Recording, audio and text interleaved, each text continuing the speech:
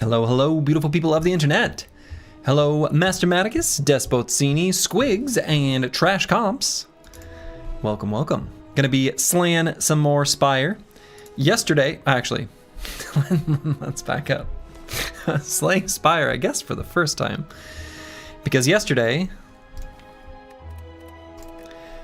the Spire simply slayed us. One by one. Each character fell. Did you do the one ironclad run the other day? No, I did 4 runs and they were all ending in defeat. Yeah, it was a rough run. Bronze Automaton, the Collector, Transient, and Corrupt Heart. Yesterday, I think there were a number of misplays for sure, like gross misplays, like where I missed lethal. That's kind of embarrassing. I definitely piloted the defect, the Watcher deck a little bit off, and didn't get cards that I feel comfortable playing, and I don't necessarily know if it was poor luck with cards or if I simply didn't play what was offered to me well. Because there's a lot of things that I tend to look for, like certain cards that I value highly, that we just simply didn't find. So, no problem, Rufin. No problem. Have fun with the Arc Raiders. So yeah, let's get another run cracking. I'm hoping for a redemption, and I'm going to be just rocking and rolling straight down the line. Now, I hope that the Twitch extension is working now. And I don't know when it starts appearing. I didn't really quite trust the interface that it provided. But it makes it look like, actually, I can go to the mod where it looks like it thinks it's connected to Twitch successfully. I'm not sure if that's true. Anyway, I probably have to pick the first relic and then it'll show up. Okay, obtaining a curse for choosing a rare card is pretty alright. I think choosing a rare card for Ironclad is pretty good. Especially if you can remove that curse. I don't hate hitting up a shop right before a elite fight. Maybe even better could be to go like this way. But then we don't get to fight any more elites, and I want to at least leave open the option to do more than one. Can leave us a bit too far behind. It's not working. Well, would it work already? I actually am not sure. So yeah, I might try going this way. It's a little bit risky, right? But we can at least hit up a couple campfires afterwards if we want to do one more elite. You think it would? Well, let's see. So we got Clumsy. That's not too bad. And starting with a bludgeon is pretty sweet. Okay. And yeah, it looks like it's not working. Yeah, I'm gonna have to play with the config. What I didn't trust about it is the fact that it says it connects to localhost. And I'm like, I don't think that's what we want. I think we want to connect to Twitch. But then I was like, maybe behind the scenes it connects to localhost. It's got like, I don't know, whatever. Apparently there's no config file you need to edit, but I must have just like not looked at the thing sufficiently. Anyway, I'm not going to worry about that right now. Most of the information that you might want to see will pretty much always be on screen anyway. So let's get cracking. We'll start with a big old bludgeon. I'm going to try to make fewer misplays. So as one example of something that if I were on autopilot I might do is be like, all right, turn 2 against the cultist, most likely defend, strike, strike, right? We don't have to do that.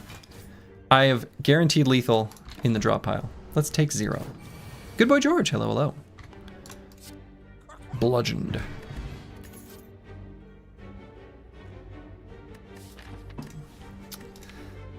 I am not a Rampage fan, but I feel like picking Rampage is probably correct here.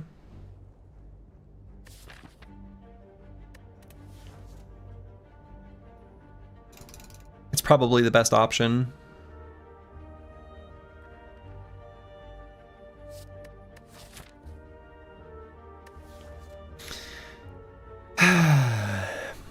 What attempt is this, good sir? This is attempt number 1 for the evening. Number 1 for the evening. I'll put the current score in the stream title. Yesterday was a strikeout for all characters. Okay, gaining gold before the shop seems good. I love doing the gamba for good face, bad face, and the reason I enjoy it most is one of the masks is a caw that you say at the start of every battle. It's pretty fantastic.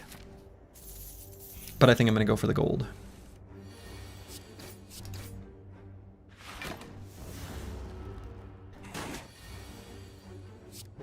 Alright, he's dead next turn. Bludgeon. Pretty good card to start with. Power 3 is a pretty good card. You know, usually you're trying to accumulate attack commons, at least to a certain extent in Act 1. But especially with Guardian as the Act boss, I like Power Through here.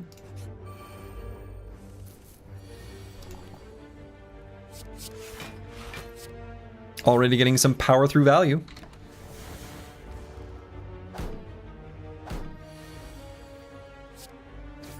And then this little louse is dead as well.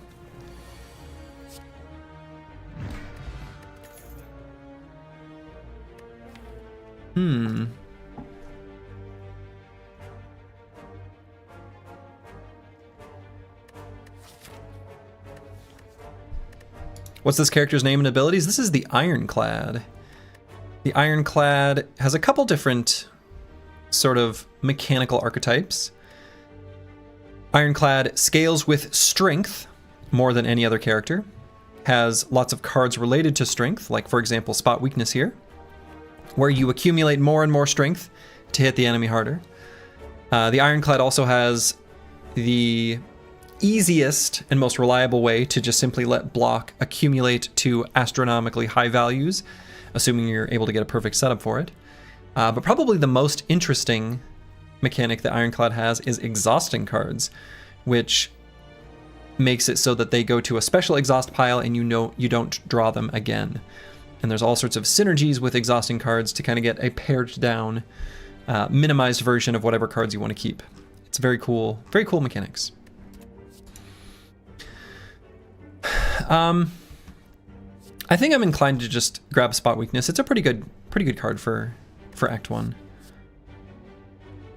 I'm a big fan of Reckless Charge in general, because I think there's just a lot of, you know, one of the interesting things about a card like Reckless Charge is I feel like certain cards, like for example Dark Embrace, are really good and better than I originally thought long ago.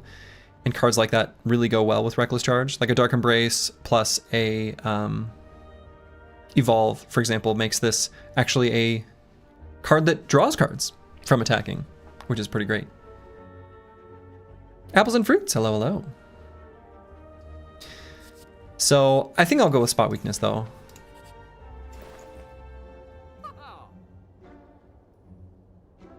And boy, Karen's Ashes. This is such a great relic. Suppose we'll remove the Clumsy. Only mildly better than removing a strike, but certainly is better than removing a strike. Maybe remove Clumsy and grab Battle Trance. Battle Trance is a really excellent card. Just being able to draw our Bludgeon should get us through Act 1 pretty comfortably. I think I like it. I don't think there's any reason to buy a potion. Now, one of the benefits to buying a potion is might let us skip the next campfire and do another elite, like do 2. And I feel like the Explosive Pot is a pretty good one early on, especially if we get sentries in the next fight. We can use the Fire Pot, whether it's Lagavulin or Gremlin Knob. Explosive Pot otherwise. It feels pretty good to me. Is it 4 acts like Diablo? It is 4 acts. Yeah. Okay. I'm gonna do a bash, but I don't think I'm gonna do the follow-up strike. I'm gonna hope for either drawing the Battle Trance or the Bludgeon. And waking him up with a big ol' slam. Hell yeah. 48 damage. Beautiful. Beautiful. So we'll get to play the spot weakness.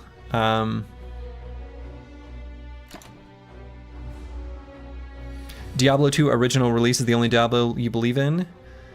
Well, the OG Diablo would have been, of course, Diablo 1, which was the origin of Battle.net.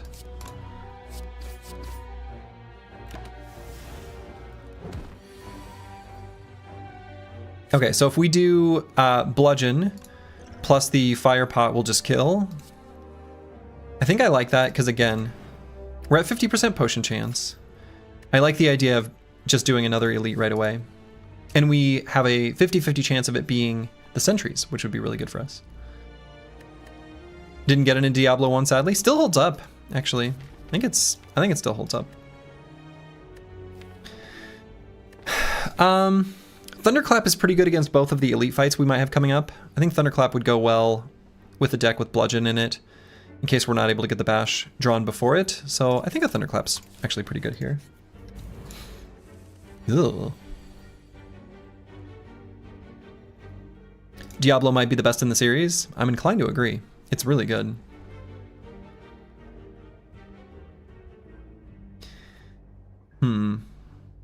So I'm not sure which enemy to focus on. It's probably the Red Slaver. Gonna take a lot of damage here.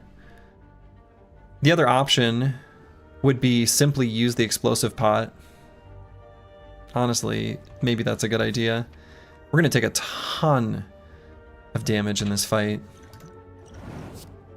Avoiding being frail here on turn 1 seems kind of important.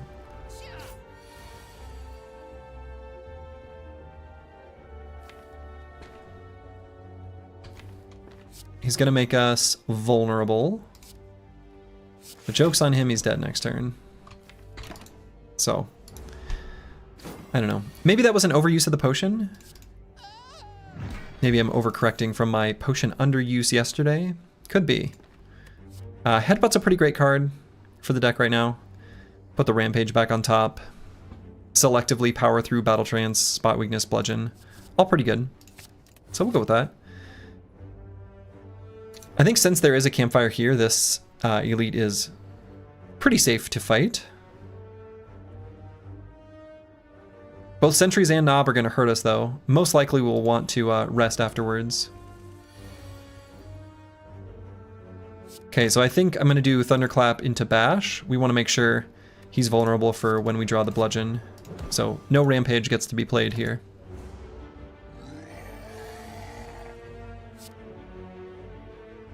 Okay. Most likely we'll have lethal. I think there's only one draw combination from what I saw that would be not lethal. And we got there. Wonderful. Alright, that was pretty good. Ink Bottle's a good card. Impervious is great. Definitely grabbing Impervious. Matryoshka. That will make it so that the next 2 non-boss chests we open contain 2 relics. So it's a delayed relic reward. Are there lifesteal mechanics in this game? There are, actually. There are. And only the Ironclad gets them. Yeah, I think go to the campfire before upcoming elite fight. Probably upgrade Bludgeon. Would have been nice to upgrade that a long time ago. Feels like that'll be the highest impact upgrade.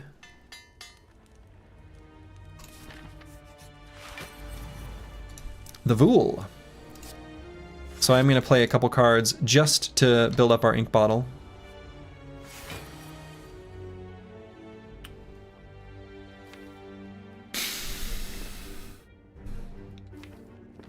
Probably a good idea to just play the Bludgeon. It's so much damage. Feels like that's the correct opener.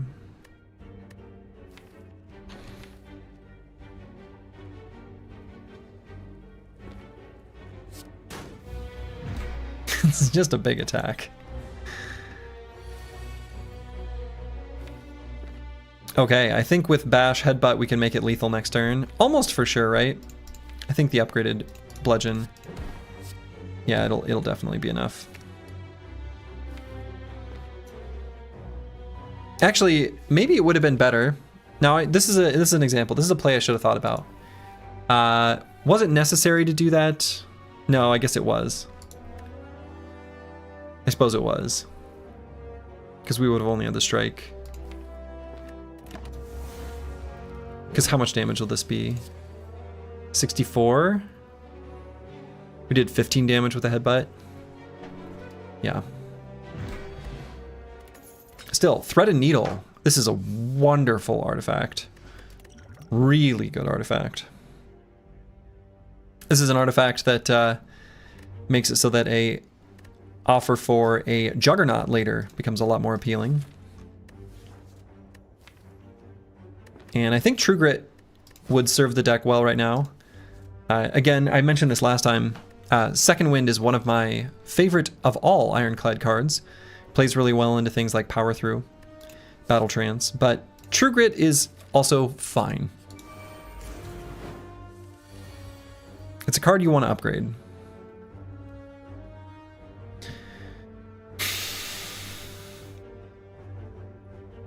I suppose I just bludgeon, and that's the turn. Take a bunch of damage.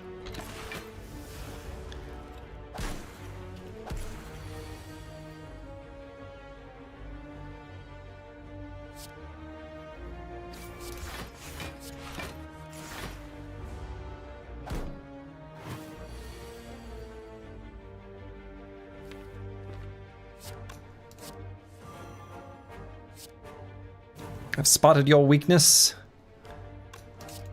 Take that. Doesn't really matter too much what I play, except I want to charge up the ink bottle, if possible. Could even charge it up to 9. I see no reason not to.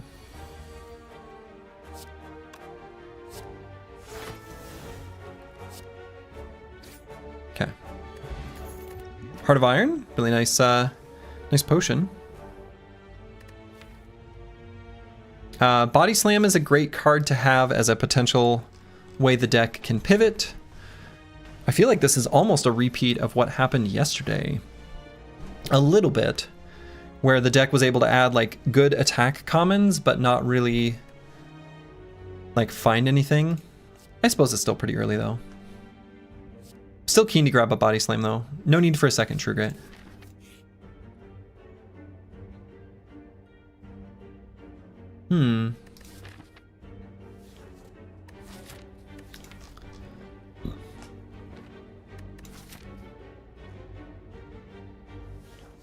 I think healing is probably right. Let's just upgrade. Definitely want to upgrade the True Grit, but I don't want to die to Guardian. That would be embarrassing.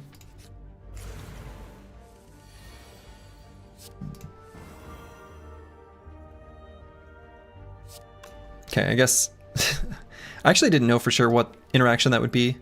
Battle Trance, if you play it on the same turn as Ink Bottle, the Ink Bottle procs after you play the card and it fully resolves its effects, which I suppose makes sense. I'm not too surprised by that, but we got literally 0 Ink Bottle value there. So we're going to be on 3 for the boss fight. Seeing Red looks pretty good with some of the expensive cards that we've got here.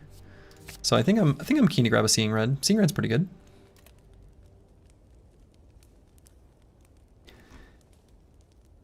And so for the Guardian fight, what's the most important upgrade here? Maybe a True Grit.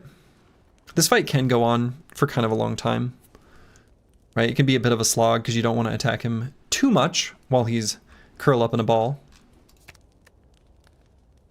Feels like this will be a necessary upgrade for it to be a worthwhile card anyway.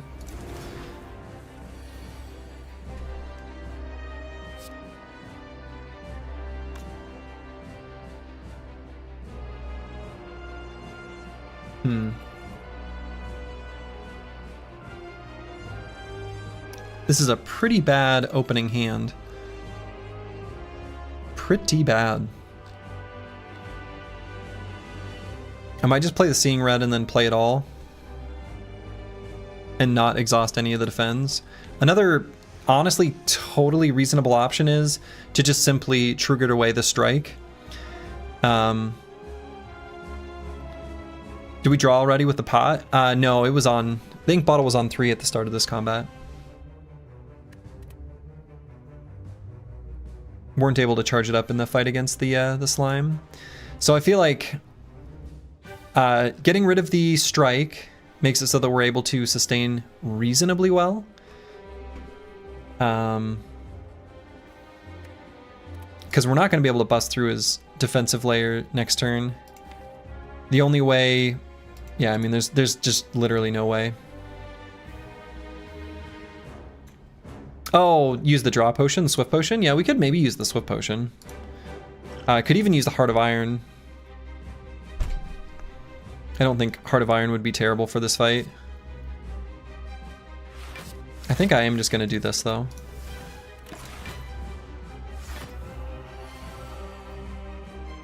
Yeah. So... I think I am probably just going to use the Heart of Iron. It's a little bit of a feels bad to have to use that against the Guardian. Maybe it's not like necessary, but feels like an okay idea.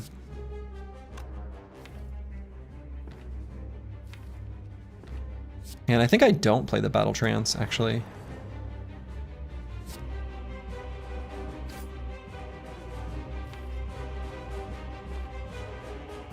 And what would I want to put on top of the deck? Maybe True Grit Plus. Feels like that's probably correct. Unfortunately, didn't draw the spot weakness. That sort of sucks. So I don't think there's any... I don't think it's necessary to play the Impervious here. We'll just bash. And by I don't think it's necessary, it's just like not necessary. I could play it here though. I think that's fine. Right, so what does regular block get us up to? Gets us up to 14. Not quite full block, and we'll lose some plated armor. I'm fine just burning the Impervious here to save 2. I think that's okay. Saves 2 and keeps the plated armor up.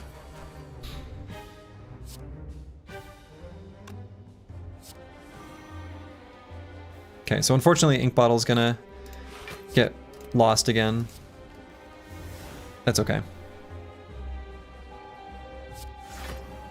Okay, so this already gets us full block, so we don't need to play the power through.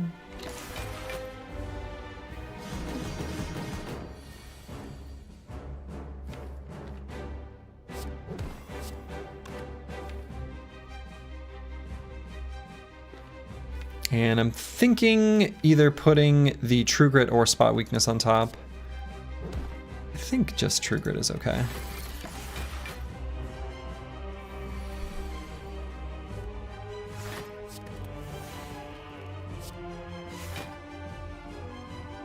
And Rampage, I think I'll play that over Body Slam just because it gets bigger.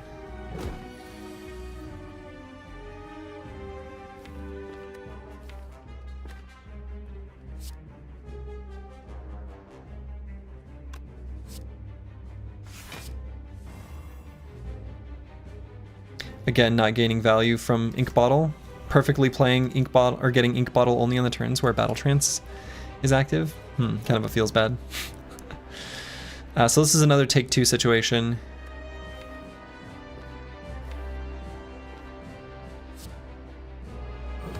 That's fine. I think we'll take 6 and put Spot Weakness on top.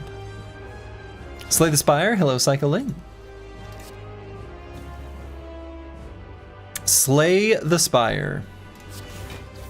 Gained enough strength now at this point that this battle should be pretty cozy. Because we can do things like Bludgeon, which is strong no matter what.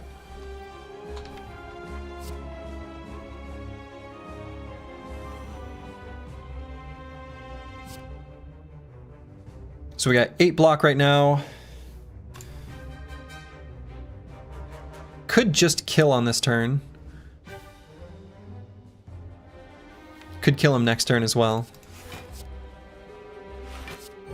Should be able to just kill him next turn. Curse word, hello, hello. Good, welcome, welcome. So I'll play just enough cards to give a little bit more for our ink bottle. Hit him with a rampage. So we're gonna full heal before Act 2. Okay, so one of the mechanisms for life stealing, as Good Boy George asked about earlier, is here on this card reward screen. Reaper. Deal 4 damage to all enemies. Heal HP equal to the unblocked damage. It's a great card. It's pretty important if you're going to play a card like that to get strength scaling. Strength scaling is also on offer here. I think given that we've got a Vajra, spot weakness, and some other good card draw, I'm kind of leaning towards the Reaper. It's not like a super great card right now, but I think it gives the deck some serious sustain. You love Demon Form? It's a good card. How's it? Okay.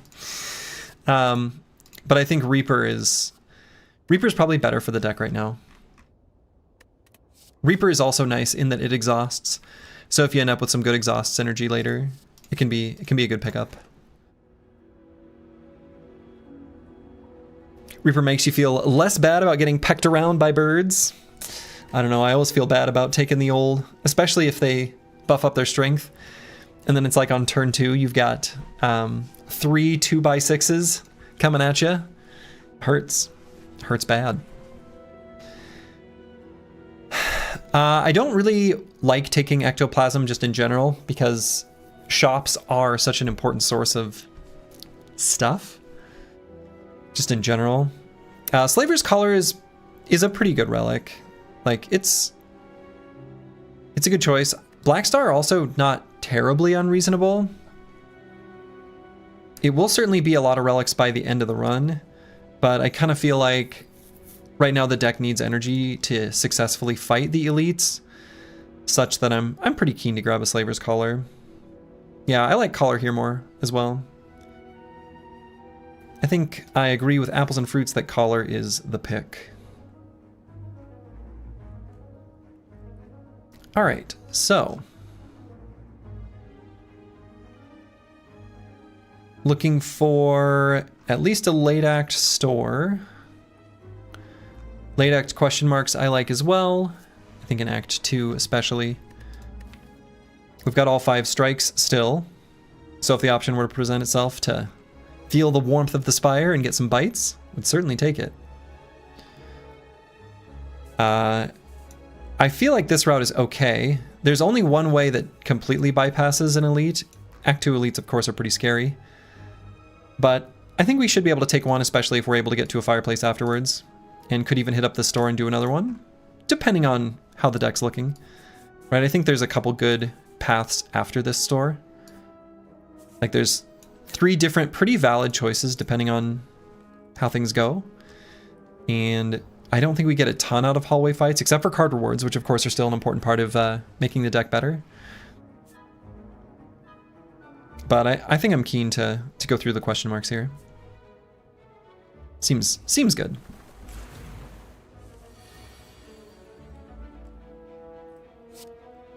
Okay, Battle Trance.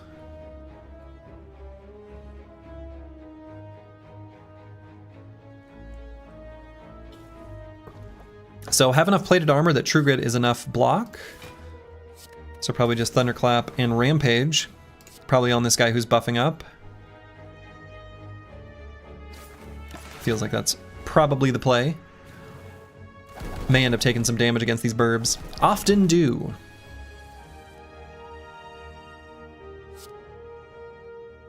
So if we headbutt something, we will be able to draw it because of Ink Bottle. I suppose the thing we would headbutt would be Battle Trance?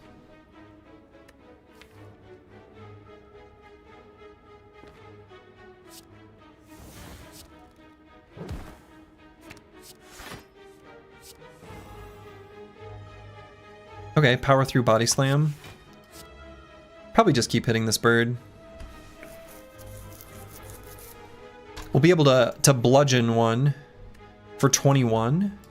So it might be reasonable to just get more than one option able to be brought down to lethal from a 21 damage attack. So I think I'm going to do that.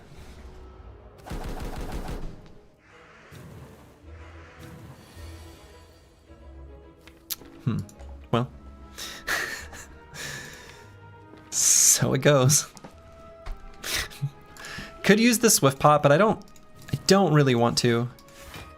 I'd like to avoid that if possible.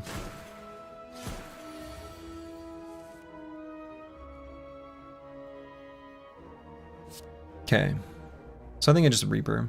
Excuse me, Bludgeon. The Reaper is tempting, but I don't think it's right.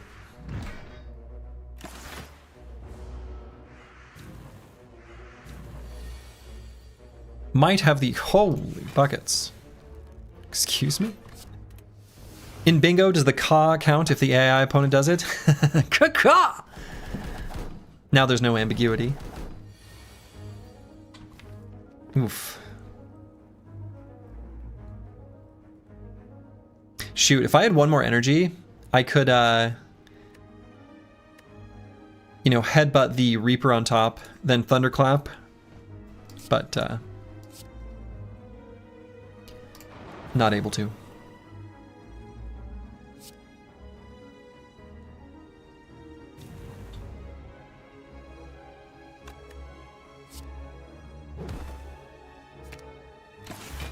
Should be able to heal up at least some of this with the Reaper.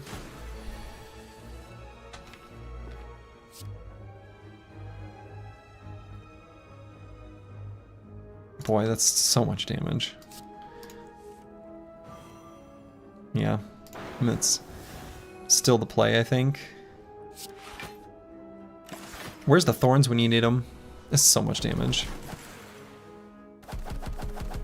That's so much damage.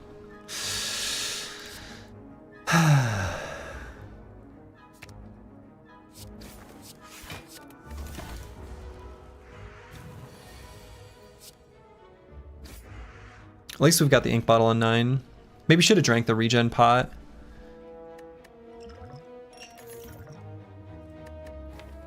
Rage is okay.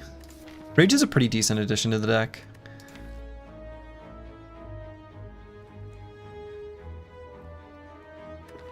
Yeah, I'm keen to grab a Rage. It's not so great when it's unupgraded, but still fine. Probably don't take this. I don't think this Writhe is such a bad curse. Like, it's one of those things where it's not so unreasonable to take this option. Probably not worth though. All right, upgrading all strikes and defends is pretty cozy. Simple. Hope today's stream goes better than yesterday. Me too. Given that we upgraded these strikes, I'm less keen to transform them. Jaxed isn't totally bad here with a Reaper, but I'm kind of leaning towards the mutagenic strength. Starting each combat with 3 strength is pretty nice, especially with Ink Bottle where we'll have like 6 cards to choose from.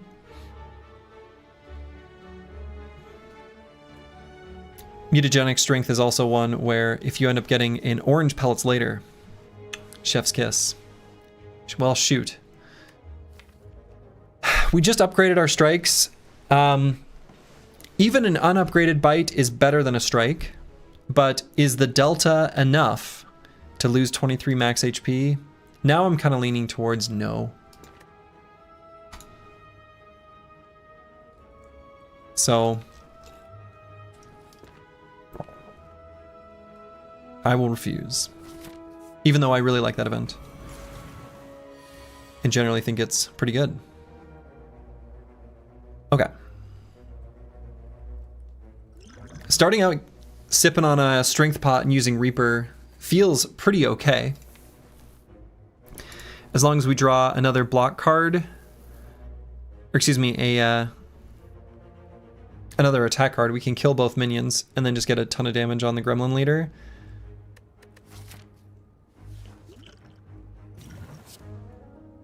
That feels alright to me. Yeah. So we're going to take a bunch of damage, but you know what? It's fine. And I'm going to play the headbutt first. I don't think I want the strike on top, even though it is an attack. And we know for sure he's going to summon minions this turn.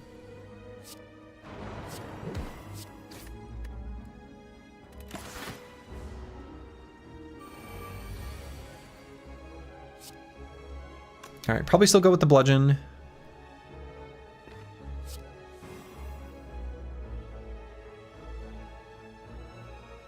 Boy, can nearly 67, 18, 16. 67 plus 18 plus 16 is 101. Oh, what a glorious day.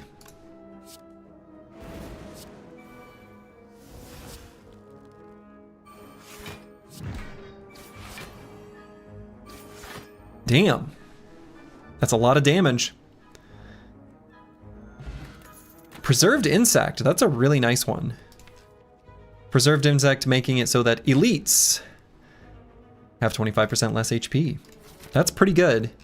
I think that definitely does make this path feel pretty reasonable and could even do another elite. The deck, I think, is actually even okay against, like, Book of Stabbing with this Bludgeon Plus. Carnage Plus is a decent choice, a decent addition to the deck. I feel like I'd rather add more defensive cards right now. Do you play this game often? A while ago, like several years ago, I played it a good amount. And then I took like 2 or 3 years, or whatever the time frame would be, maybe even longer, where I played it very infrequently. And just within the last like week, sort of rekindled. I've always like admired this game from afar, but just within the last week, I started playing it a little bit more.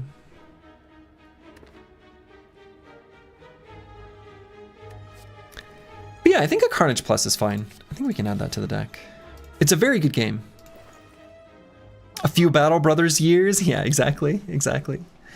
So now Clockwork Souvenir lets the mutagenic strength buff just stick around. I'm pretty sure that's how that works. I'm pretty sure. So just like a plus 3 strength all the time. That's pretty good. So I think that, and maybe just a card remove to get rid of another strike. Feels pretty all right.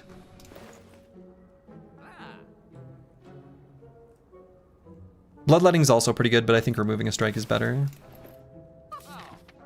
Deck feels a little bit thick. Okay, that is exactly how it works. Lovely. So we can pretty safely battle trance. I don't think I'm going to use the Swift Potion. Yeah, so we're definitely going to play the Rage.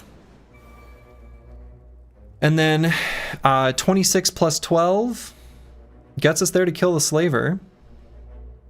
So we could do that plus Power Through.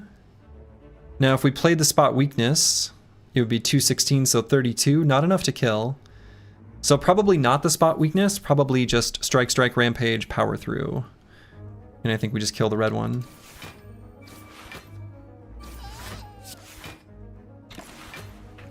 Pretty good start.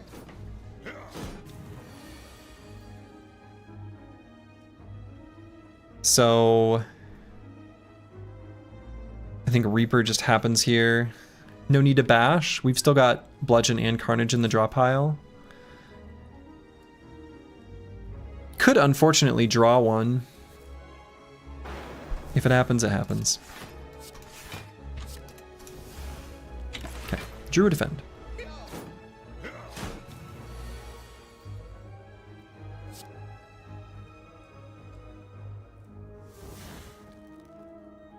Okay, we have lethal on both. 32 here, 46 there. I don't think there's any other way of getting lethal. That, well, I guess we can play one more card by doing Thunderclap, Headbutt Bludgeon. I think that should be... No, not quite. Just barely off, I think.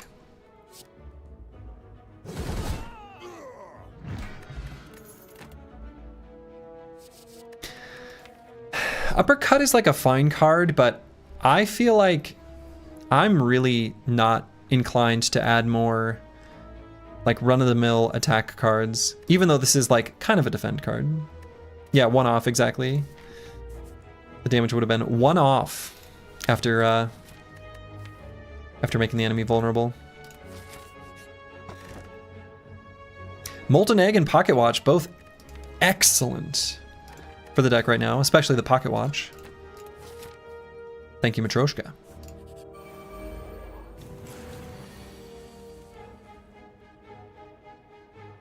Here I think we just play each card.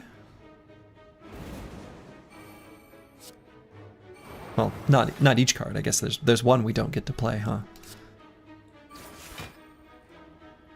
Sort of tempted to just strike, but I think I will True Grit here.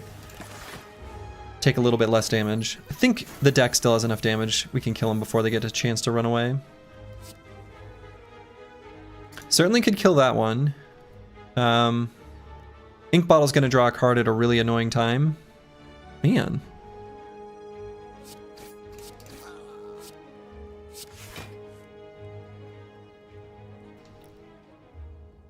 Actually, I guess I could have plated the defend there, because we have enough plated armor. There's no reason to put those wounds in the deck. I don't think it matters. We're not going to shuffle. So, don't know why I'm belaboring it.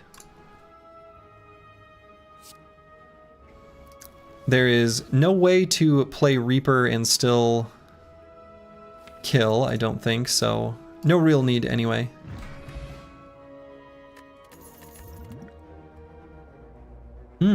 Nara Knight, thank you for the raid. What game were you playing? Hope you're doing well. I'm pretty keen to upgrade a Disarm. Disarm's like a nice thing to have for lots of fights later. It's just handy. Disarm's just handy. There's a lot of multi-attack enemies that'll be coming, especially in Act 3. So it feels like that's the play. Finished Subnautica, then did a bit of Void Ward. And oh, is Void Ward that faster than light? Dare I say clone? Is that the right way to say it?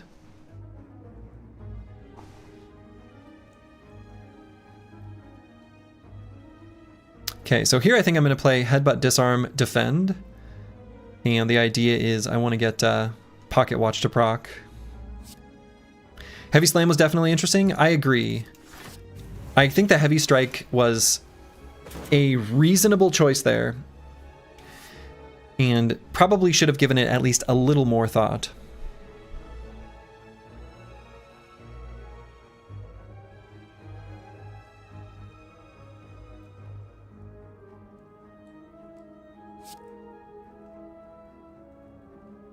I think I'm pretty happy to try to draw more for next turn again. So I can play this first. Okay, nope, this works. Might even have lethal. It's gonna be pretty close. Right, because how much damage is this? 69, nice. Not quite, but really close. Definitely just gonna play that. And probably just a power through.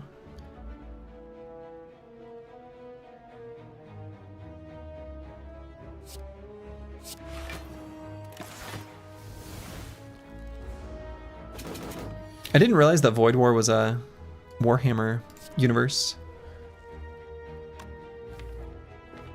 Alright, should be able to get lethal next turn. So it'll let us at least play some more cards.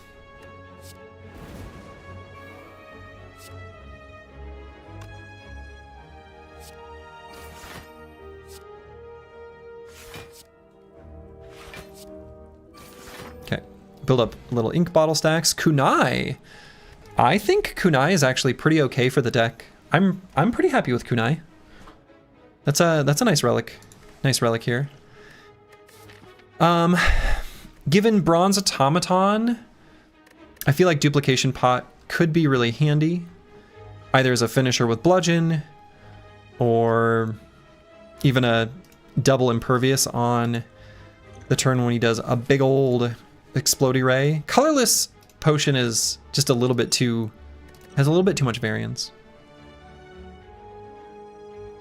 Juggernaut's really good here. I think Having the threaded needle makes Juggernaut always do 5 damage, which I think makes it pretty appealing. Goes well with Rage. Pretty happy with that. The other options on screen were, I think, good, but Juggernaut just seemed better.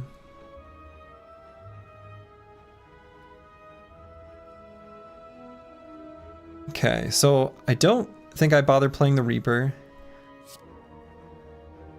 Feels like what I might do, just to avoid taking damage. No, I don't get to do that, because I don't draw it this turn.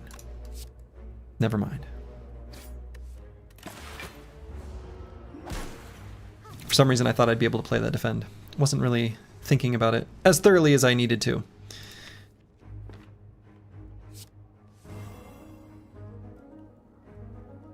So I could just bludgeon, but I think the Juggernaut might be slightly better.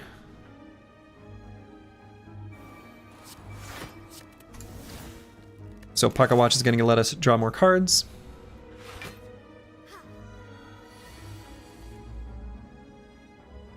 Okay, like Spot Weakness, we're going to be able to Impervious if we'd like.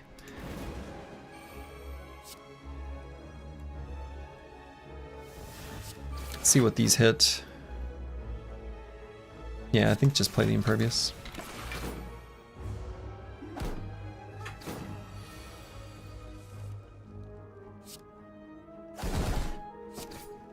Got him.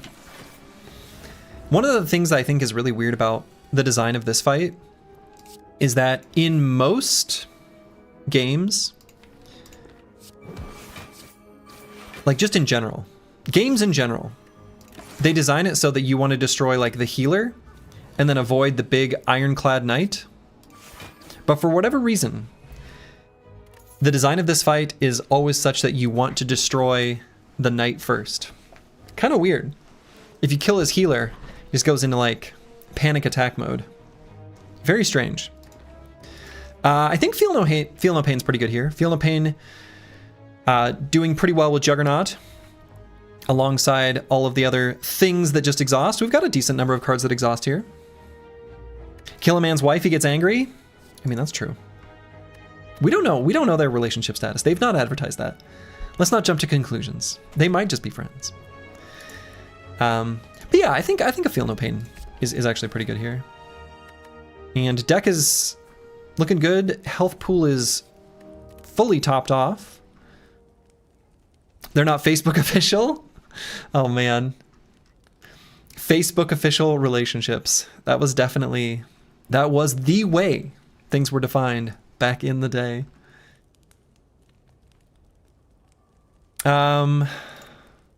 What's the upgrade here? None of these really seem that appealing. Disarm's fine in general, but not really good for the Bronze Automaton fight, of course.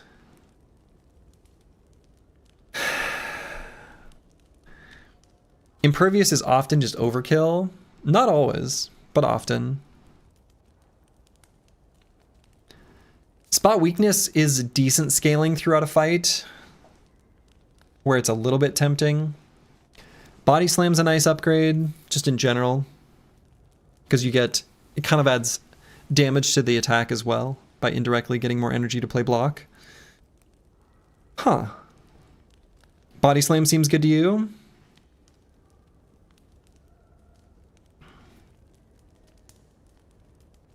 Yeah, I mean, it's a little bit meh, but I guess it's a little appealing. I guess one other nice thing about Body Slam is it can help us get kunai procs as well.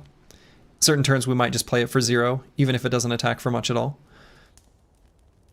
All right, so there might be a turn where we do something like Rage plus Bludgeon, and then just like play Body Slam just to get the kunai proc. Or I guess we need another 0 damage attack. You know what I mean. I don't know, something. It's probably Body Slam. Nothing else. I mean, maybe Juggernaut, but even that's not exactly exciting.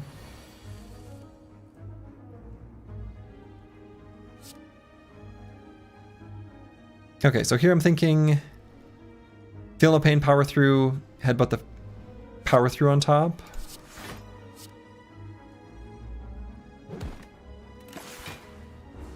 So we'll take 2, lose a stack of plated armor. Speaking of body slams, let's see.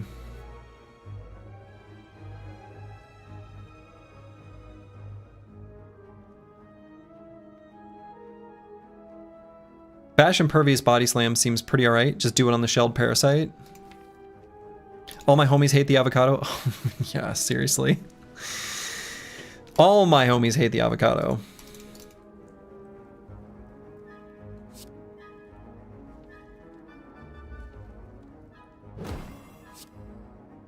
Oh, this is not an elite fight. Feels like it.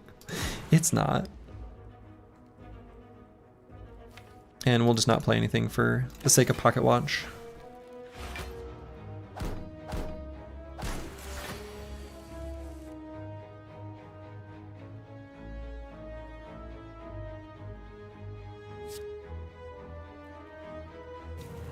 So let's gain some strength. Act 2 hallways are basically elites. Yes, that's pretty much true. That's pretty much true. I mean, I could Rage Reaper. It'll heal us up a decent amount, and then we'll just take a bunch more damage.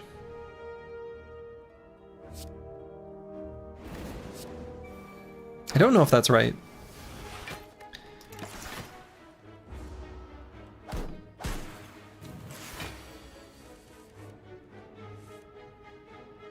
Okay, this looks looking pretty good. I like what's going on here. If I play the Juggernaut, we may end up killing the Fungi Beast. So we're at least going to try to do that.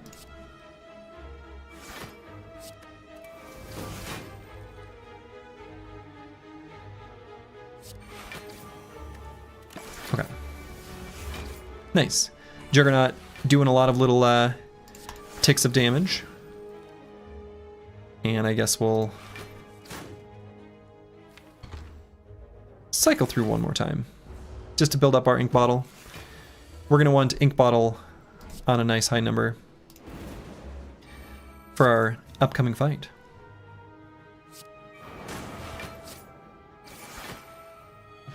Okay.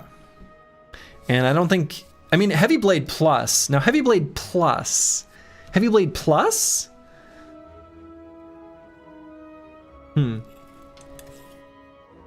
Regular Heavy Blade, I was less keen on. Heavy Blade Plus, starting every combat with 3 extra strength.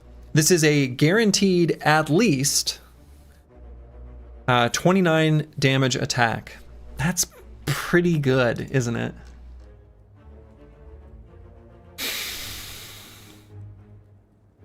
Only getting higher with just like a single spot weakness.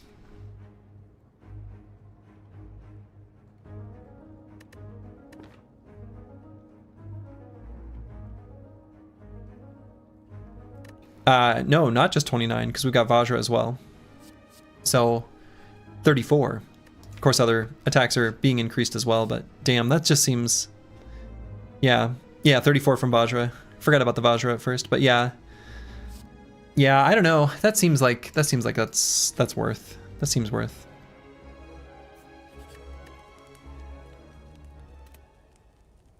And so...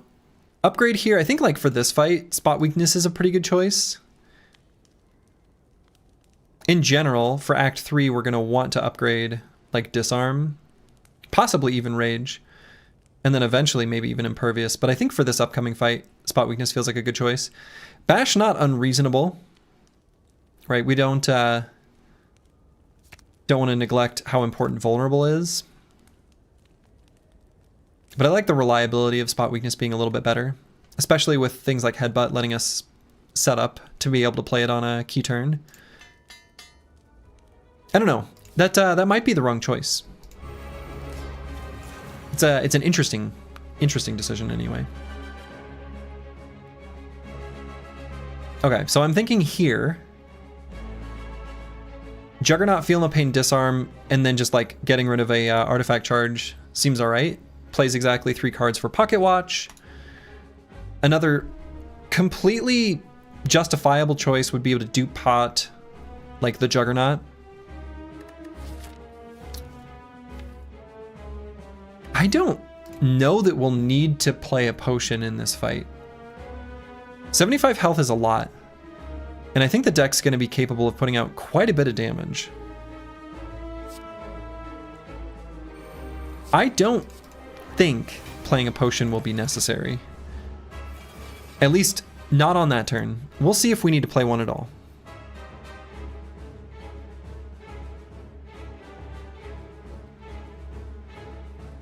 So what are they going to grab? They're going to grab Bludgeon and then one of the uncommons. The orbs always grab from highest to lowest rarity from your draw pile. So I know that unless we draw a card and draw one of these, the first one's going to grab a Bludgeon, and then the next one is, I think, just going to grab randomly from among the 4. Or maybe it's like the top, but since we don't have a Frozen Eye, we don't know what it'll grab. I was talking about artifact charges, but might just simply triggered away the bash. I don't think that's a terrible idea. Playing 3 attacks for Kunai is kind of a feels good.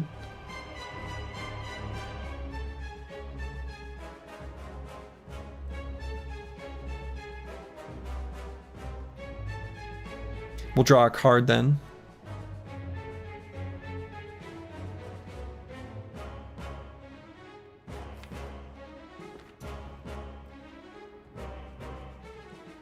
I want to try to keep the plated armor up. So I don't think playing 3 attacks is likely going to happen. What I could do is like power through Strike Rampage and then see what we draw.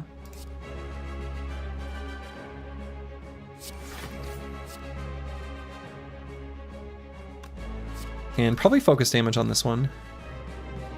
Rage. Rage, you're a little late, Rage. I suppose I just end the turn. Leave Pocket Watch where it is.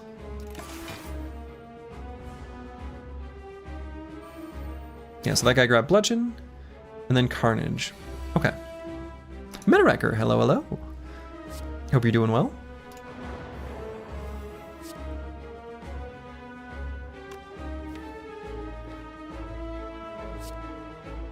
Lord Slurgy, oh boy.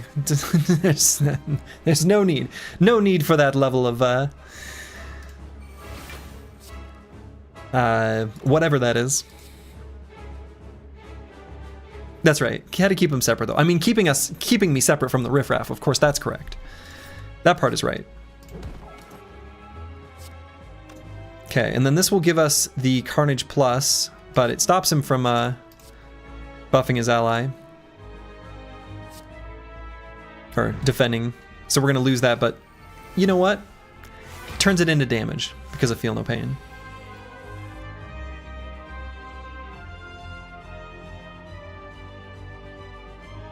So can headbutt the Rampage. I guess that's fine.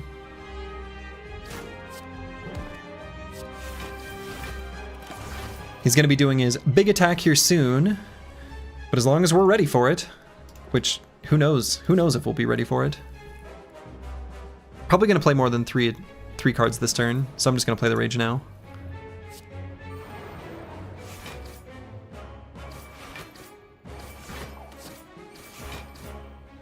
Too much damage to not do all those attacks. Okay.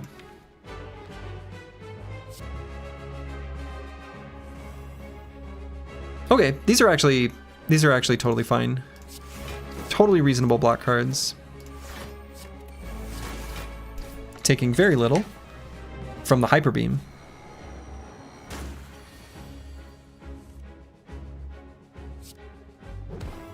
Oh, Bludgeon! Bludgeon! Bludgeon, what are you doing here?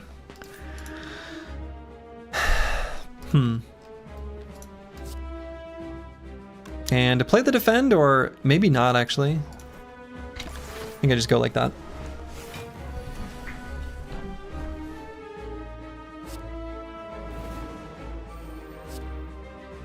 Might be able to kill this turn.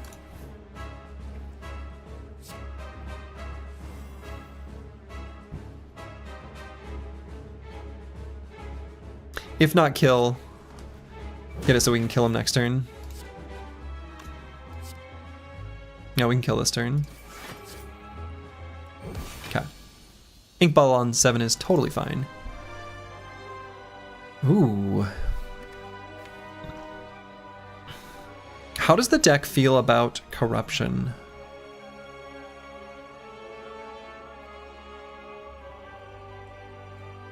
It feels okay about corruption.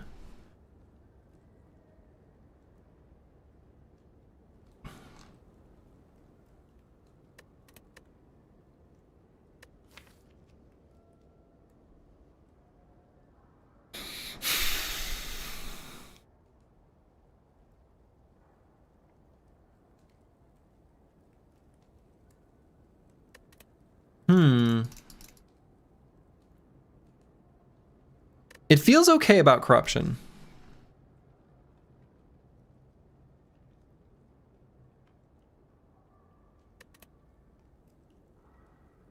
Immolate is, of course, always a good card. But it's more of a, you love to see this in Act 1 and Act 2. But going into Act 3, it's often slightly less exciting.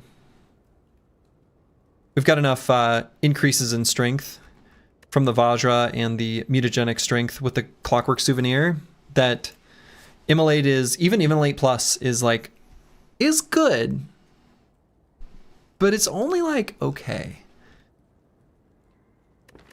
Corruption, of course, is a card that you don't have to play when you see it. You can, for example, against certain elites or boss fights, you know, let Corruption get discarded maybe on your first play through your deck and then play it on the second way through, especially if you are able to later get like a Dark Embrace, set up a big old body slam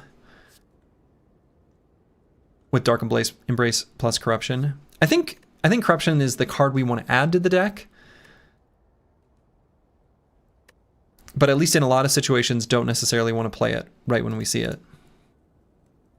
But I think with the extra card draw provided from like the Pocket Watch and Battle Trance and the ability to put it on top of our deck with Headbutt situationally, it's still the play. So I think it's what I'd like to add. Corruption's really nice after Feel No Pain. Yeah, for sure. Corruption after Feel No Pain and Juggernaut together too. Okay. Runic Cube is in general really good, but we actually don't have like any pain or, you know, self-damaging cards, so it's a little less exciting. Pandora's Box, I mean, our strikes and defense are upgraded, but sometimes you open a box and you see what happens. Cursed Key is pretty alright as well. 5 energy is useful, but not that useful. I think the deck can do what it needs to with 4 energy. Pandora's Box might leave us a little bit light on block cards, but I still feel like Pandora's Box is probably the play. It's a big gamba, but kind of a fun one. Having the eggs makes the Pandora's Box a little more appealing. We know at least the attacks that come from Pandora's Box will come pre-upgraded.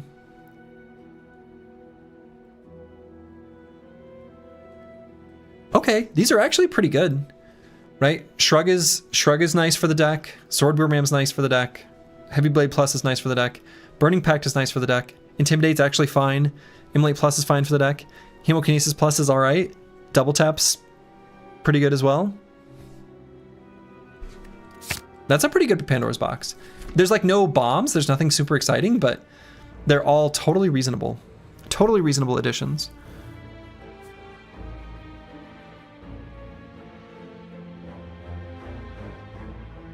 Okay, so we've got a decent amount of money right now. An early shop is somewhat appealing.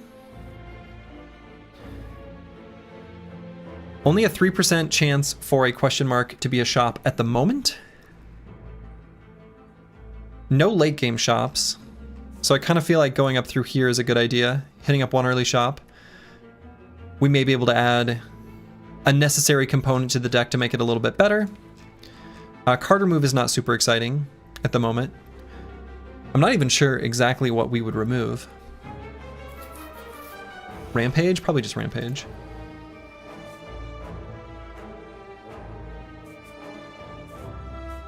And even then, if there's other things we want to do with the money, we would just do that.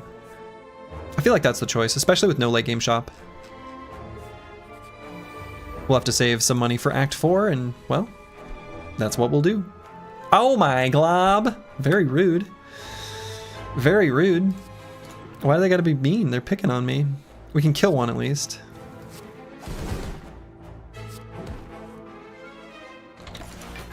Okay.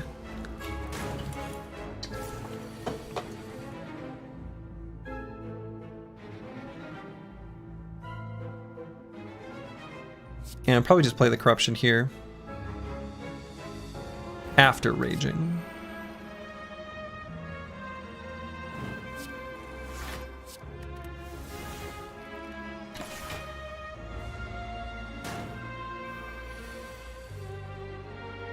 Okay. Want to try to play the Reaper, as we're able, anyway.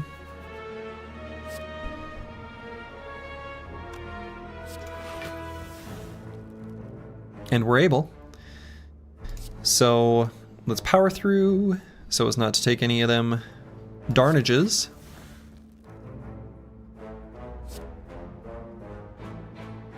So Intimidate, Thunderclap, Reaper will take a little bit of damage from this guy, but still heal up more.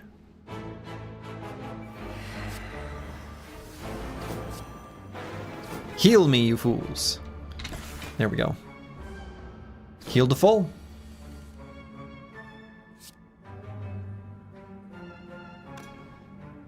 Could just Hemokinesis to put Ink Bottle on 9. We'll end the fight with like, I don't know, 5 hit points off of max. That's okay. Regular Warcry I think is not worth adding. If we had a Dark Embrace, I would, but since we don't, I won't. I think just getting to our important cards a tiny bit faster is worthwhile. If it were upgraded, of course, it would be worthwhile, but I think since it's not, I'd rather not add it. Ooh, we could become a member. I don't know why, but I love membership card. I mean, membership card, you can always look at it as if it is less than half of your gold, you should buy it. Right? So sitting at, you know, 332. If you're higher than that, would you look at that? We are. Membership card is the best relic. I don't know if it's weird that you like it. I don't know. It's just like, you're a member. I love being a member.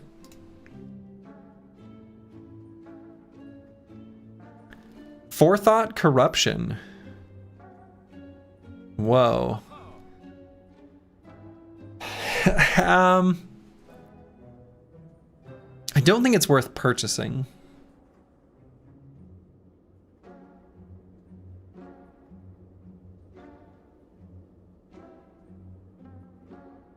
I think it's a little too, like, what's the word? A little too narrow. I'm kind of just leaning towards Pantograph.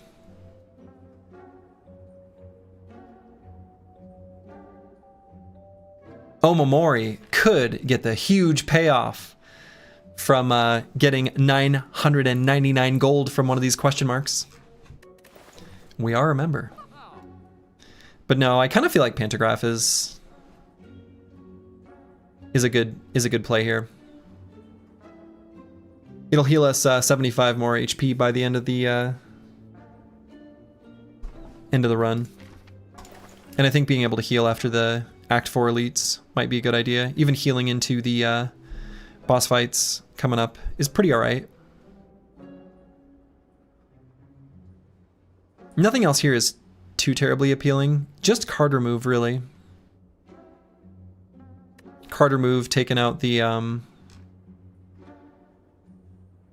where even is it? Rampage. But okay. But I think I'll go with Pantograph. I'm gonna go with Pantograph. I think I'll keep the potions. Current potions are good.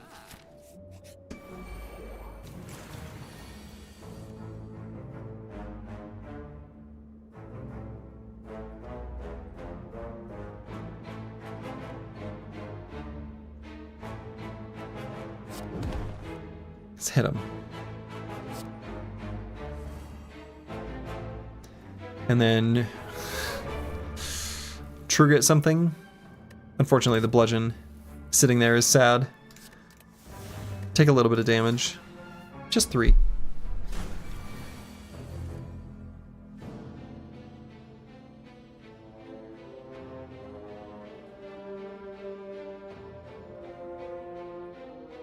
Thunderclap, double tap, boomerang. Is that lethal? It's close. Might just be lethal. Yeah, it's lethal. It's not even close, actually. Don't want any of these. Just skip.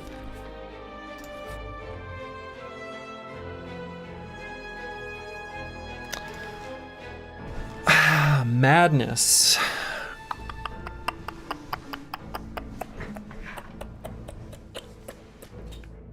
Madness don't feel too bad with Feel No Pain, Corruption, Juggernaut. Again, I want that damn Dark Embrace. What's a guy got to do to get a Dark Embrace? What's a guy got to do to get a Dark Embrace, you know? Especially after Corruption, being able to make any attack just cost 0. Could be a way of setting up an infinite, right? Any draw card, or even if we don't get an infinite, that's fine. It does slow the deck down a little bit in getting everything in play, but then once everything's in play, it's better. That's why I really want the Dark Embrace. Haven't even seen it offered. Didn't see it offered yesterday either. Not even once. It's just uncommon.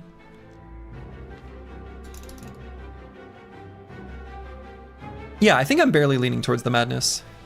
I think it's slightly better to add them than to not have them.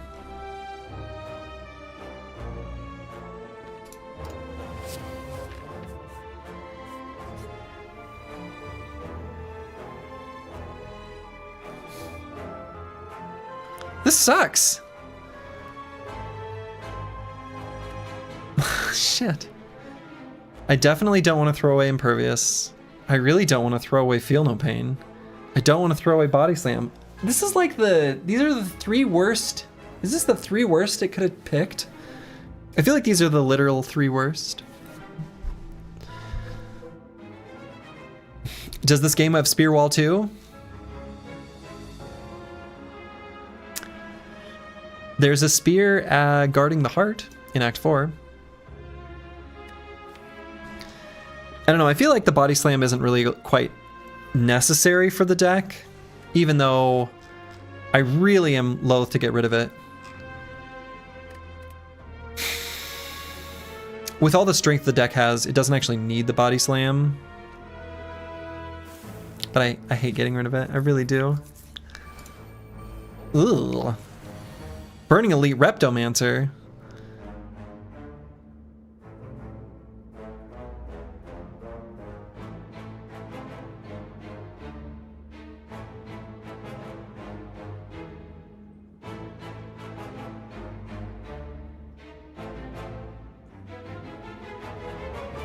Headbutt, Disarm, Madness, and hope that it hits Bludgeon.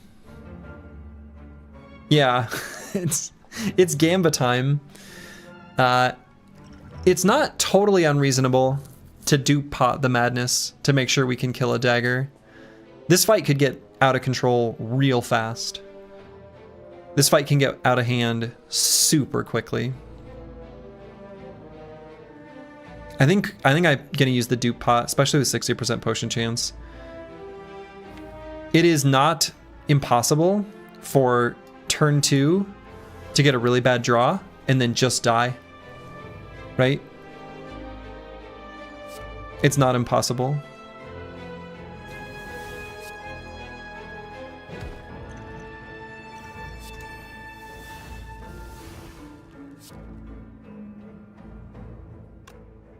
Let's see what we draw here.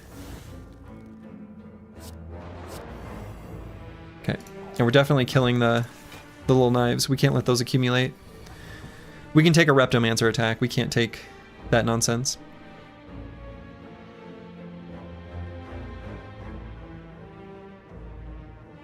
Let's see, I want to try to only play 3 cards if possible for pocket watch purposes. So I'm slightly reluctant to play the Rage. I'm kind of wanting to see what the Sword Boomerang hits.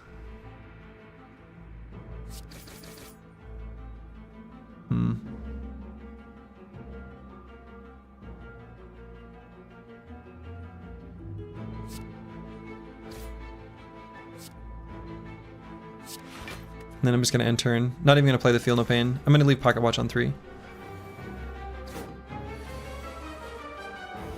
Alright, so this turn we're going to play a bunch of attacks. A bunch of cards in general.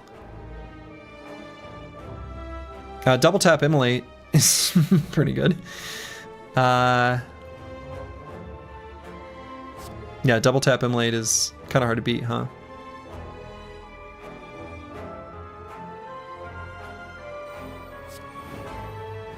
Get wrecked. Be intimidated. See what we draw with this. Okay, and then probably just True Grit away something. Hemokinesis? I don't know.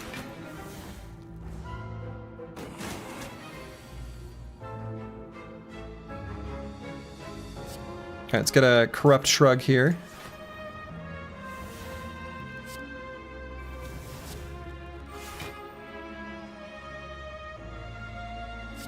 And I guess I'll play that just to charge up the ink bottle. We're not going to shuffle again.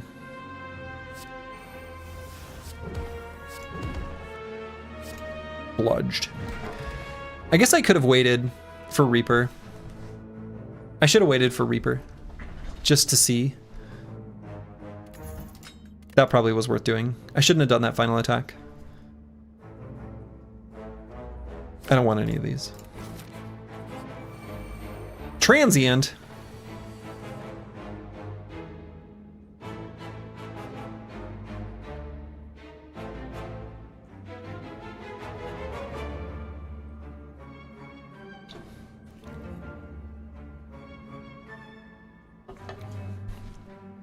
Opening with Sword Boomerang Reaper I think is fine.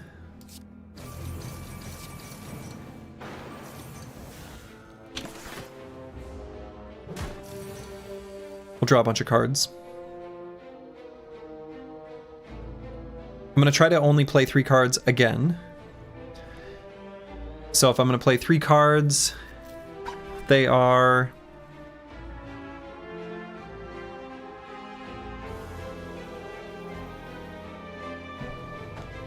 They are what? My Kingdom for a Dark Embrace? My Kingdom for a Dark Embrace. Seriously. Could be Feel No Pain. Feel No Pain, Rampage, Hemokinesis. Doesn't quite get us there. Rage, Rampage, Hemokinesis. Doesn't quite get us there.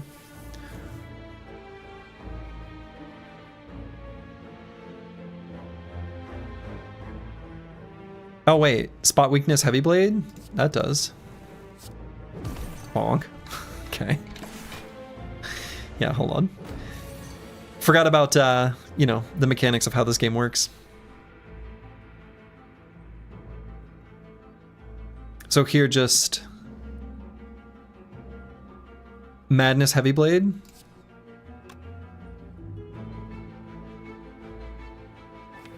Or Thunderclap Heavy Blade.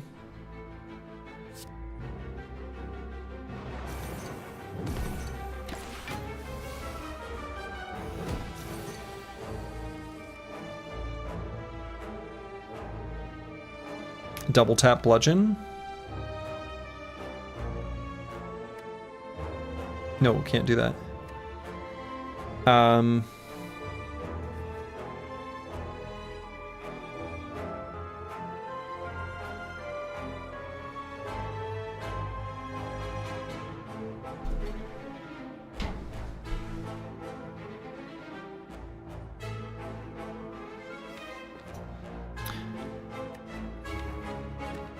want to make sure next turn is set up, so I like want to find a way to fit in the headbutt.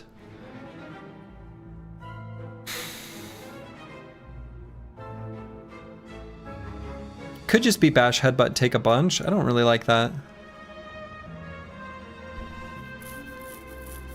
Could gamble on the madness.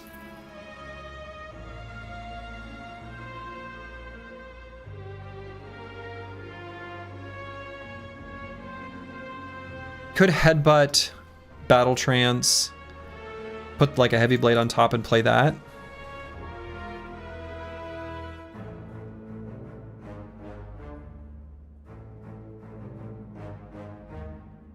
But that doesn't set us up for next turn other than just getting Pocket Watch on a low enough value. Maybe that's enough. So yeah, headbutt, put a heavy blade on top, battle trance.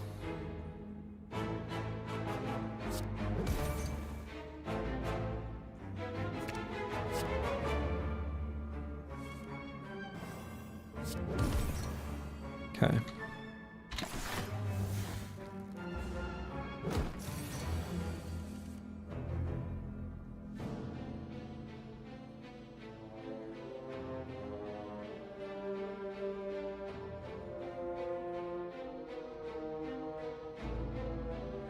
So here we can put a heavy blade on top.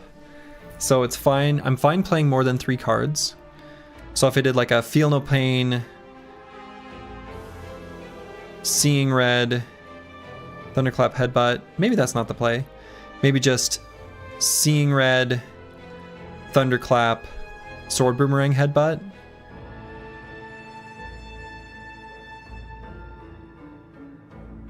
Guess I still can just do Thunderclap, Sword Boomerang, Headbutt. Sure.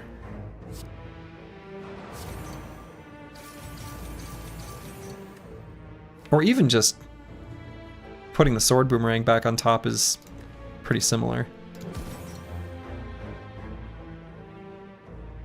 Especially since there's a Heavy Blade still in the draw pile. Maybe that's better.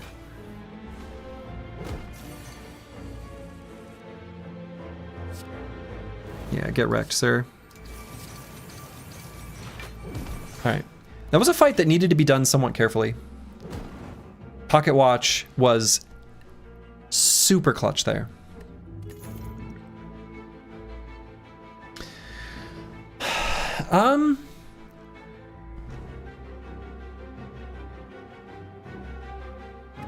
The deck is like a little bit okay with adding a Shrug It Off.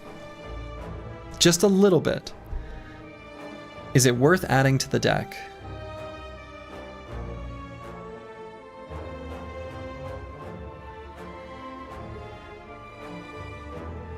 Just barely. I think it is.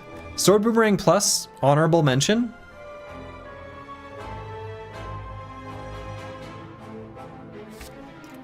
But I think Shrug is fine. The deck can take 2 elites in a row, I think, without too much issue. I think all of the Act 3 elites are reasonable. Giant Head could be a little bit of a problem.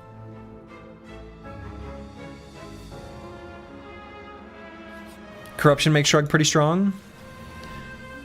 Yeah, that's true.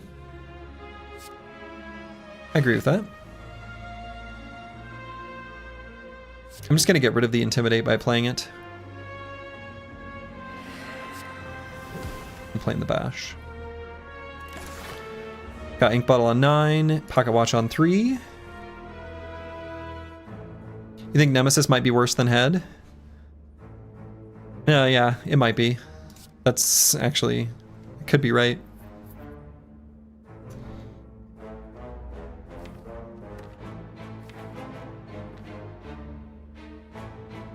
Okay, so almost for sure I'm going to end up doing a spot weakness. I'm just going to do that now.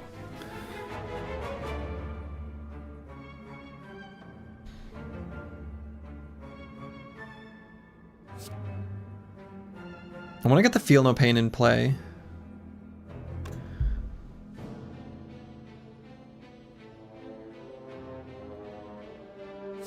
Let's shrug and see what we draw. Okay.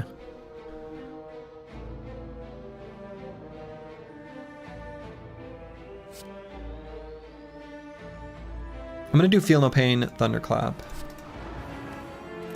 We'll take one. Keep a stack of Vulnerable on him.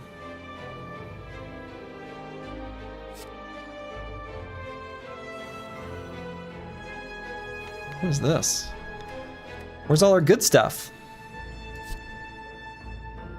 Okay, so I'm gonna play more than 3 cards.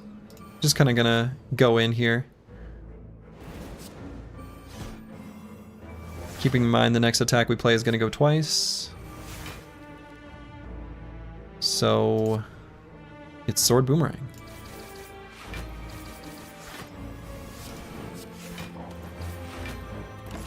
All right. Okay. Consider yourself reaped.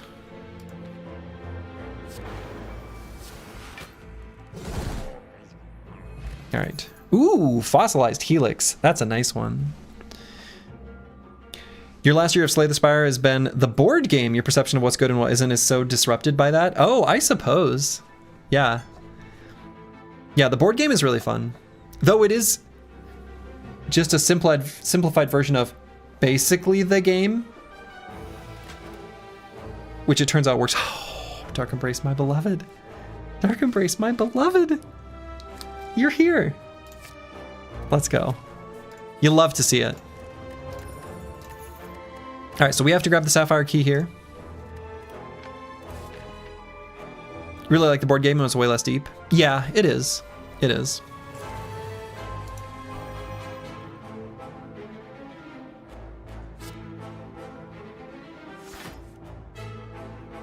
Okay, so I think Corruption passed the turn.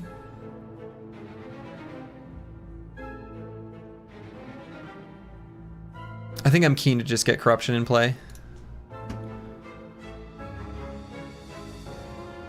Unless it's better to just Rampage Immolate. It's a lot of damage. I mean, it's like a third of his health pool.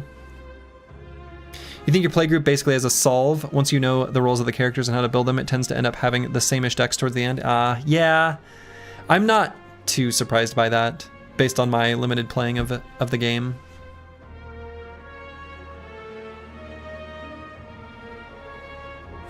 No, I think I'm barely leaning towards Corruption here.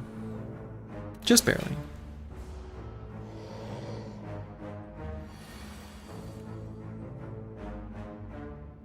So he's going to take no damage, essentially.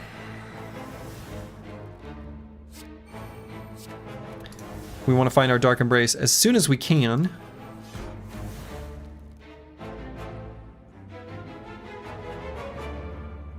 I'm going to True Grit away a Sword Boomerang or a Heavy Blade. Probably Heavy Blade, which feels real weird.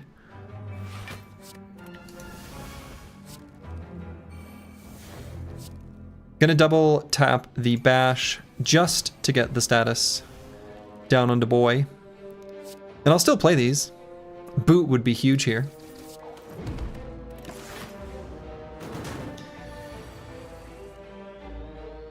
Still a really great experience. You especially like the multiplayer / social aspect. Yeah, I also really like them. For my my bachelor party before I got married, my request was just, hey, you know those like gatherings that we do to just like play board games? Let's just do that. And of course everyone was amenable.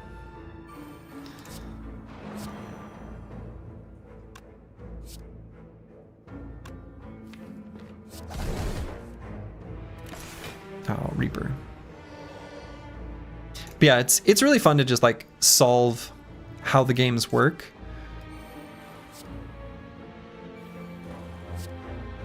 Like sometimes that's all you need.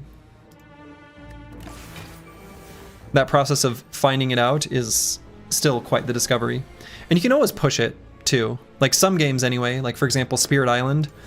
Some of the higher difficulty Spirit Island scenarios, I don't even know what the right word is. Settings, they're pretty insane. Like they're really extreme.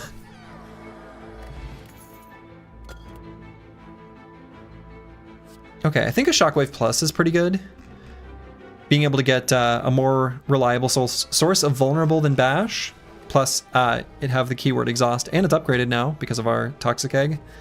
Honestly, Sever Soul is not a terrible choice.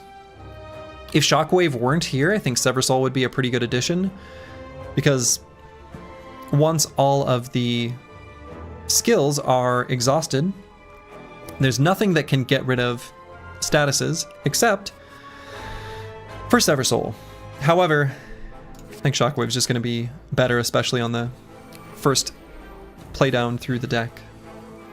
The first drawdown? Maybe drawdown's the right word. All right, probably just going to limit our play here to exactly 3 cards.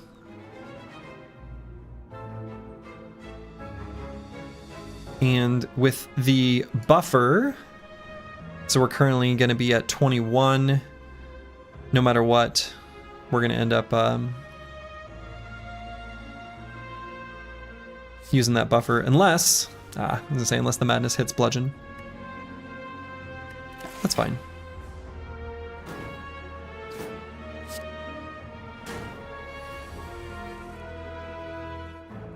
Feel no pain pretty good here.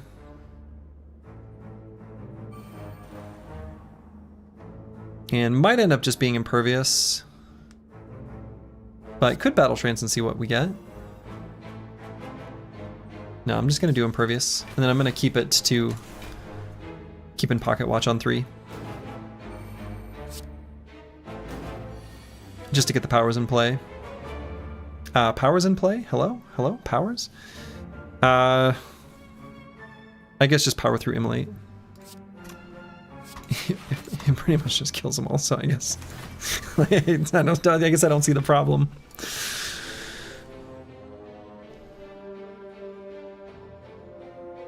Okay.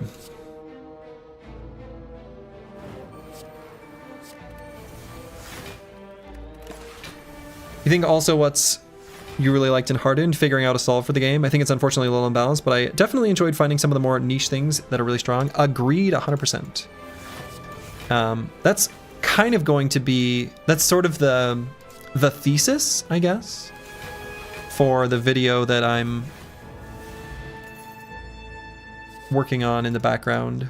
Not at this exact moment, but I should have a video that'll come out to YouTube probably either tomorrow or the next day. I realize, you know, it's one of those things I'm sort of learning my video editing software a little bit better, and definitely did some things that made it a lot more of a pain in the butt to record and edit than was necessary. And I also think I learned a lot about just the process of recording what I did record for the video that I could have done better, but I'm not going to re-record it. There's a bunch of jump cuts to cut out the ums and some of the filler words that are fine, but I would like to try to do less, especially in a video where I'm like speaking to the camera. Is the new Battle Brothers beta patch gonna mess up mods for a bit? I would guess that it will. Paranoiac 21, I would guess that it will. I'm deciding if I want to add a True Grit Plus or Body Slam Plus back into the deck. And I actually might not. Honorable mention for Body Slam Plus especially.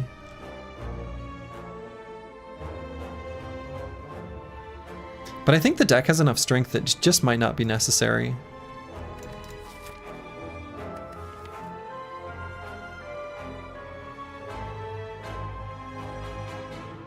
Go publish the video already so Darkseid can push through the 1.6 patch. I know he mentioned waiting for me, and I sent him like a copy of the, I'm not even gonna call it a script. I sent him a copy of the document that I was sort of working through, which it should have been a script. And he's like, I'll save myself for the video. I'm like, all right, that's fine. Because I didn't want him to like wait for it, like, you know. And to be fair, most of the feedback is stuff we've talked about in the Discord already. The difference is that I added a bunch more context to some of my thoughts, especially on Pathfinder. And my thoughts on Pathfinder in conjunction with Entrenched plus Bullseye. I think it is like a combination problem that makes Hardened tricky to balance in its current state. But I think Pathfinder is almost the bigger part of it. the bigger part of the problem. Anyway.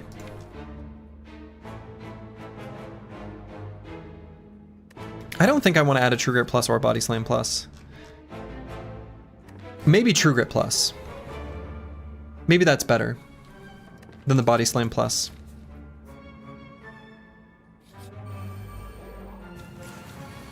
Giant Spaghetti Monster.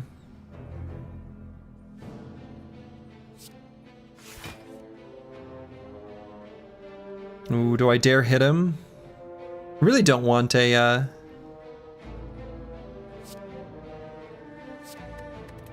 don't want a Parasite.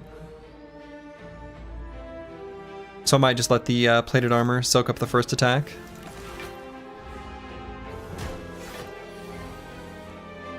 Aha! You jerk! Look at him, all smug, thinking he's gonna put a Parasite in my deck. Not today, Satan.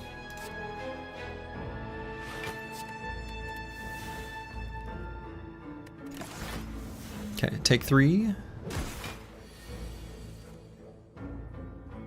Okay, so there's Corruption. Corruption seems alright even already on this turn.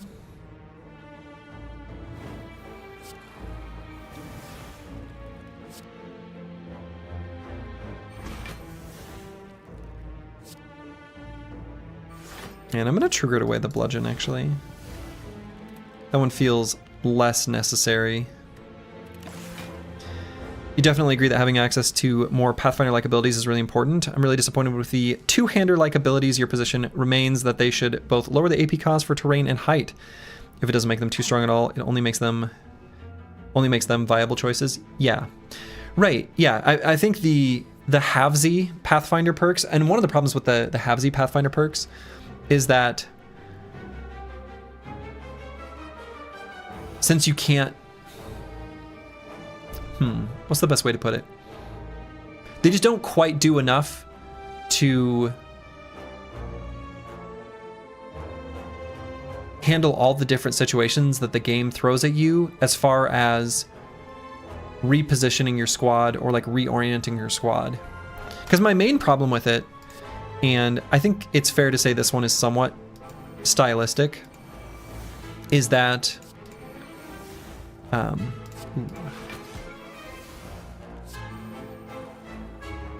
I like to do, especially against like Orc Warriors, like a retreating formation, and I'll look at the Orcs as they're approaching my squad and swap the positions of brothers based on, and I do this against Barbarian Chosen. Actually, I do this against every enemy.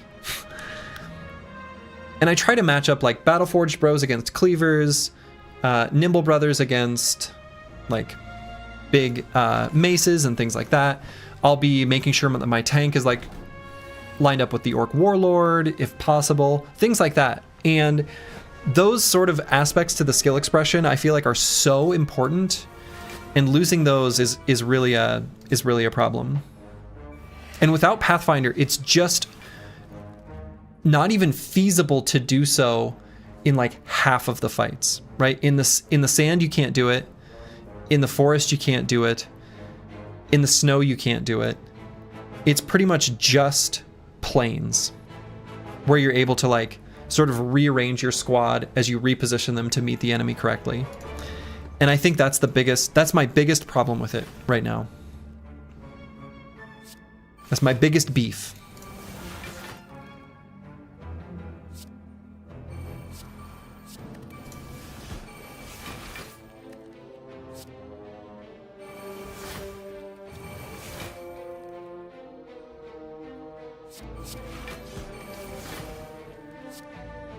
Bonk.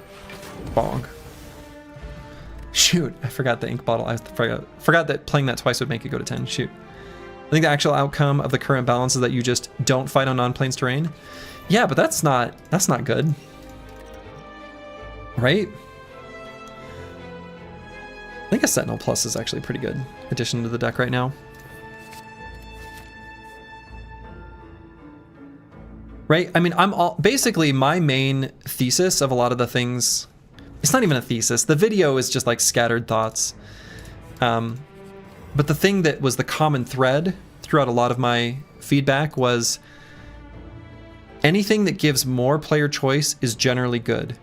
And some things that you take away because they feel like they reduce player choice, like Pathfinder feels like a perk tax, which doesn't feel like a choice. However, the amount of choices added by just having Pathfinder are greater than having taken away Pathfinder, if that makes sense. At least we know you can fight Kraken on plane sometimes. I know, that was actually kind of refreshing.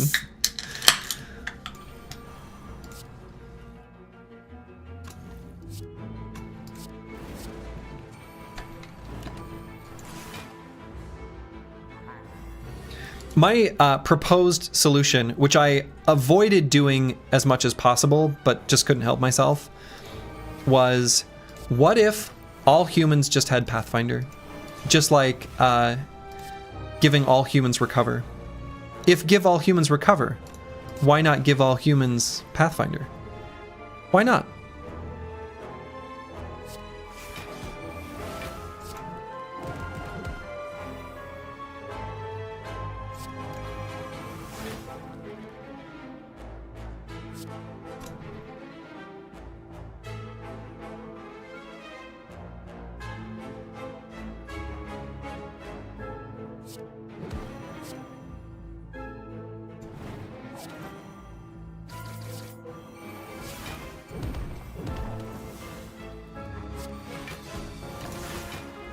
Or give units randomly one of the 3 Pathfinder-like perks. That gets close, yeah. Or, okay, think about it this way.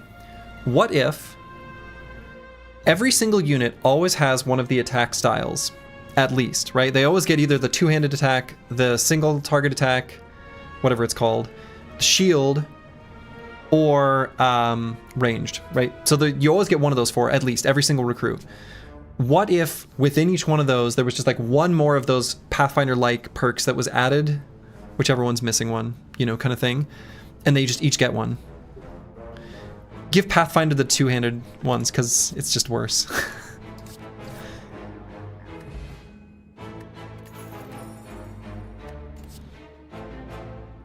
Dual wield plus.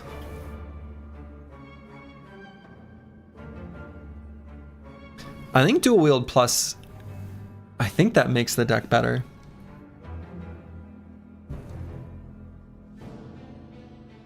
Whatever we hit with madness,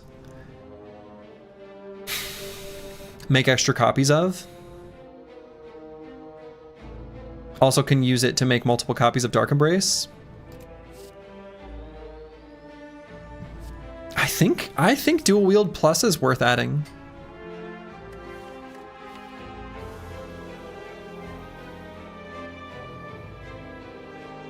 I'm reluctant to slow the deck down, right, by adding things. Each thing that gets added is, you know, 1/8 of a turn from being able to draw through the deck.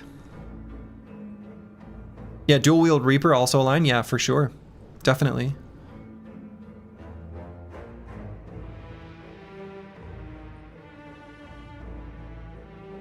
Yeah, I think so.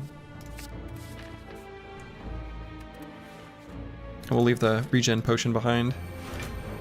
Don't really need that.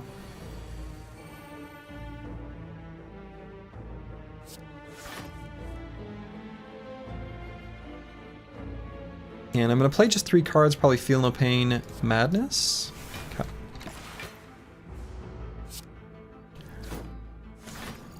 I cannot believe the value that Pocket Watches provided in this run. It's been wild.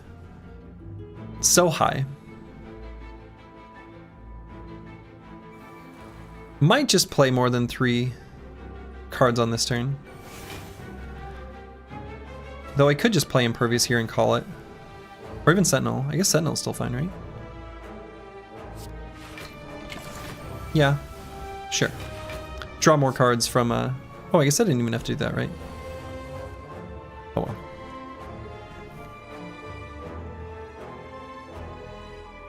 Excuse me? Play this one and then just try to draw down to get into corruption.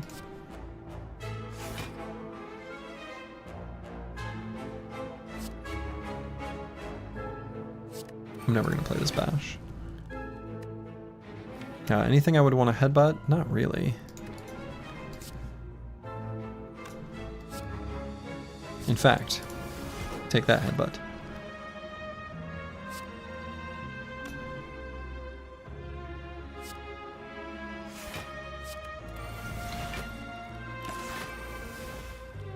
Okay. Haven't quite full blocked, but I guess it did with the buffer.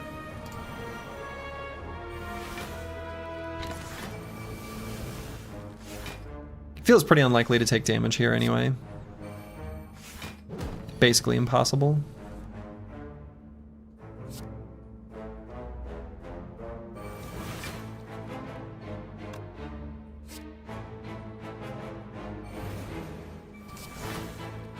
In fact,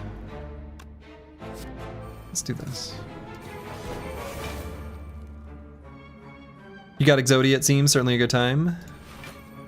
Is Exodia the name of the third act? Is that what this is called? Is this called Exodia?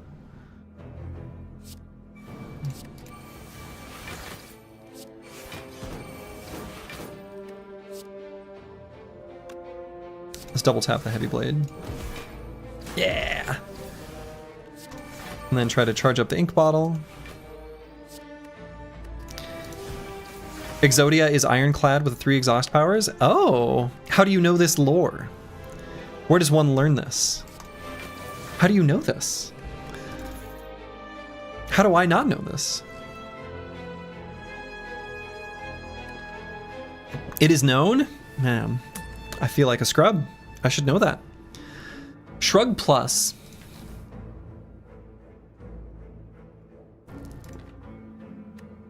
Shrug doesn't slow the deck down. Kind of. Hand wavy doesn't slow the deck down.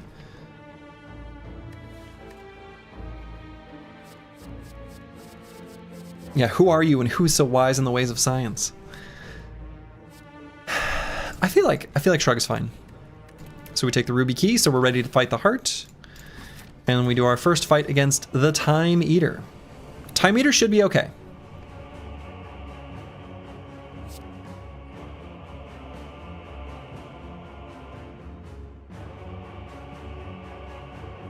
Play the Shrug. Disarm feels like something we play for sure. And then will True Grit full block? It looks like it will.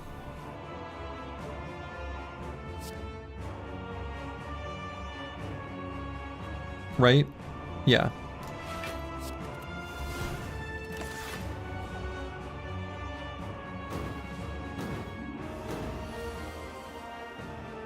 Okay, so Feel No Pain needs to be in play. Shockwave would be pretty handy.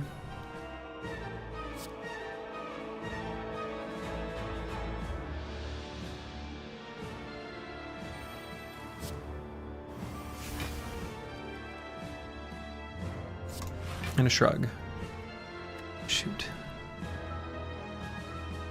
That's okay, we don't have to play the Dark Embrace here.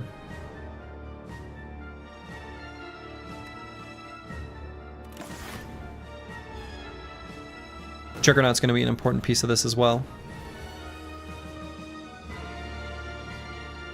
As is Spot Weakness. Spot Weakness, power through True Grit.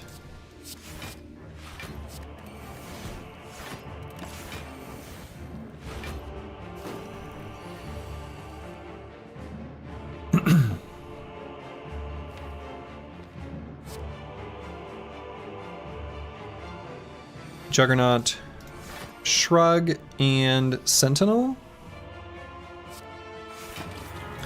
Tim's weakness is Vault. True. True. I do love, I don't know if it's just a Baylor Lord thing to call him Tim, but I do really enjoy Time Eater as Tim. Okay. Getting another play on Spot Weakness feels pretty good. So I think that's worth doing. So Spot Weakness and then Dark Embrace, maybe hold on to the Corruption for this shuffle. I think as long as enough strength has been built up, should be able to just blow up Tim without too much issue. I don't think it's worth like dual wielding the heavy blade, but maybe it is.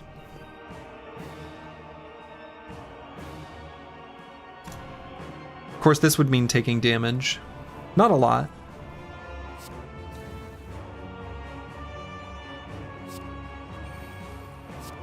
It's not like we have any blocks, so what's it matter? Yeah, I think dual wielding the heavy blades, putting them in the draw pile, they're gonna do so much damage. I think it's all right. And taking 6, losing 1 plated armor, that's not that big of a deal.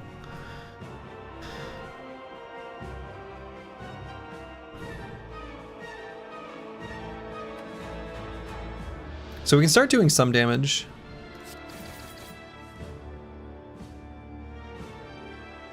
In fact, could just... Ooh, I guess I don't want to double tap the heavy blade quite yet. I don't know. It's an awful lot of damage. It sure is a lot of damage. 222. What's the likelihood of being able to kill next turn? Double tapping the heavy blade does mean we'll only draw 5 cards. Certainly possible to not get a 5 that can kill. I think we'd rather try to just get lethal and not let him do his foolish. Just prevent that entirely. So it could just play Reaper.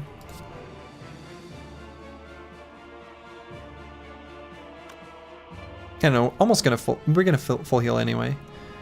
Probably just keep it simple. Sure.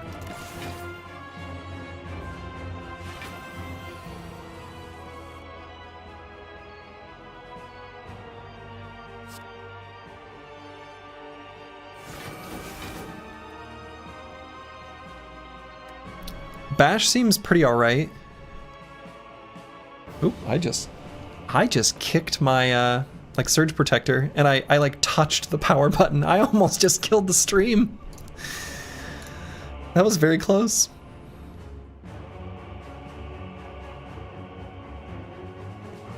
Foot pedal engaged, I know, but the very much the wrong kind of foot pedal. I should sort of move that, that way I don't kick it. That would have been foolish. It would have been very foolish. Man, that would have been not good. Okay, I might actually play Battle Trance as one of the cards here.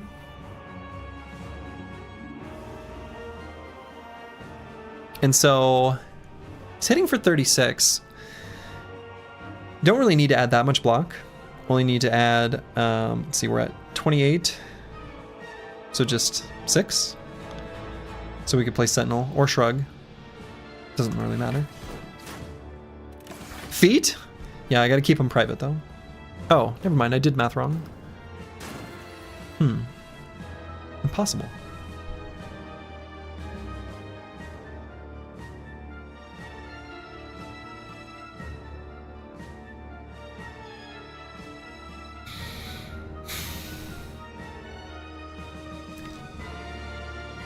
Reaper might get all of the tasty goodness back. Maybe don't even need to play Corruption. Probably don't. Could exhaust it away, even. Well, let's get rid of Bludgeon instead. And then True Grit, Intimidate.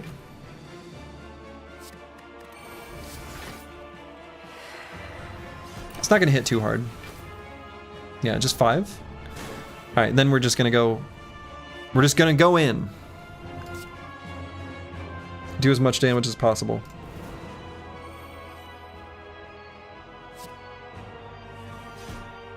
I was kind of hoping to get the Reaper.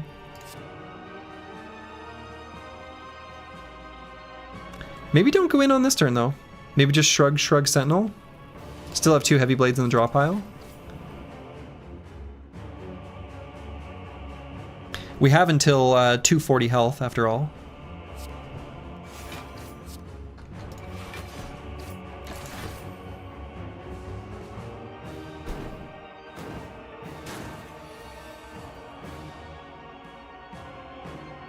Okay.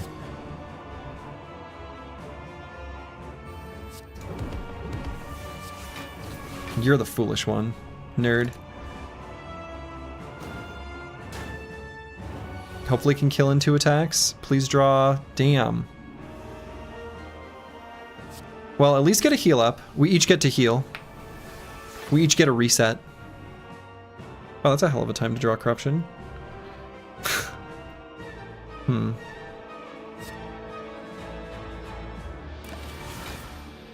There's the heavy blade. Foolish, foolish! Yeah, should still be just fine though. We can put a heavy blade on top of the deck. Seems like he should just be dead, right? Might still play the Rage for the Proxy Juggernaut. Maybe don't need to bother.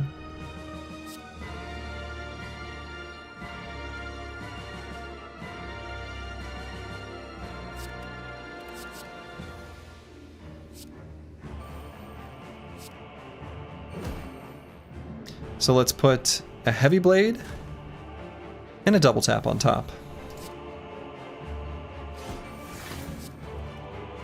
Oh. Oh, right, we exhaust something. Oh.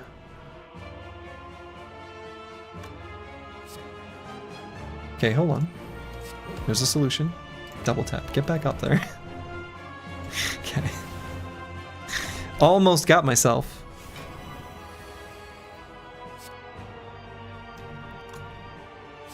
And unfortunately, Ink Bottle's gonna be...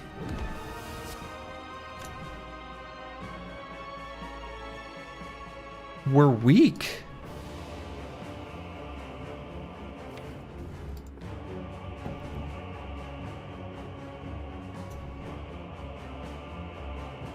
I should have at least noticed that.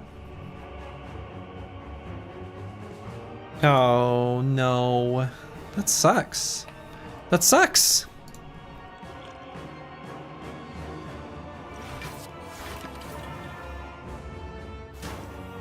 Revenge of Tim.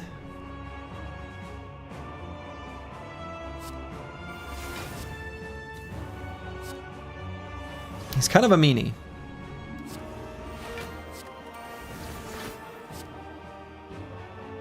Rampage. But luckily, we'll go from 29 to 54. Thank you, Pantograph.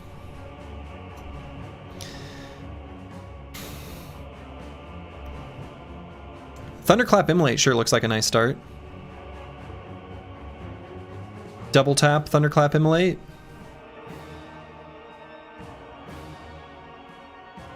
Or maybe stick to just the 3 cards.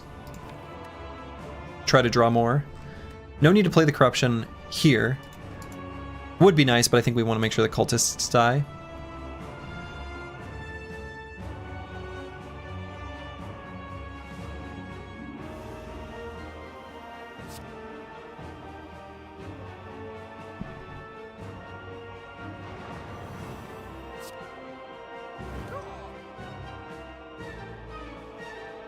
And then I guess play the headbutt, get the kunai. We'll put an Immolate back on top, sure. It's not gonna matter because we're just gonna draw it. Eat the buffer stack and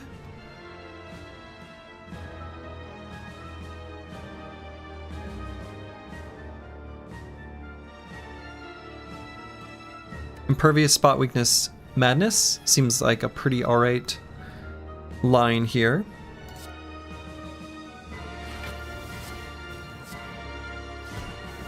Okay, hit the shrug. Not perfect, but acceptable. Caca! That's right. Love the caca enemies. I think Juggernaut is worth playing, even in the first phase. Maybe not. I think I already disagree with myself. I think I just do Shockwave, Power Through, True Grit. Feel No Pain worth playing though. Dual wield Feel No Pains? I think that's actually totally fine.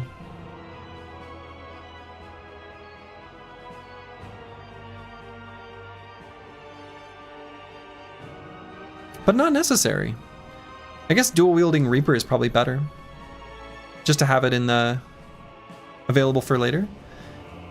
So I think I can play a single Feel No Pain and feel okay about it.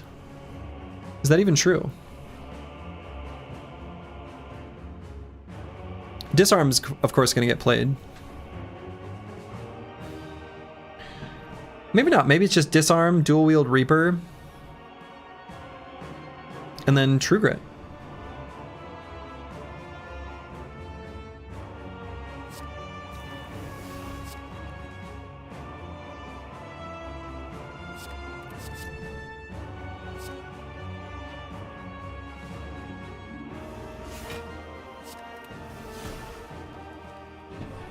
Yeah, I'm alright with that. Take just another little damage tickle. Now, Dark Embrace, I think, is one that we definitely want to play.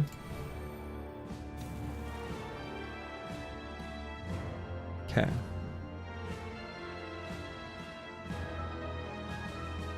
See what Madness hit. Shrug.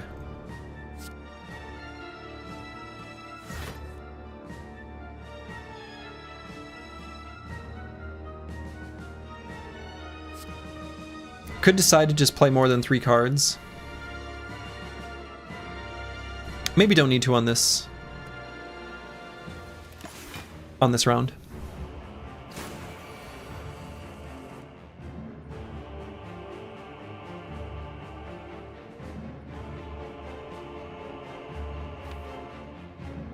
Want to try to get another spot weakness in play if possible. Trying to find his weak spots, as you do. Could just Sentinel Battle Trance. When in doubt, block it out. Slow play in our deck build-up.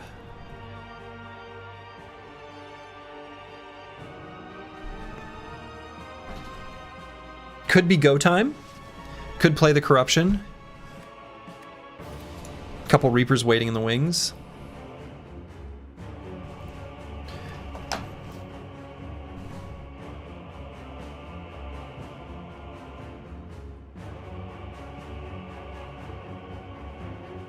Could simply spot weakness, double tap Reaper. Then we'll get hit, but that's fine.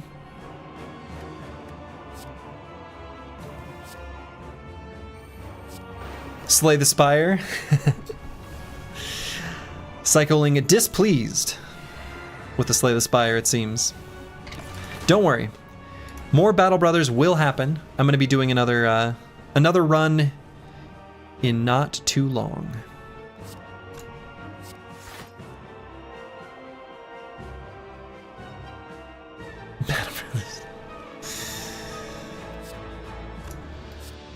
I would never stray too far from Battle Brothers for too long. I know better. It's a good game.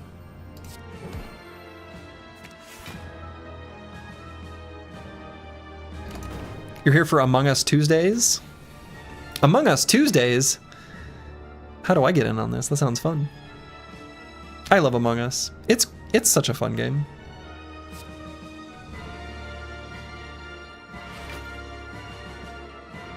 Okay. I might play the Corruption here on this turn. This feels like it might be right.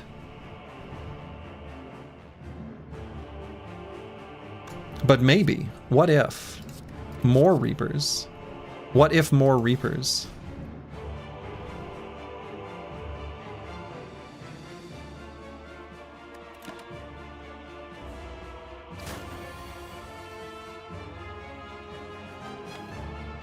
There we go. More spot weakness. Do you think he fears the Reaper? I think he should.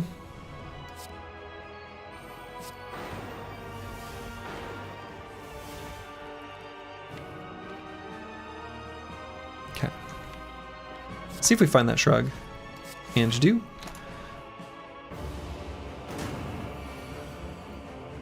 Everyone fears the Reaper? As you should.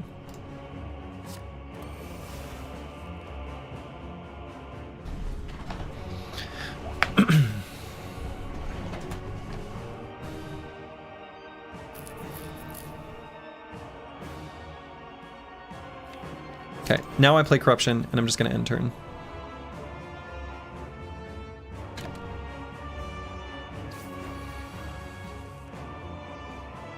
Okay. Should be able to have a pretty big turn here. Want to try to find like the dual wield, spot weakness, those kind of cards here. I guess we've got the double tap in the discard. There's spot weakness. Multi-Brad X, thank you for the raid. One must assume Slay the Spire. Welcome, welcome. Slay the Spire indeed. Lovely. How did the runs go? Important questions.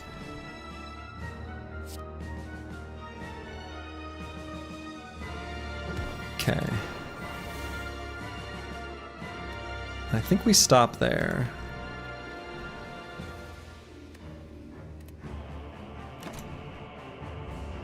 Take just a little bit of damage. Oof. Could dual wield sword boomerang. May not need to. You're doing A20 common card only. Oh my. Do you still try to kill the heart with that? That sounds very difficult. That sounds extremely difficult. Holy moly. Common card only? Okay, you're trying. All right. Yeah, I suppose. It's an important qualifier, I suppose.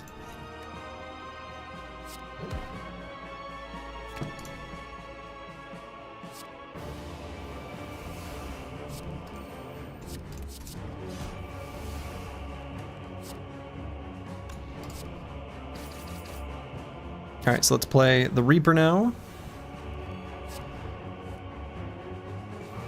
Juggernaut and hold. Yeah, have a good one, Multi-Brad X. Thank you for the raid. To the raiders, I'm not doing that kind of craziness. That's insane, though. I think that kind of thing is awesome. All right, let's just put a shrug on top. Get some multi-shrug action.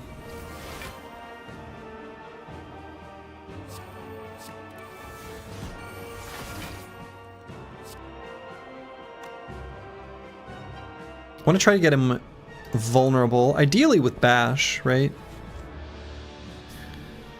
Ideally with Bash.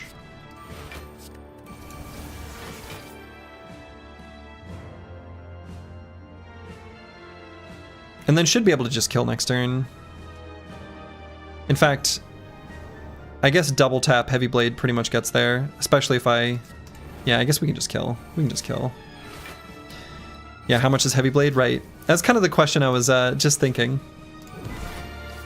Enough is the answer. Putting Ink Bottle on 7 I think is good enough to go into Act 4. All right. Will we get vengeance on the Spire from yesterday's failures? Let's see. Let's see. Don't worry, I'll mark our path. Full health. So obviously upgrading. What is the best upgrade for Act 4 here? Attacks are big enough that Impervious isn't unreasonable. Corruption could be worthwhile in case we draw into it via Dark Embrace and need to play it. Hear me out, Intimidate. Not a terrible suggestion, right? Applying 2 weak to all enemies is like... It's pretty okay. Now, I think the Spire and Shield, or Spear and Shield, having those artifact charges makes it a little less appealing. If they didn't have those, I think that would actually be in the running. Double tap. Double tap's a pretty good choice. I think it's an energy upgrade. That's mostly our bottleneck. All good suggestions. All genuinely very good suggestions. Energy upgrades, double tap, etc. are all completely reasonable.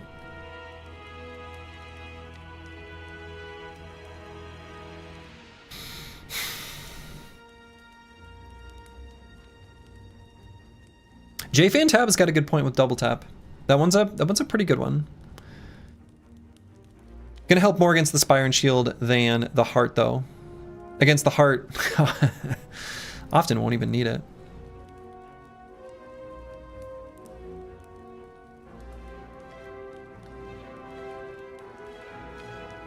As silly as it sounds, I actually think making Corruption cheaper down to 2 is pretty appealing. Again, because with Dark Embrace in play, there are certain cards we might play that put it into our hand, and having it be cheaper on that turn could really matter. You guys make the disarm joke at the same time? Incredible. Incredible. I think Corruption is just like the safe upgrade here. And we are a member. So we can be pretty fancy with our upgrades.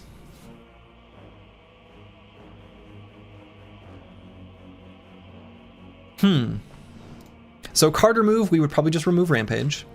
I think that's a reasonable thing we could maybe start with. I don't hate grabbing a Cauldron just to see what is on offer. Evolve's not terrible, but I don't think it's worth adding to the deck. I don't know. It's like mid. Maybe it's worth adding to the deck.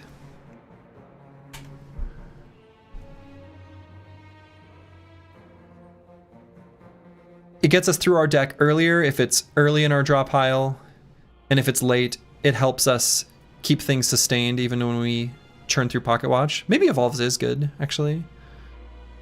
Yeah, Evolve seems pretty good versus the Heart. I mean, I think it's good versus the Spire and Shield too. I think I've convinced myself otherwise. I think Evolve is worth adding to the deck. So Evolve, card remove,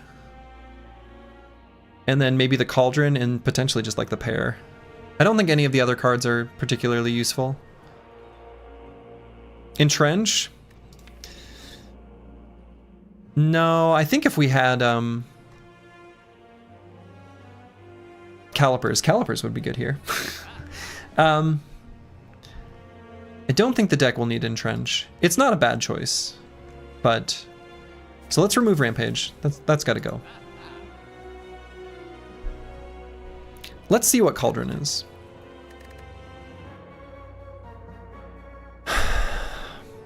So which potions are best?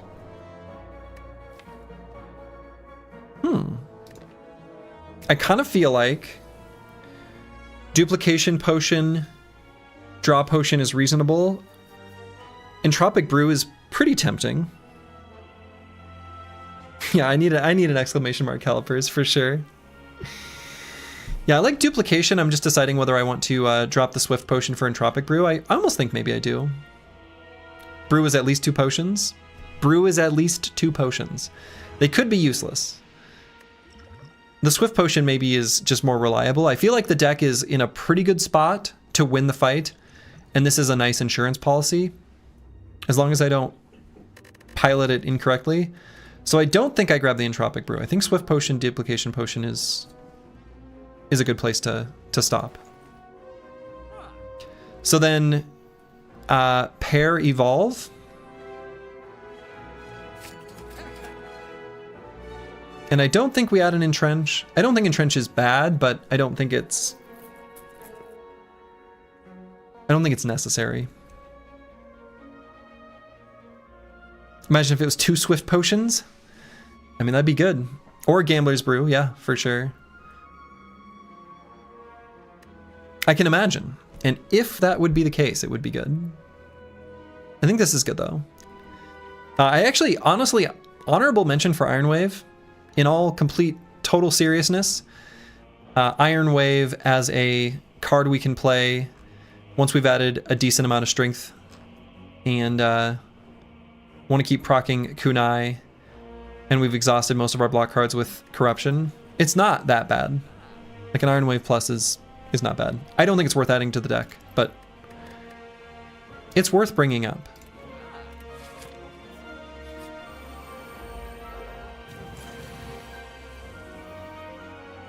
Okay. Dark Embrace is here.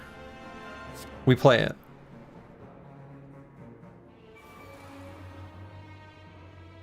So I want to limit this to 3 cards. But I kind of feel like I want to play more than 3. Probably will just stop after Sentinel, though.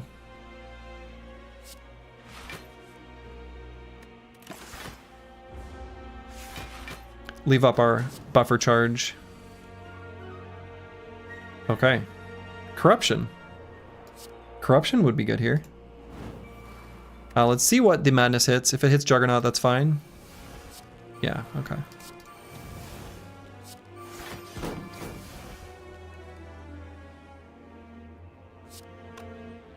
Okay, probably Thunderclap, Sword Boomerang. Maybe work through the artifact charges a little bit. Seems okay. Maybe should have considered doing the duplication pot on the Impervious, but we have to keep in mind that Reaper's still available. So taking just like a little bit of damage is okay. It's okay.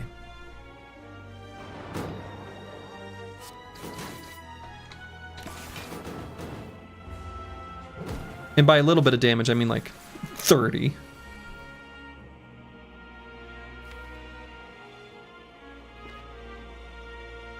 Could headbutt a Shockwave on top if I wanted.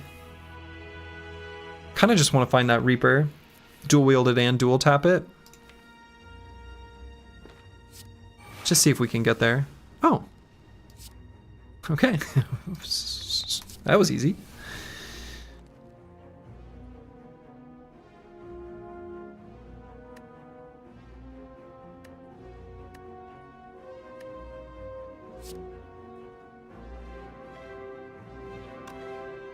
Could I even... could I make this lethal? I think the answer is yes, can't I?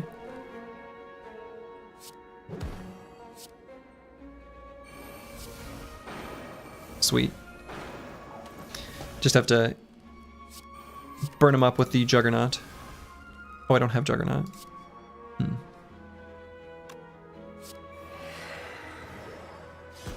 Do it with the letter opener. Let's see.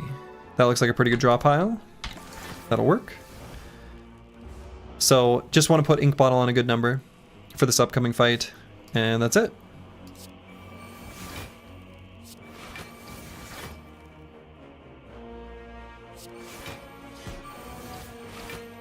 Yeah, clean fight. Clean fight.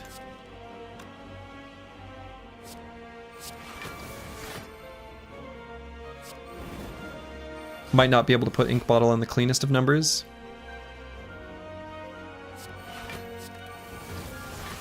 Doing too much damage. Quite the problem to have. Even putting it on like a pretty high number is fine. I'm gonna kill him anyway, aren't I? Yeah. Sundial! A little bit late. We don't want any of these. Okay. The heart. The corrupt heart. Oh, game. So we've got this buffer here. And we got this heart here. And we got no block cards in hand. What is the probability of hitting a block card with a Swift Pot? So 3, 4, 5,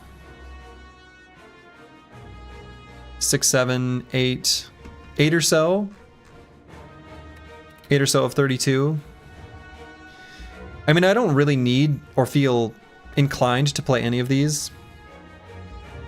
So it would have to be something else worthwhile to play with the Swift Pot. So I think this is just end turn. Not the best opening against the heart to do literally nothing, but fine. Okay, he's doing the big attack. We've got a block card. Start with a shrug. Okay, evolve is good. Evolve and then just trigger it away. Wound. Seems fine, right?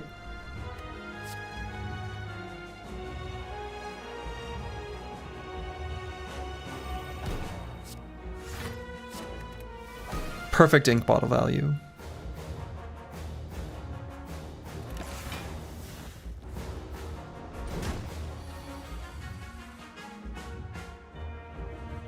Okay.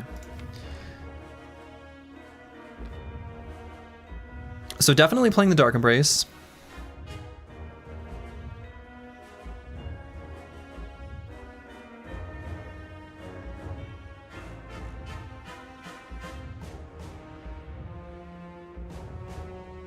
Any reason to shrug or do anything like that first? I don't think so. Taking the little bit of the beat of death is not unreasonable. Could just play Impervious if I wanted.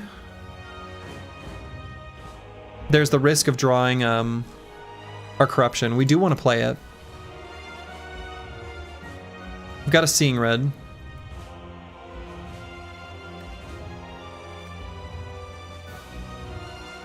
Seeing Red, Impervious, and then like even Power Through I think is totally fine. But I kind of want to keep Pocket Watch lower than 3. Could Duplication pot the Impervious, right? Because he's currently doing 45. If we block for 44 minus speed of death of 2, 42. Let's just keep just a little bit of the plated armor still, which I think is honestly probably worthwhile. Let's do this. Ooh. Shockwave, pretty nice. Oh well. Lose just 1 plated armor. I like hanging on to the plated armor. I don't like that we've done literally 0 damage. That part's not so good. But should be able to do a lot of damage here.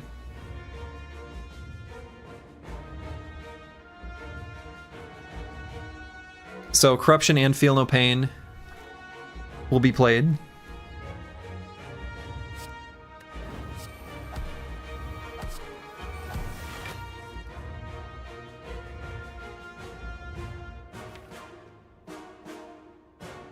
Is it worth to double tap for the bludgeon? Probably.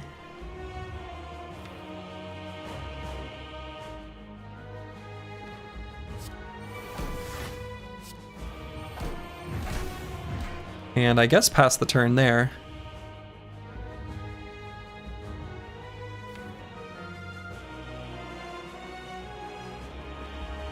I like the idea of being able to headbutt something from the void that will dissipate. I don't know what that something will be. It might be just dual wield to dual wield Reapers. Something ending turn there. Oh, no. The Carnage also evaporates there, huh? I just sort of didn't realize. Didn't think about it. All right, Juggernaut, worth playing. It'll be a lot of damage over the course of the whole fight.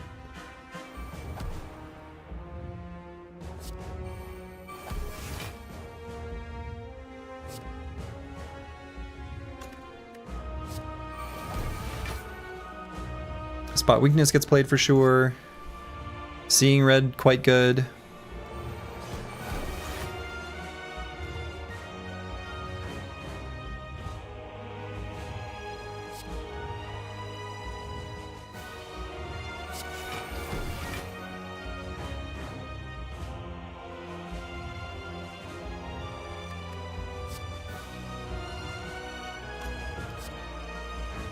Could Sword Boomerang and headbutt the Sword Boomerang on top.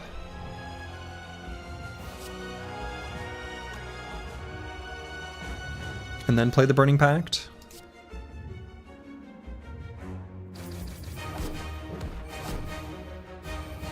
Even though we've got an Evolve, I think we still get rid of the wound.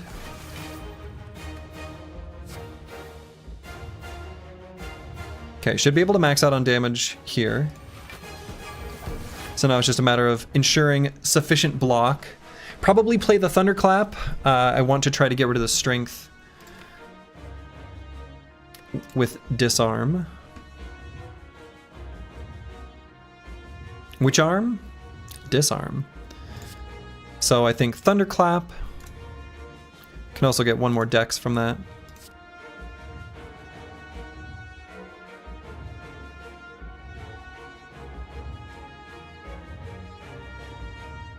I'm so sad you said which arm as I was reaching for my keyboard. Good, you were doing the right thing. Could play a Reaper here. It's like a little bit weak.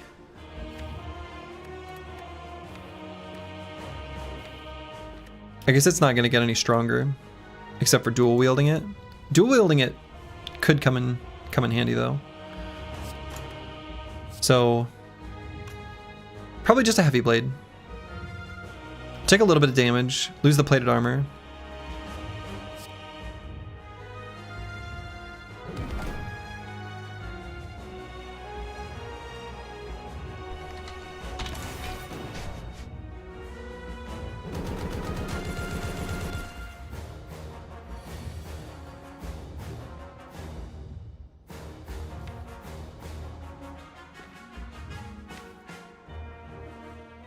Gonna be able to draw a lot of cards.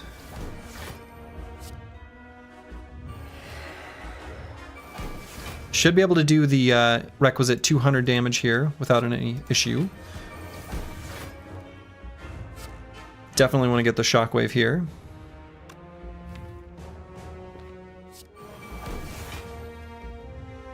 And want to get dual wield on Reaper. So getting to that feels important.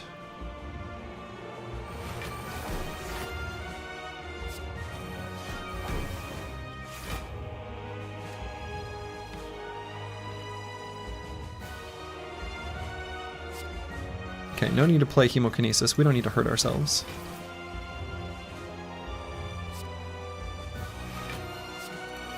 We're going to be pretty light on... There we go. Okay, let's dual wield Reapers. And full blocking, so that's not an issue. Try to end with Ink Bottle on a good number. Anything I would want to headbutt back on top? Not really, right? We can hang on to the Rage, we don't need to play that.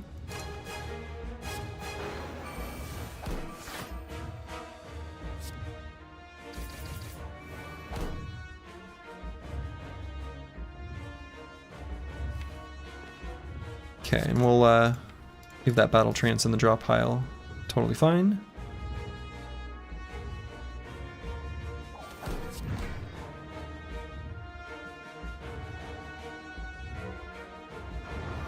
Your Ironclad is very tanky, it looks like.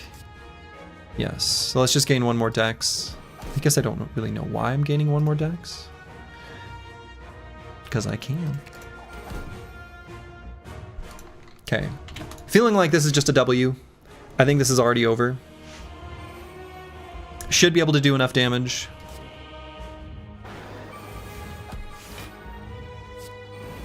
Between this turn and next turn to just win. I think that's true.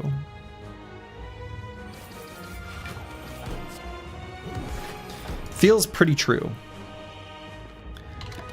Got him. Got him. Take that, Mr. Hart. Take that. And we're, of course... Ooh, what weapon should we finish the heart with? Heavy blade, bludgeon, a headbutt? What's most stylish? What is the most stylish way to finish off the heart? Inquiring minds wish to know. Immolate? Many choices. Bludgeon? Bludgeon feels like a pretty good choice. You know what? Bludgeon is perfect because this is how it all started. Bludgeon was our first card, and it shall also be the last that we execute. GG, Mr. Hart. All right. Today is off to a much better day. Unlike yesterday, where we had but 4 failures. This is our first victory of the evening. I am going to do another run. Victory! Lovely. I'm going to update the stream title. Very happy with that. Thank you, Final Overdrive. That's right. Caca! All right. And one of my favorite parts, of course, is...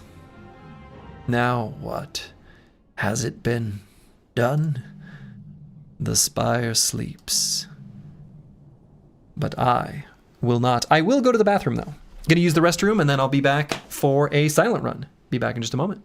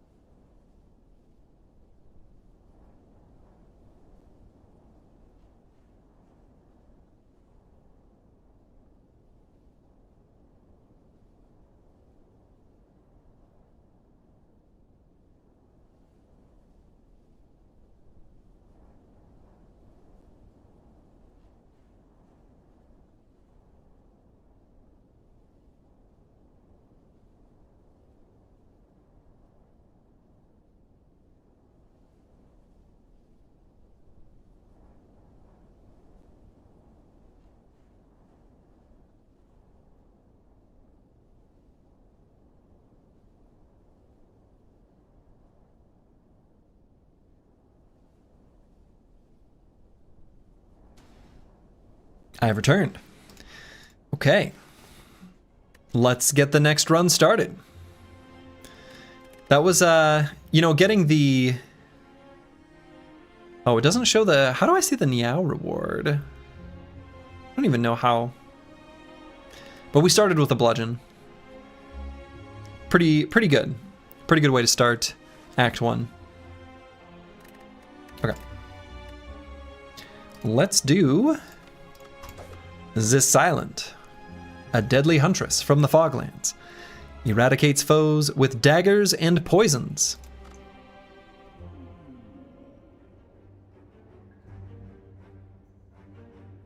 Choosing a rare colorless card for Silent is actually pretty appealing. There are a handful of whiffs that can happen on the other characters that are less likely on the Silent. Wait, you said this one would be silent, but you hear sound? Well, if you mute the stream, you won't hear a thing. This is a you problem, not me.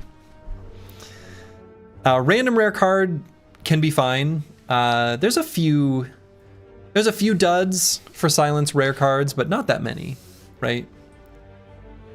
These are usually pretty good. Random common relic is always fine. Losing your starting relic on silent just feels like a mistake. Like Ring of the Snake is so good. But yeah, choosing a rare colorless card I think looks pretty good. This act looks weird. Very divergent left and right paths. Hand of Greed, huh?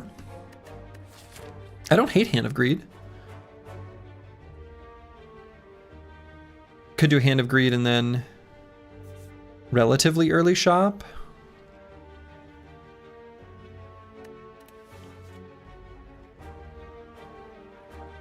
I mean, I don't know what else it would be. Violence is fine. We know you love your money. I do love my money. But I think Hand of Greed is just better. And I love money. I love money. I just love money. I'm a simple boy. I'm a simple boy. Let's get some money and go shopping. See, like, do I kill this acid slime? I don't think so. I turn him into money. We loot goblins in here? Oh, we absolutely loot goblins in here. Okay, now unfortunately because we're weak, we'll take 4. But is 4 worth 40 gold? Hell yeah.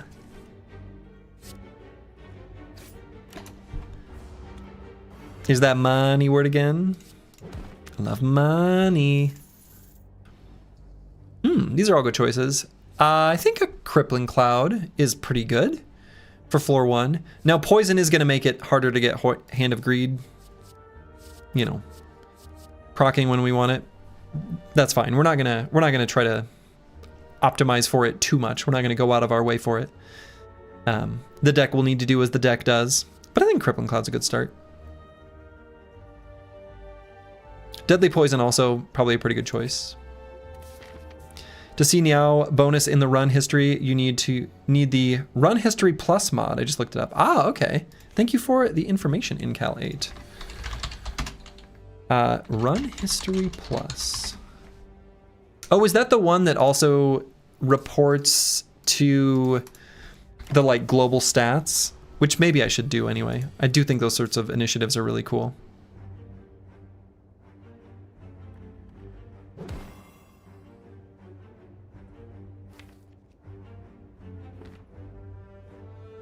Okay, so he'll be at 34 after the poison. We'll be able to do 26 next turn.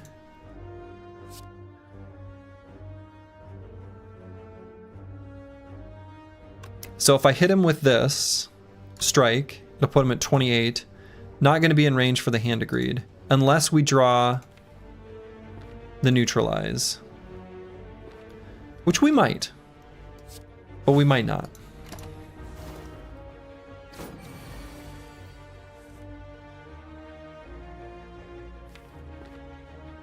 So probably just Hand of Greed, defend.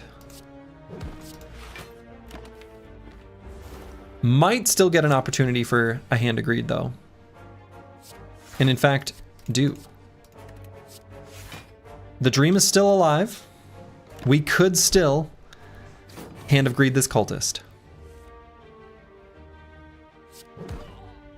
Instead, he'll be neutralized. Dagger Spray's fine, Endless Agony's fine, Concentrate's fine. Concentrate's not really fine right now, actually. So Concentrate's not fine. It's fine in general, but not right now. Endless Agony, Dagger Spray. I think with Crippling Cloud, I'm thinking Endless Agony. We've already got a little bit of like AoE control. A sufficient amount anyway. Alright, let's make him weak for more than just this turn. I think taking 4 to keep him weak for the next 2 turns is worthwhile. Putting this Jawworm through some agony and should be able to Hand of Greed. Assuming we get a strike. Hey, there it is. Lovely.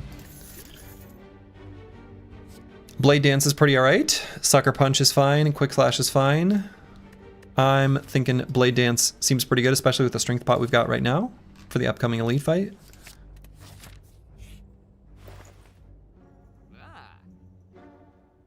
Frozen Eye could be taken to make the rest of this run painful and arduous.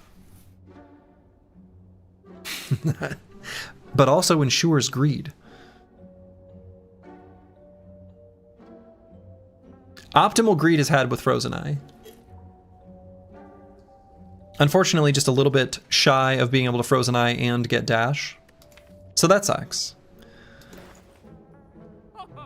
There's a genuine, like, even from a pure optimization standpoint, card remove dash might be better than Frozen Eye. Dash is really good early. And like, it remains relevant, right, for a really long time. And card remove, of course, is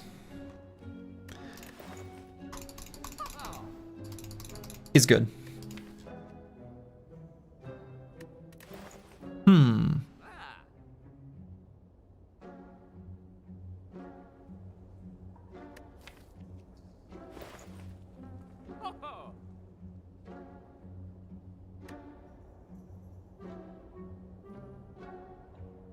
I'm gonna card remove dash. Maybe a better player would take Frozen Eye. Almost certainly. And any world where I grab like Deflect or Caltrops, I don't think so. I think I just hang on to the money.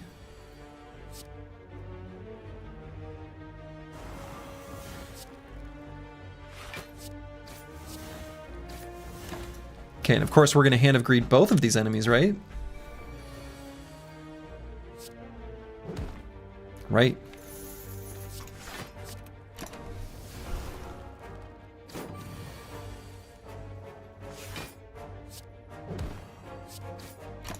Come on, Hand of Greed. Greed, greed, greed, greed, greed. It's not greed.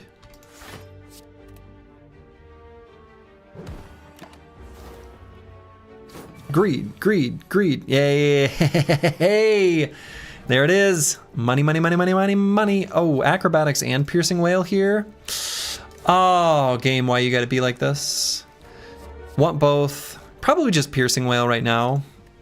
Acro is such a good card though. And I feel like Acro helps Silent do all the good Silent things that Silent wants to do. You know?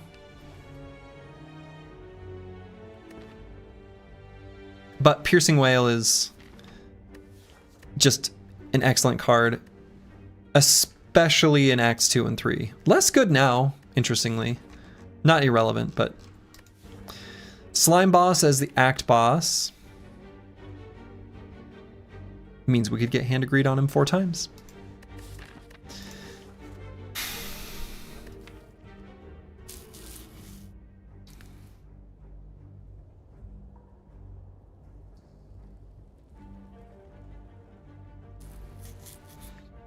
Yeah, Acro helps us find hand. Acro also can help us find dash if the situation calls for it.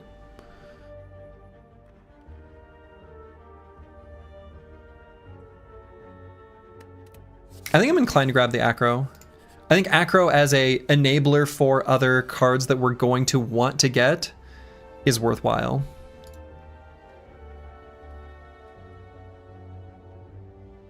Okay. So you might see sentries. I see 60 gold. Unlikely to be 60 gold. Crippling Cloud, pretty alright.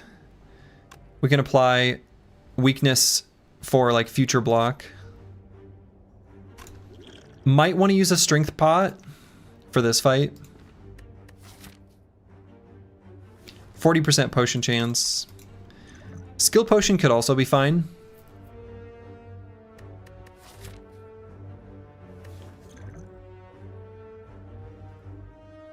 Skill potion would be something we would use next next round. I think probably we'll do it. And I'm gonna hit this guy with the neutralize.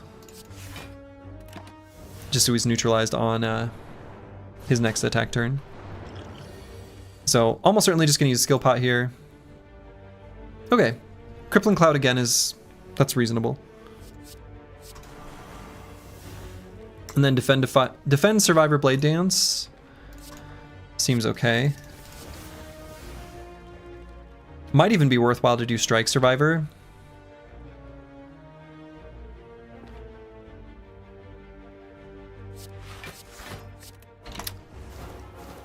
I'm not sure. But letting both of these live does kind of feel bad. Alright, so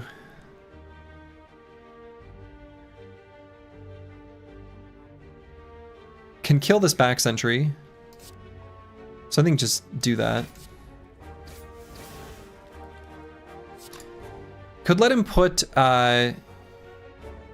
you know, a couple days in and then die next turn. Probably better to just kill him. Not let him put the dazes in.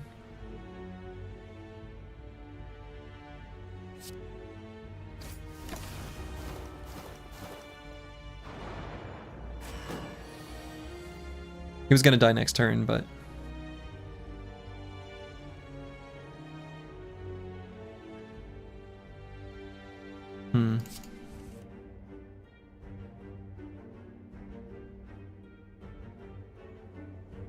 Might be wrong, but I'm gonna do Strike Survivor. And I think I'm gonna focus damage on this front one.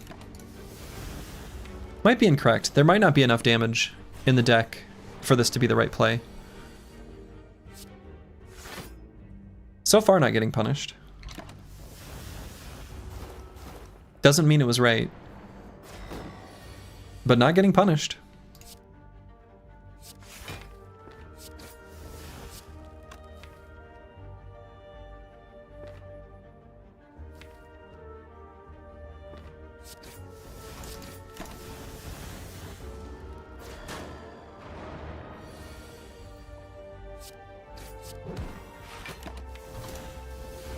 Okay, I'm hoping to at least greed out one time here.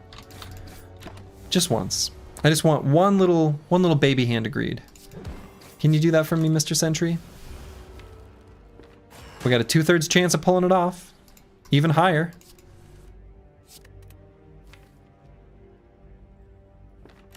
No, we're greeding this out. Yeah. Okay. Paper Crane. Paper Crane is such a good relic. This is such a good relic. Enemies with weak take 40% less damage rather than 25. You love to see it.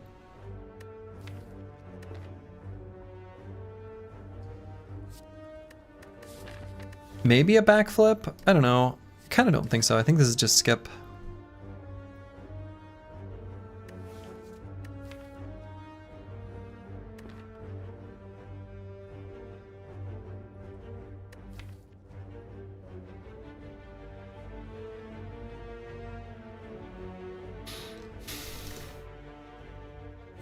I'll grab the backflip. And let's upgrade the hand to greed. More damage, more gold.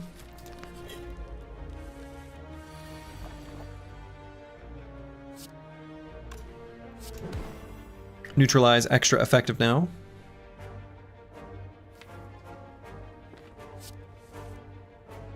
Okay.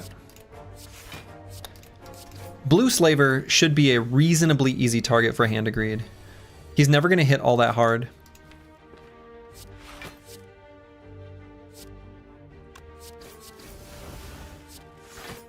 He'll weaken us. It's the red slaver that does the vulnerable.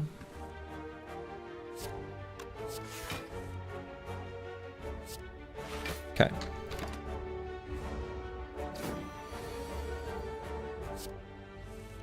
There's that hand to greed. Lovely. Thank you for the money. Alchemize is cute. We can grab Alchemize. Horncleat, very good.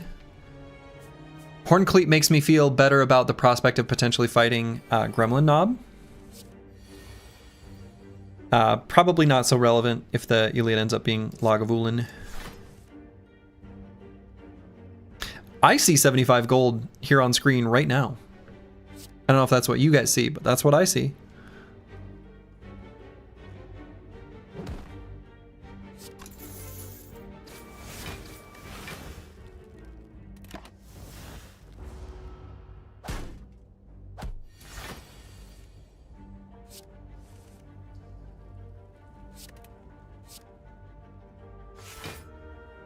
Take that. And that. These louses will never never gain strength or anything like that. The richest Cubone in all the land, the richest Cubone in all the land.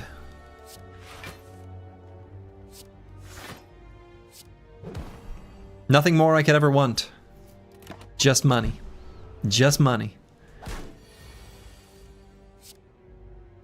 money. And so I'm not going to play the acro here. I don't want to draw our hand agreed. Ooh, and if the shuffle, you know, is predetermined or whatever, then would've. Block Potion probably better than Essence of Steel.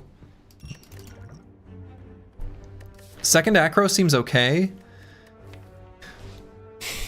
I think with both of the potions, we could take on both Gremlin Knob or Lagavulin. Not great for either. Definitely using like both potions. But I think the fight is worth when using both potions. Also, could just simply shop. Yeah, shop though. I mean, maybe shop though. 407 gold is kind of a lot, isn't it? Could be some really good relics for sale or apotheosis or other such things. Probably is better.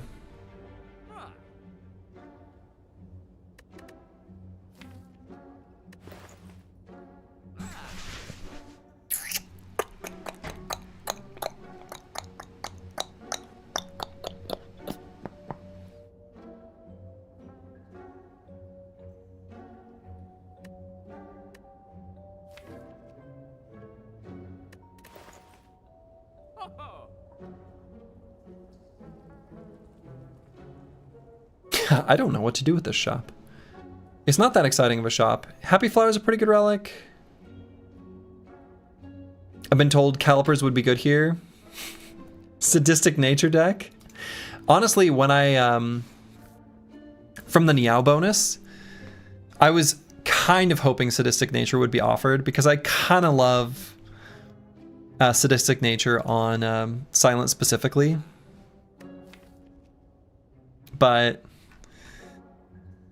no, I don't think it's worth buying. Calipers is something that's often good eventually, but it's definitely not good yet.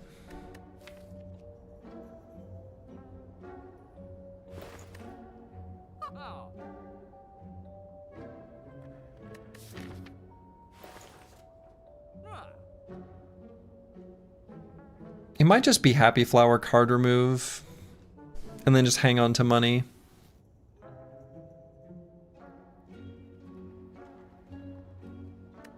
Could even buy a Deflect now that Gremlin Knob is no longer going to be a thing.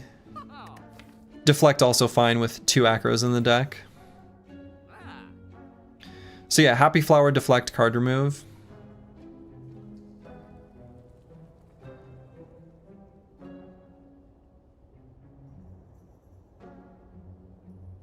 Yeah, all right.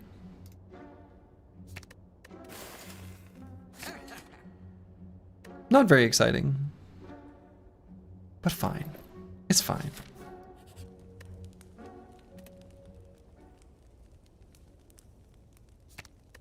Could upgrade Crippling Cloud, could upgrade Blade Dance, could upgrade Dash, could upgrade Neutralize.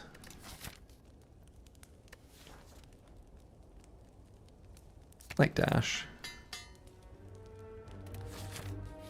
It's early enough. Ooh, gouged and trampled by a horned beast. We do have these potions. A horned beast! Let's gain some strength and fight a horned beast. Horned Cleat, gonna make us block this attack. Get wrecked. I was hoping the dash would come next round. Next round will give us more energy. Worth to alchemize or not? Okay.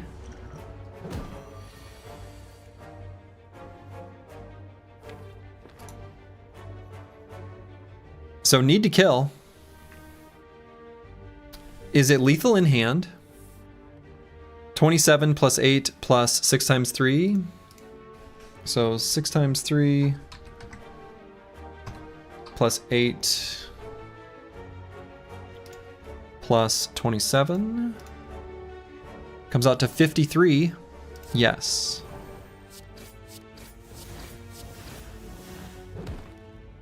Very nice.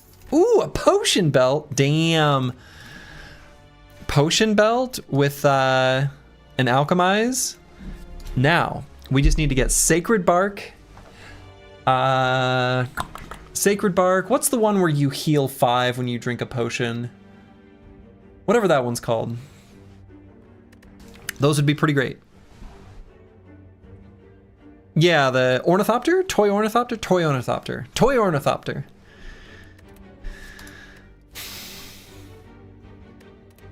Poison Stab worth adding to the deck? Question mark. Unclear. Unclear if Poison Stab is worth adding to the deck. Might not be. Bullet Time worth adding? Questionable. Bullet Time would need to be upgraded. It's not terrible, but it would have to be upgraded. With the backflips and acrobatics, it's like, okay.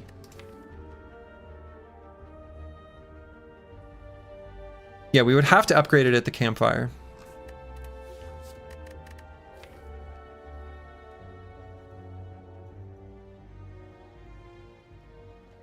That's probably the play. Let's go to a question mark.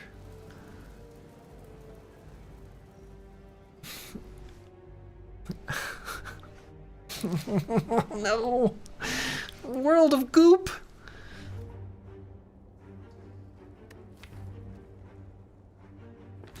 I feel like it is necessary to upgrade the bullet time. And honestly, taking even 11 more HP damage isn't worth. This sucks. I can't greet it. I can't. I can't. What do you do if you're the richest person in the graveyard? You're still just dead.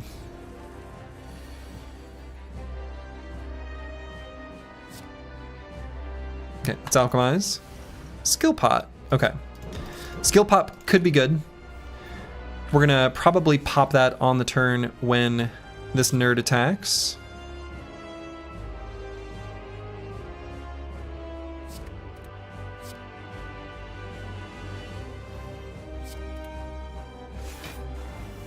Make it so that he's weak.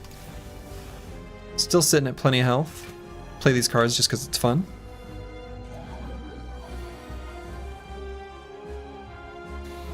Okay, is it worth doing skill pot? We only need to block 7. Might still be worth.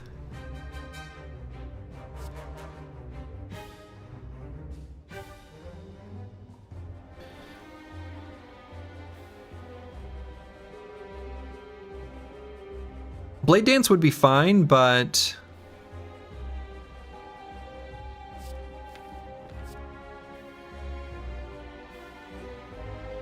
I don't think I want to pop him next turn. It's unlikely. Okay, so total damage from a Blade Dance, of course, is 12.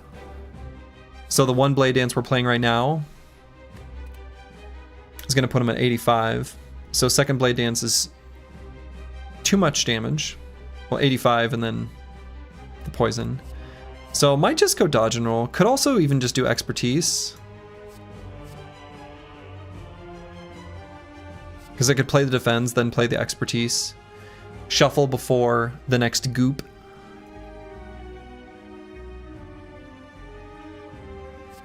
Oh, well, we'll shuffle before the next goop anyway. I guess it's dodge and roll. It's pretty not exciting.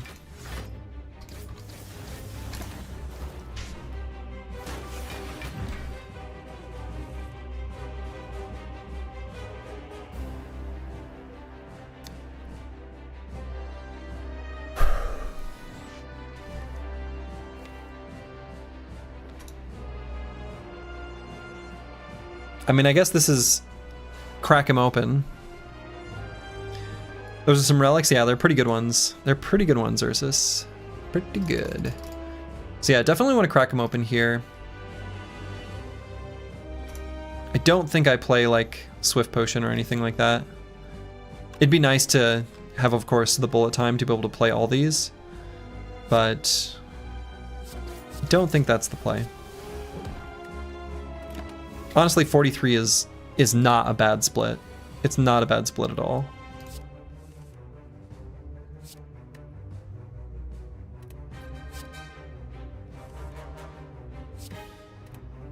Oof.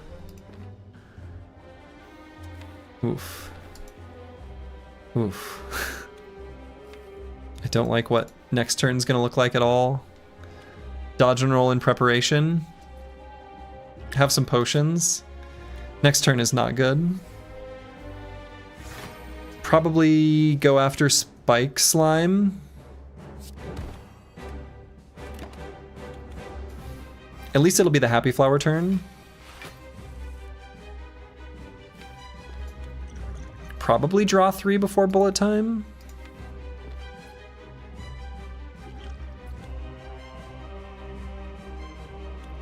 Could even just be convinced to do Block Potion.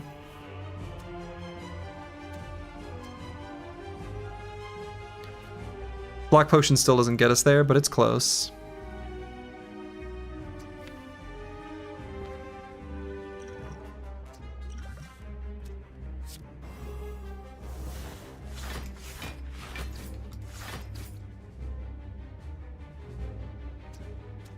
Honestly, might still do this. Still gonna take 2. Take 2 instead of 14.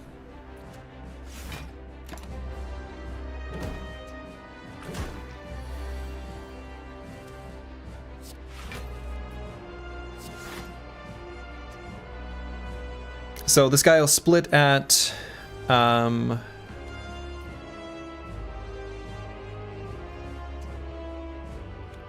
21. Let's get a little bit more damage on him.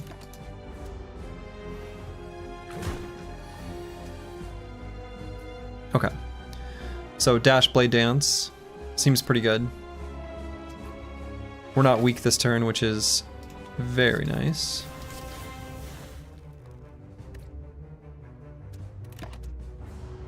Gonna take a huge hit from this Acid Slime. God!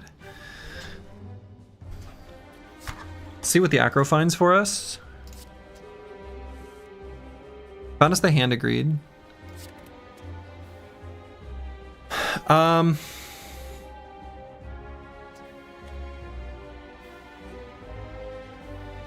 So we can do Neutralize here, Hand of Greed here to take no damage, and then just use the Strike on the little guy. That's probably the play.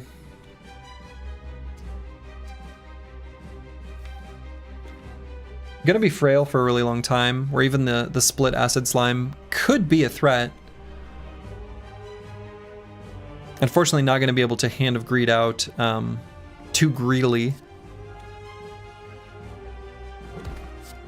So kind of have to do this, I feel.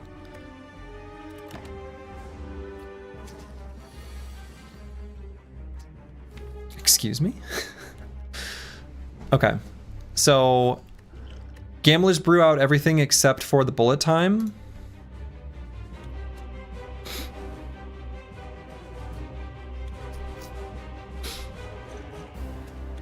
I think even the defense. I feel like this is the right play. Oh, that's not good. Shit. Man.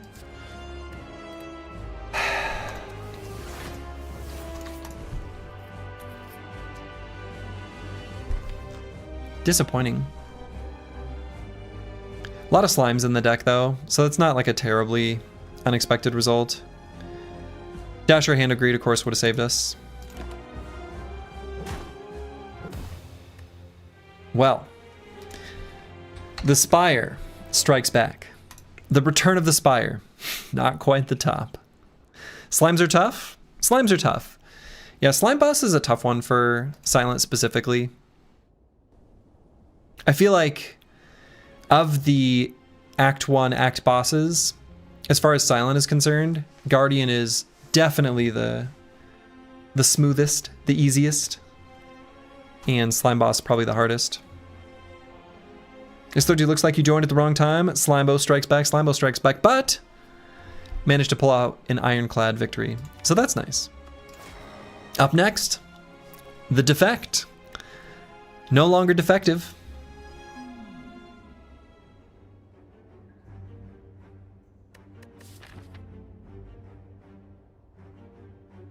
So yeah, managed to at least pull off one victory.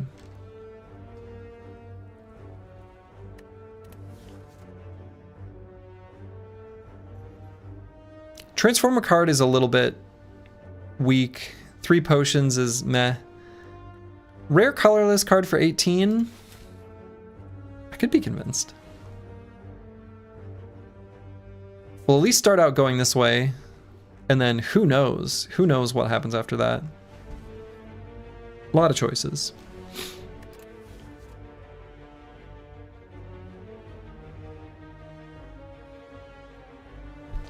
These are not that great.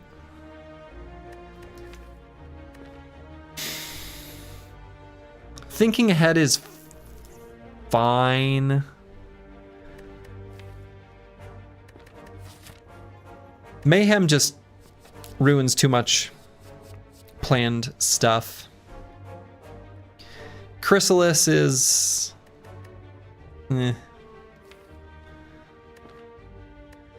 Was difficulty 20 in the unmodded version of the game. For some reason you keep thinking you remember only 15. So there were 15 Ascension levels way back in the day. Probably when I played Slay the Spire the most. And this is like, how long ago would this have been? 2018? I don't know. How long has Slay the Spire been hanging around? Yes, there were 15 Ascension levels. Way back in the day, Zaromag. When you used to play it, right? Yeah.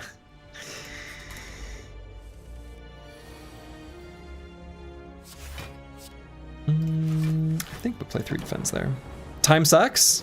Yeah, screw Time Eater. That's what you're talking about, right? Oof.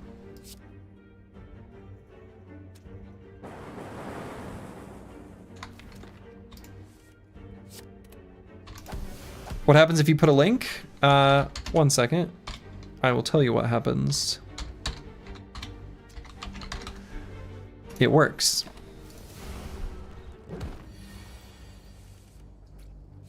Okay.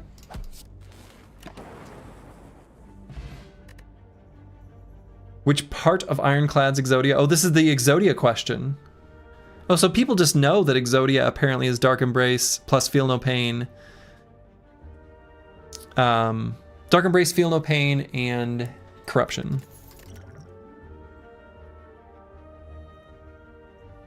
Okay, Sunder. Sunder's a good one. Just so you know, I'm not making it up. I believe you. I believe you. I believe you. Oof. This run is not off to a good start. These shuffles have not been kind and friendly.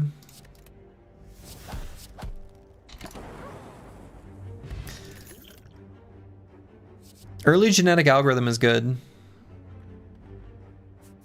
Right now it's looking like completely avoid maybe every... Oh, that sucks. Genetic algorithm though. Genetic algorithm on the floor too. I can't complain too much. Probably not going to bother going to a store. I don't know, 137? Don't need to buy potions. It would just be card remove, really. Slurgy in chat, what kind of villain do you personally find interesting, whether it's TV, game, or novel? It was like twist villain, unstoppable villain, villain true to their ideals, villain that lost everything. My favorite villains are those who... My favorite villain of all time is Kefka from Final Fantasy VI. From a narrative standpoint, here's the beauty of Kefka. He's just a dumb clown and secondhand man to the Emperor for a huge part of the game's story. You don't even think of him as the primary bad guy. He's just the one you happen to deal with. Then when he becomes corrupt and, you know, takes in the power of the statues and does all his evil nonsense, spoilers, by the way, he becomes the evil, nihilistic god of all. And that arc of you gaining power alongside the villain, who is initially viewed as nothing but a sideshow, is beautiful S-tier storytelling. So that's my answer.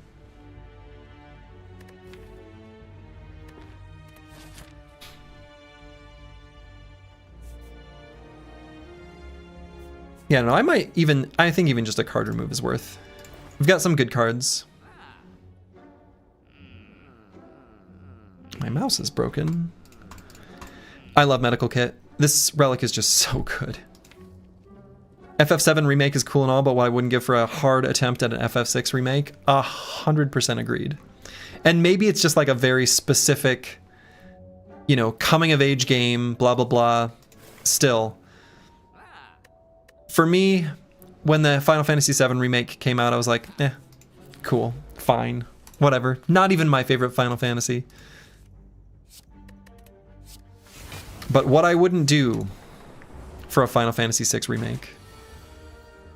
Leave the classics alone, you'd rather have a new story but with an upgraded retro style. Fair enough. I think that's also pretty good.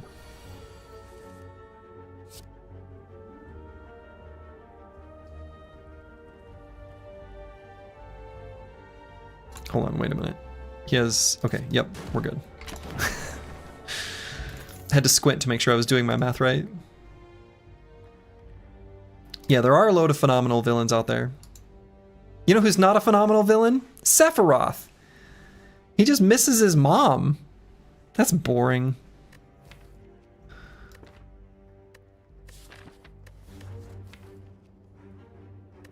I think a Sweeping Beam is worth adding to the deck. Sweeping Beam's alright. Even Go for the Eyes I think would have been reasonable. Sephiroth is carried by his song. So true. Bum bum bum bum bum bum bum bum bum bum bum bum bum bum. So good. For you, Final Fantasy X is the coming of age game. 6 you replayed later in life and it held up. They've tried to make upgraded new stories with like 15 and it didn't land. Yes. 10 is also just incredible. Just incredible. The funny thing about Final Fantasy X is when I very first played it, I was like, this is, I don't know. It felt a little too like the Aeons. And I don't know, for some reason didn't strike me like initially, but I still played through it. And by the time I got like midway through the story, I was like, oh shit. And of course the rest is history.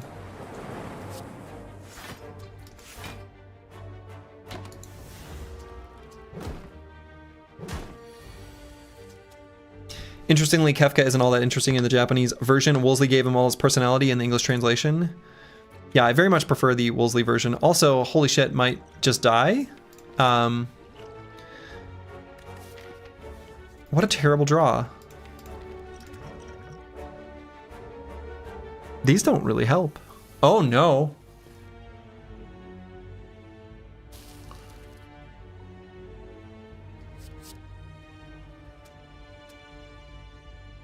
So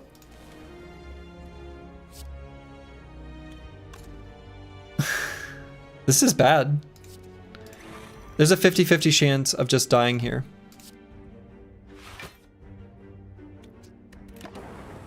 Okay. X is only peak once you get to home. Yes. Maybe even Unalesca. Yeah, and if you don't make it that far, it's just okay. Sure, though I think Operation Mihen is also, like, pretty good.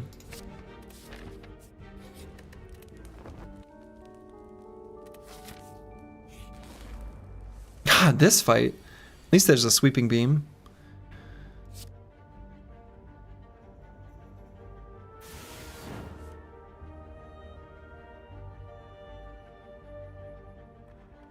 We'll probably dual cast.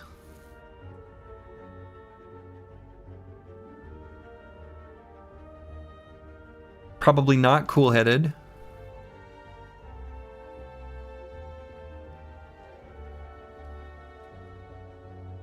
We'll probably... Oh, perfect. Honestly, still kind of afraid of this Gremlin Wizard, though. I guess there is Sunder in the draw pile.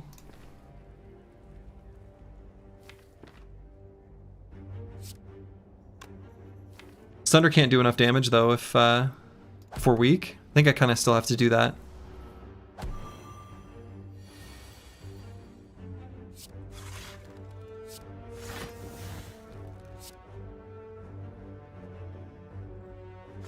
How would you guys feel about Hidden Villain? Extremely charismatic person with his true identity being cult leader of Dovcool? Sounds cool to me. But Dovcool is not a villain. Dovcool welcomes us all. Dave is not evil. Dave is simply misunderstood. Dave wants not your pain, merely to rest. Boy, what a weird run. Have nearly died, but have some good tools. Another genetic algorithm has presented itself. Have to keep avoiding. Boy, what a cursed Act 1. But genetic algorithm is so good early on. Game, please. All right, sweeping beam is here.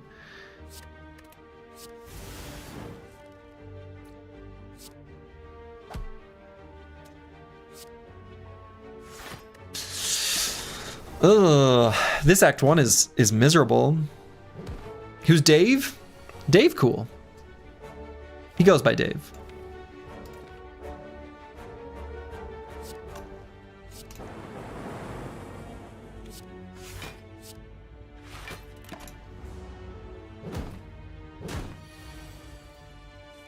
Okay, want to play both genetic algorithms.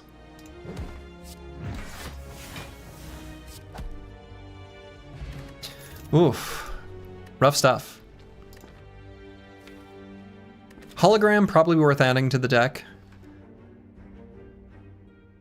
Good for fight against Guardian. Dreamcatcher probably relevant. We're gonna be resting, so.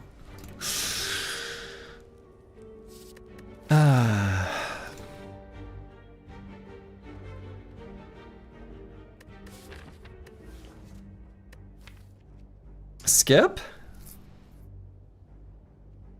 A lot of your villains aren't necessarily a person, but rather a group or something strange, i.e. The Thing, Jurors and 12 Angry Men, Madness in the Lighthouse. Yeah, those kind of villains are cool too. Especially when you kind of like push that to its utmost extreme of like unstoppable force of nature.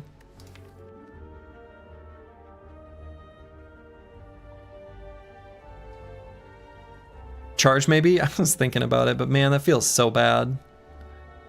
The one nice thing about Charge Battery is it lets us get away with playing like Cool-Headed into Sunder or Genetic Algorithm plus Sunder on the same turn, things like that.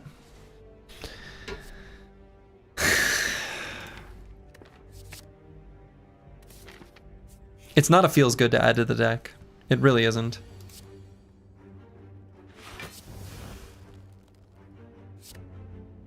Speaking of.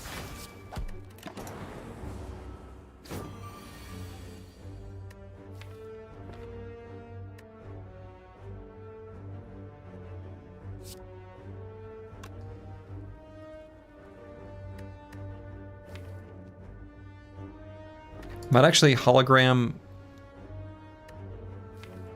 No. Boy. Feels so bad to take damage in this fight. Blue Slaver's such a wimp. Wait, did I?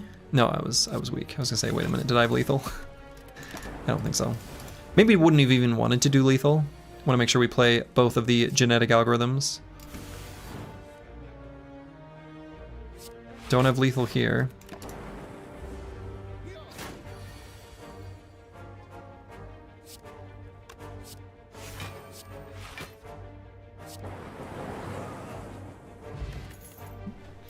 Colorless potion. Probably keep the energy pot. Doom and gloom.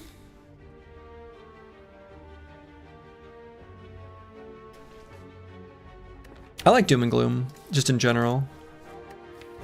Machine learning is a pretty weak card. I think I like doom and gloom.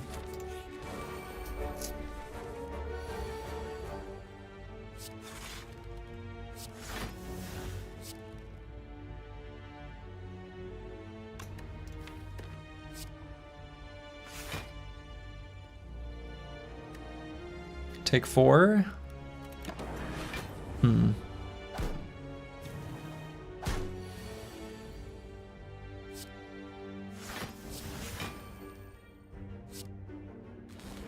Okay, played both genetic algorithms.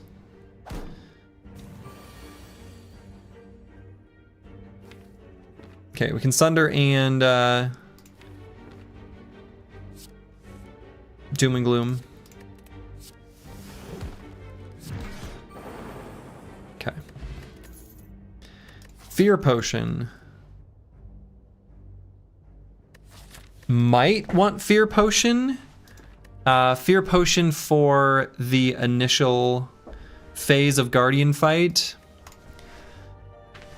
If we draw within our first 2 hands, Sunder, especially if we upgrade it, with the Fear Pot we can prevent that first big attack. That feels right. Bad with Maps, thank you for the subscription. Yeah, we got the win with Ironclad. Ironclad managed to snag a W. Barrage? Man. Barrage is a little bit of a feels bad, but it's okay. Deck could use some damage. Against Guardian, I do like Cool-Headed, though.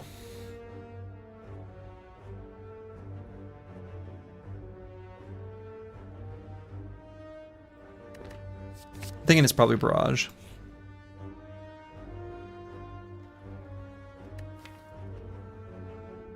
Removing a strike seems good. Honestly, healing was kind of tempting.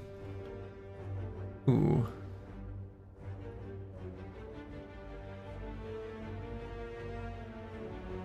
Anger the mushrooms.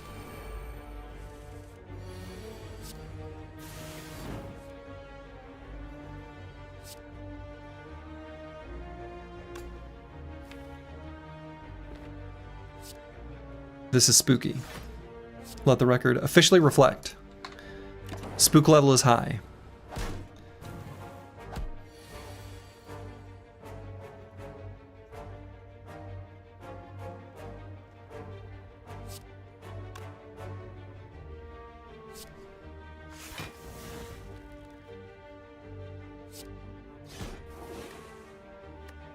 Okay, I think it's worth taking a little bit of damage there. I think that's fine. No. I guess still only taking a little bit of damage.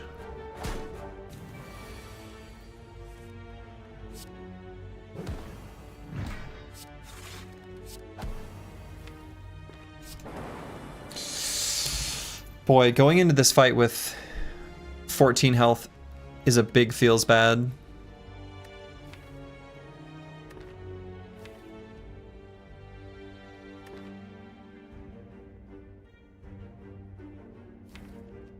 Skip? I don't think I grab a self-repair. Not right now. I think there's too much. The deck is like on the cusp of death. And I feel like the best way of ensuring victory against... Yeah, I don't know. This is not good. Best way of ensuring victory against Guardian, I think, is just upgrading Sunder. Actually. And we're gonna use both potions. Dying to Guardian is so embarrassing. I don't think I pick up a second hologram. Needed to be upgraded. Well, here we go.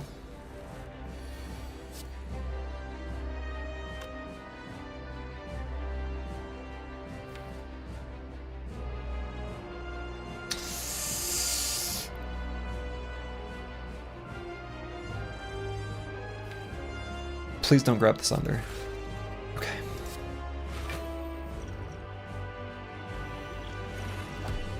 Just gonna drink both potions now. Got it.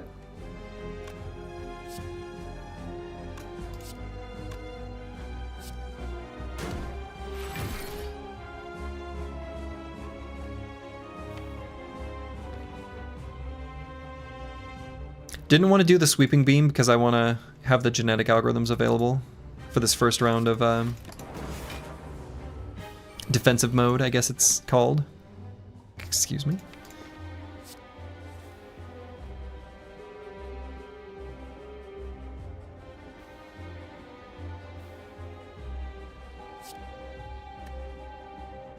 So we can take just a tiny bit of damage. That's okay. Take one. It's worth the damage there.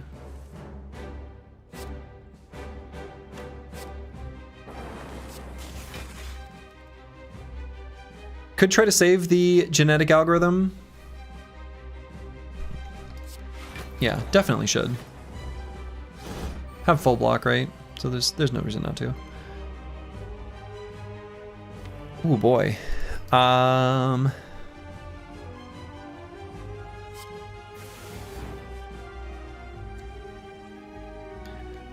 Doom and Gloom defend, I suppose. Puts us near death. It's not good.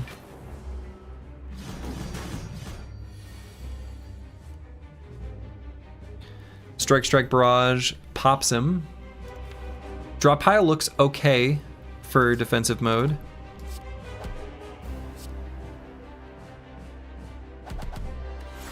So I think it's worth going into now. Have this Dark Orb that can potentially be a finisher later. Feels important to not draw the genetic algorithm here.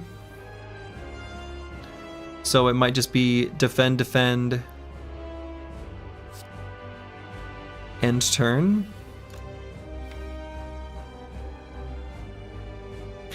I guess what is cool-headed change though? Right, we either, since there's 6 in the draw pile, now we've guaranteed it, which also is pretty good.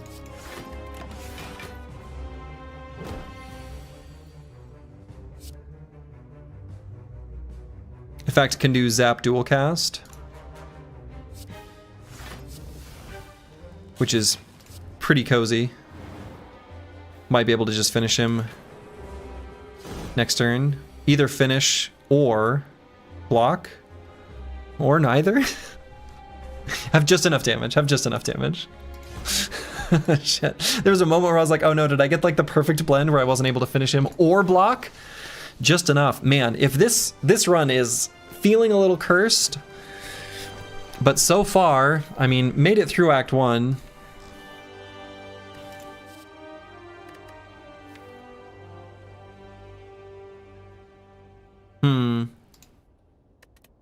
Case could be made for both Echo Form and Fission. Sure feels like Echo Form has more top end though. Fission just kind of like gets us to genetic algorithms so that we can play them and die later. Is it as cursed as the last effect run though? I mean, this is if you look at our relics after Act 1, it's not looking too good. Inserter is cute and I like Inserter, but I think probably Astrolabe on Strike Defend is going to be the play. Astrolabe, pretty good here. Get rid of these stinky strikes. Not getting an energy relic with the Echo Form is a little painful. But it's kind of got to be Astrolabe. Multicast plus, bullseye plus, and defrag plus. Not bad. Right? Multicast plus is normally kind of a weak one, but it's not so bad when you've got Dark Orb generation. Well, what's the path? I feel like I want to go shopping to try to do something. I don't know.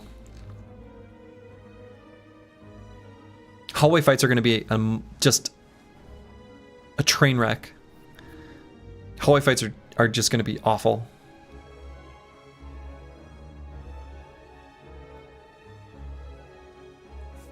So this way is 3 hallway fights.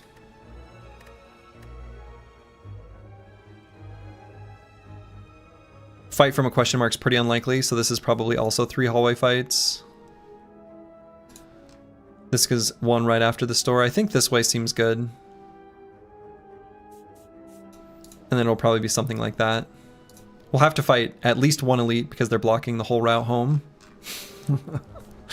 Avoiding fighting elites is usually a sign you're just kicking the can down the road. We're making up for it a little bit with the 2 genetic algorithms that are increasing in potency, but I don't know. It's looking pretty sad. Alright, have to play this under. Can't play that genetic algorithm. Can play this one if we want. Maybe shouldn't though. Maybe just the zap.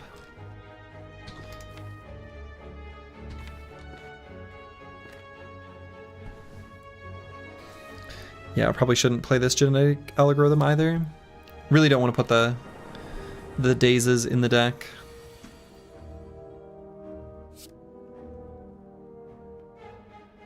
Defrag, bullseye, defend. And then just hope for a kill.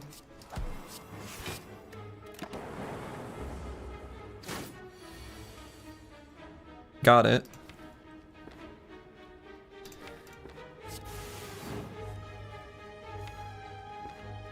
So these are going to do quite a bit of damage. Right? So they're going to do 14 damage. Only need a tiny bit more damage in the next draw. Might try to see if it's possible to play a genetic algorithm, and it looks like it is.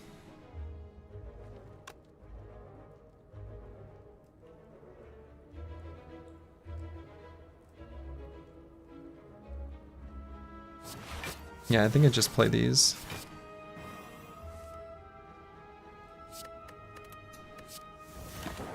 We'll take 1. I think that's worth pumping up the genetic algorithm. Both of them. Okay. Get wrecked. Chill Plus, actually pretty okay with the deck right now. Just like putting... Chill Plus is good in Act 2, right? We might face birds in the next fight, and a Chill Plus. Just get them to chill out, right? Or avocado. I mean, I like avocados, but I don't like this avocado. Will it be necessary to play Echo Form? Honestly, we're going to struggle so much. I think taking 19 might be necessary. That hurts so bad. But this avocado is going to hit so hard.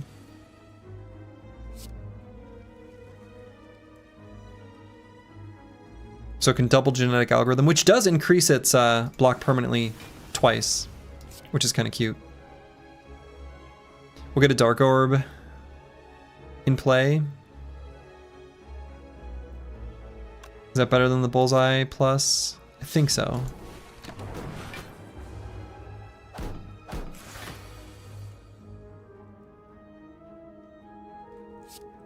Double defrag is pretty alright. Then can hologram. I guess defends are all we've got, huh? Still, Still Frost Orb providing 6 is pretty sweet.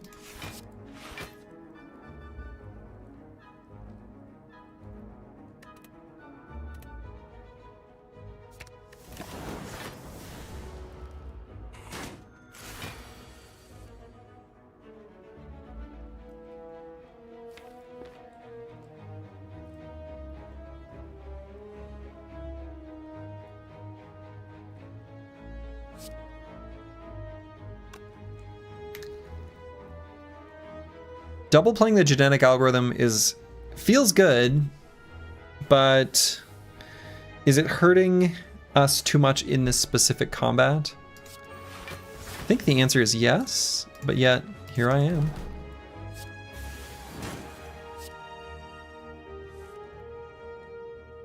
Oof.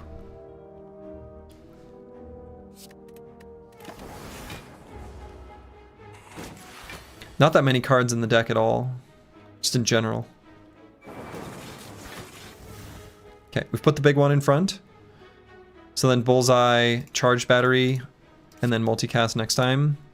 May not even need to do the Multicast, right? But I suppose full blocking. So, okay. Got him, but still.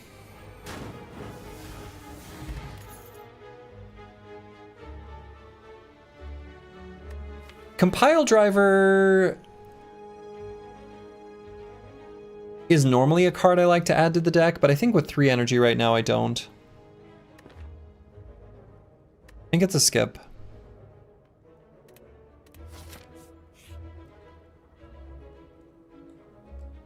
You discover a colorful shop with the banner Spire and walk in to see what's inside. Nope, no way. Nope, can't let you in.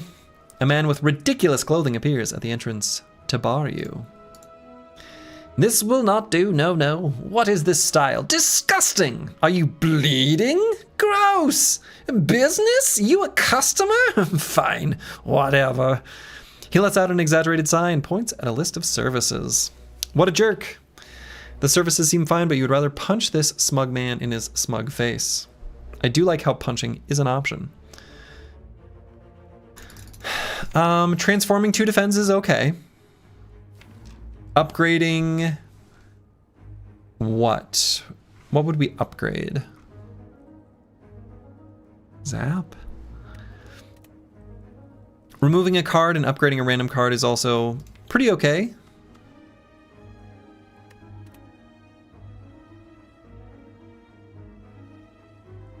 I'm feeling a little bit desperate for what the deck needs, to the point where I'm kind of considering the Transform 2 as the top option. Just get rid of these defends.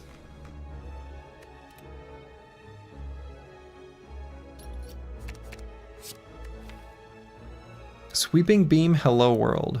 Wasn't quite it. We will not be adding 5 bites to the deck.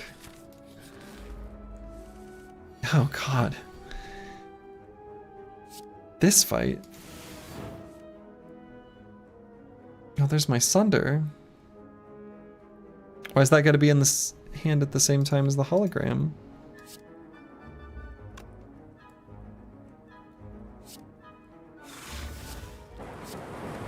This is not good. This is not good. Cultist plus Chosen. Oh, this is so bad. Playing board games Slay the Spire while watching video games Slay the Spire, so I'm definitely not addicted. No, definitely not. That doesn't sound like an addiction. That just sounds like you're having a good time. Boy, Echo Form Defrag? What's the play here? Echo Form Hello World? Hello World helping deal with the Hex? Echo Form Hello World puts us at not a comfortable hit point value. 2 genetic algorithms in the draw pile, though. Almost feel like it is genetic, or excuse me, Echo Form Hello World. That's so bad, though. Also, you have no idea why in the board game the Maw is the hardest enemy. Make sense. It makes about as much sense as Cultist Chosen, or honestly, even worse than this fight in Act 2 hallway fights is the Avocado plus Little rodent guy. Fungi beast, is that what they're called? Make that make sense. I'm leaning towards Echo Form. Hello World. I hate not playing the Defrag Plus.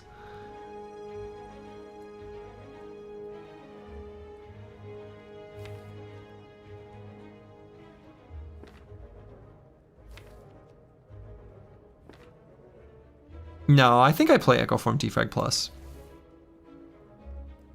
I think with the Doom and Gloom and Bullseye still available, I think that might be better. We'll see. Good God.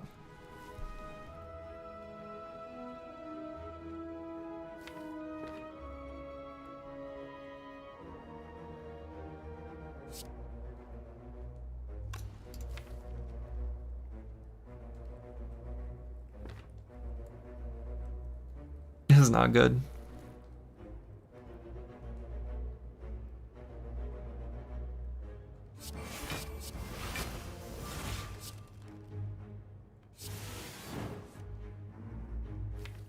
Okay, we can at least put a... Yeah. Wanted to be able to play that Bullseye, but... Still not good. Still not good. Have no damage in play.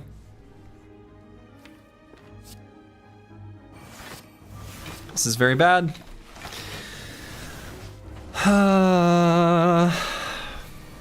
This cultist is getting huge. Dead, question mark? No. Can kill this guy. 20 plus, no. Can't. 20 plus 12.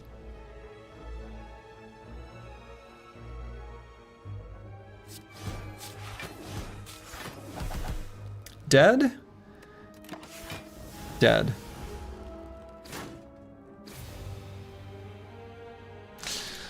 Wow. You know, this screen tells a story. Most of the story is told right up here in the top left. Cracked core, Dreamcatcher, odd mushroom, astrolabe. You look at that and you say to yourself, wait a minute. This defect didn't fight a single elite. Looks to me like this defect picked up the Dreamcatcher from the treasure, got the odd mushroom from the event, and then picked up the astrolabe from fighting the final one, you know, Act 1 boss. Why are they fighting these birds? That defect is doomed. And you know what? It's true. It was a defect. It was a defect. A familiar feeling, game teasing too much. I know, right? Right? All right, let's do another. Let's do one more. The Watcher. We'll do one of each. One of each.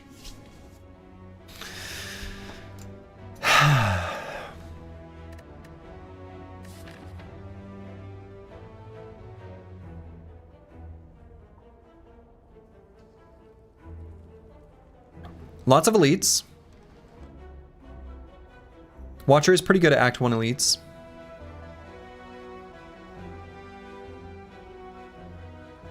Pretty good for fighting Slime Boss too.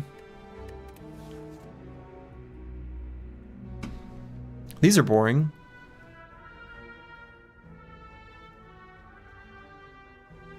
Really boring Meow bonuses. Choose a colorless card to obtain. It's like fine. Max HP plus 6 is boring. Max HP plus 12 for 18 damage. Whatever. Lose your starting relic.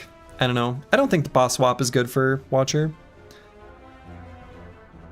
Unless you transform into the holy water from pure water. That's pretty sweet. But otherwise, pure water is just so good. Might just choose a colorless card. Dark Shackles. Dark Shackles is pretty good because even when you're in Eruption, you can still decrease an enemy's damage pretty substantially. So I guess that's the play. Honestly, Swift Strike's not terrible. Redo? Nah, I think I'm pretty happy with the Dark Shackles being added to the deck. So can start out going here. Probably not bother going to the shop. Unlikely. Probably just go up this way. Might not be able to fight like a ton of elites, but there are at least campfires sprinkled between them, so maybe can.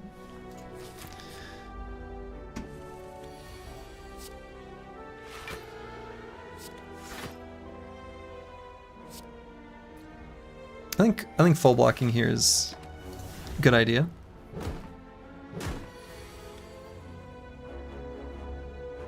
Alright, so this is what I'm talking about. We can do this and this. Look at that. Look at that. Dark Shackled. Take one. Just Lucky's a cute card. Just Lucky is, you know, I feel like, here's the deal. There are players who just like a card more than it is good, and we accept that. We just have an affinity towards a certain card. For me, inexplicably, it's Just Lucky. I like this card. I don't think it's bad. Like, don't get me wrong, I'm not saying that I think it's a bad card, but it's like it's not that good. I just like it. I just like it. It does a little bit of everything. And you know what? I like that early on. It's flexible. I appreciate the flexibility the card offers.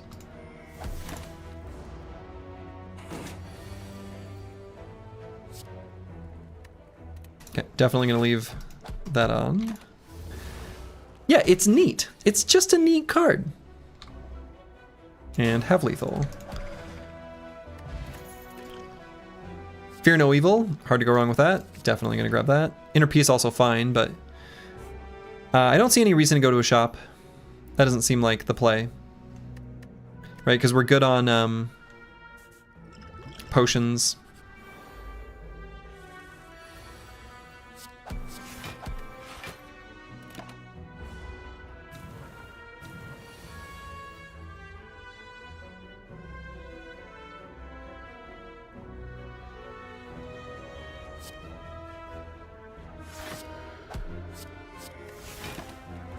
Okay.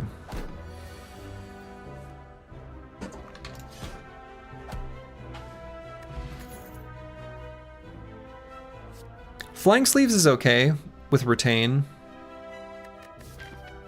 Can help with the Act 1 elites a good amount.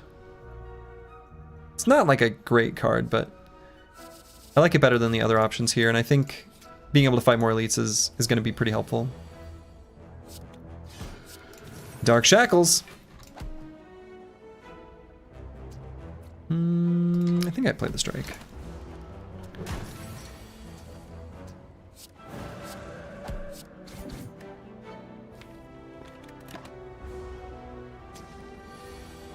Okay.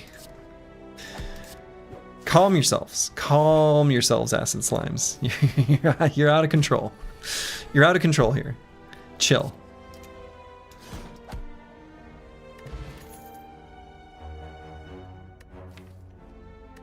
Worth adding any of these. Deceive Reality is pretty alright. Pretty good for Lagavulin. It's not like a great card, but pretty good for Lagavul.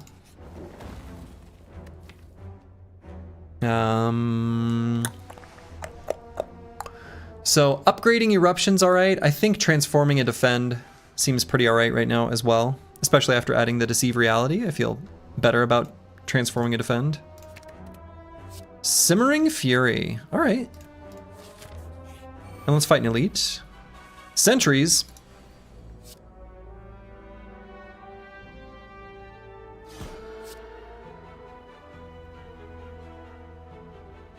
Okay, we'll leave that one there. And full block? Or take 3 to do 6? I think full block. Might be wrong. Might be wrong. Disappointed that the Eruption was in hand here.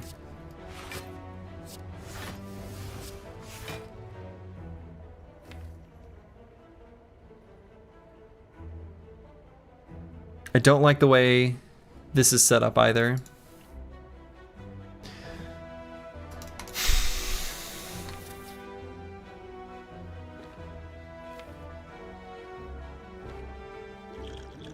May end up using some potions.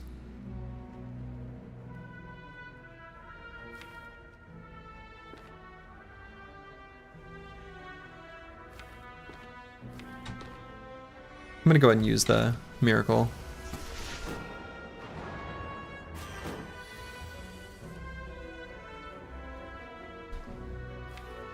See, like, I really don't want to use the Simmering Fury here because it could be so bad for next turn. So I kind of feel like I can't. But also really need to get one of these sentries dead. Can use a potion, right? Have 14 damage here. Then I can't play the Vigilance. Makes it possible to play the Simmering... I don't like that at all. Might just play Strike and do both Explosive Pot and Fire Pot. That feels really bad. But the Sentry fight has gone weirdly terrible. And I think I just have to accept that that's what happened. Yeah, because we will be taking another elite fight. Enough damage to be lethal. 12 plus 16 plus 9. It's 37. Do have lethal. Could take 20 next turn.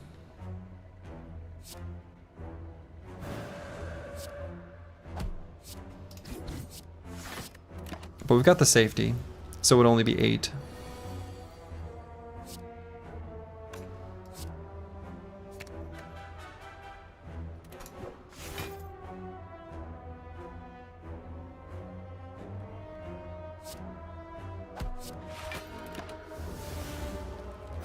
Alright. Never punished. Simmering Fury. It won't proc, but I'm ready. Ragnarok. Sure. It's a big damage card. It basically says keyword, do a lot of damage. Might be worth upgrading. I think alongside Simmering Fury, Ragnarok feels like the card to upgrade. Given that the next fight will be either Gremlin Knob or Lagavulin, doing just a big old attack, hopefully for 72 damage.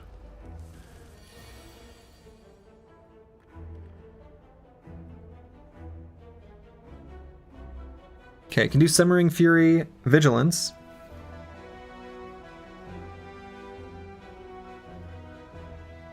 Start the next turn drawing a lot of cards and having a lot of energy. Probably better than just the 9 damage from Eruption. And might even play the Miracle just for Ink Bottle. No, because we might just kill him next turn. This coming turn. We won't, but the spirit was there.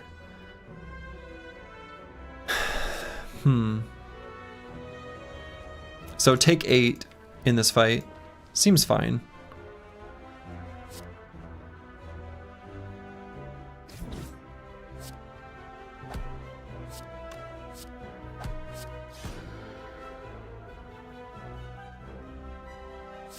Actually, I guess I don't even have to take that much. No. No. No. Ink Bottle, no. Oh no. Oh no. Oh no. I should have thought that through all the way.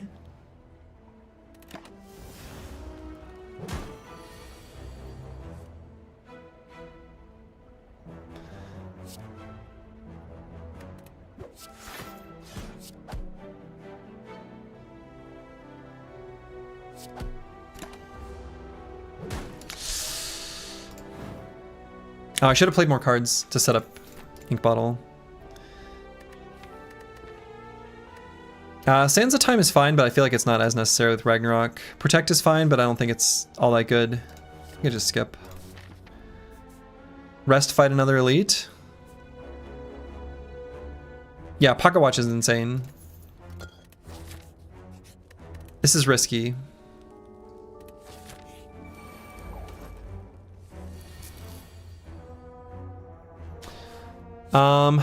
Ragnarok, Miracle, Defend. Pocket Watch gonna draw us a bunch of cards. Pocket Watch is just so good.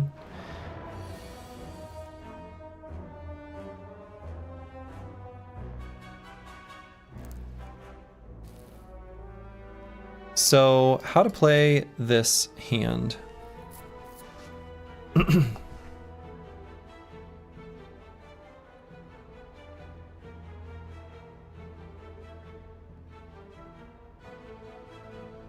Have the option of only playing 3 cards.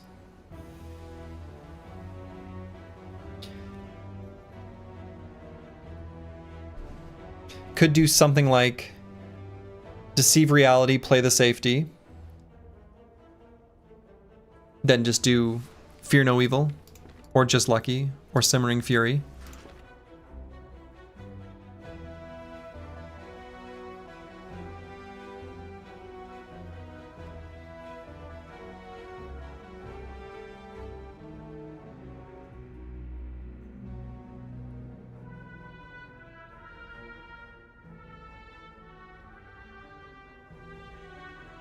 Seems reasonably likely that if full blocking on this turn and playing a Simmering Fury, that the potential is there to kill all before they get a chance to attack because of Pocket Watch. Right? Draw 10, then draw 8. So Deceive Reality, Safety, Simmering Fury. Have enough damage in hand to kill this one.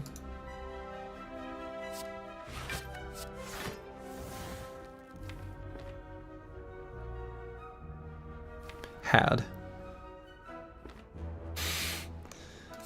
Still gonna do it. Draw 10 is pretty good.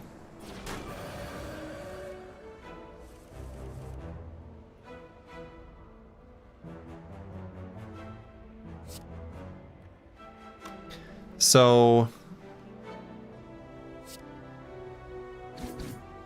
kill here. Hopefully don't get the absolute worst draw in the world.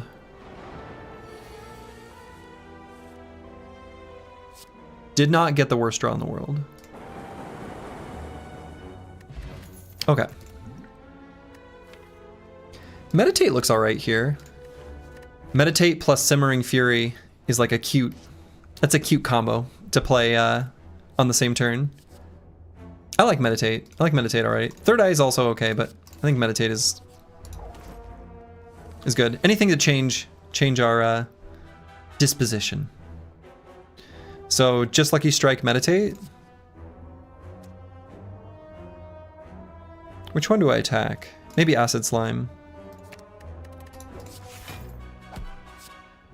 And let's put a Just Lucky in our hand. Gonna draw a bunch of cards, including Eruption.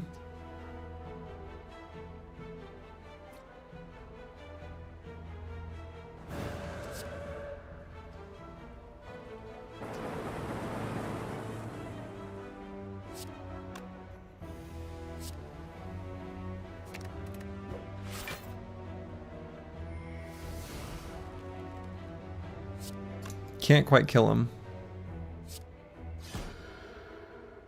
Take 3 is okay.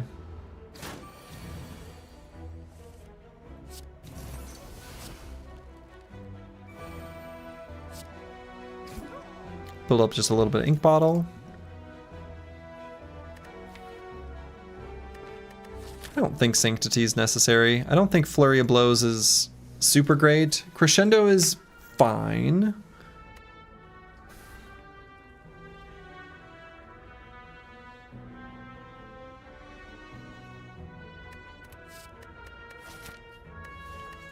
Crescendo might be handy to add to the deck for Slime Boss specifically.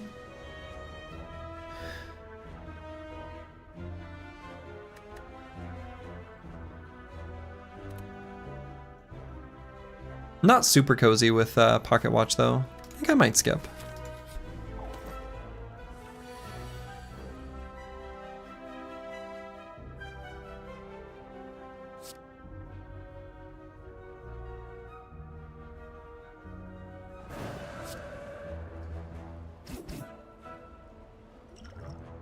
Might have needed to do the Strength Pot, we'll see. Nope. Pretty good. Liquid Memories instead of Liquid Bronze. Actually really... Or Liquid Thorns. Actually pretty good. Masterality. What a stupid card. Just Lucky. What a beautiful card. I'd even take a second coin.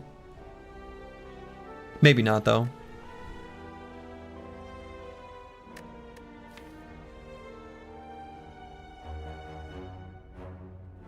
Goes well with fasting.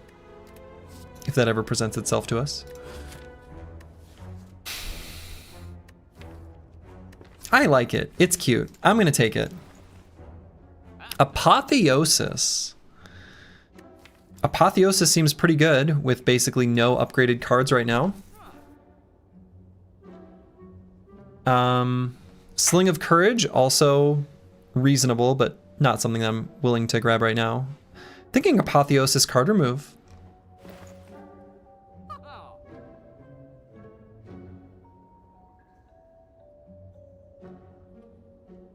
Apotheosis is especially nice on Watcher because you can upgrade the Miracle.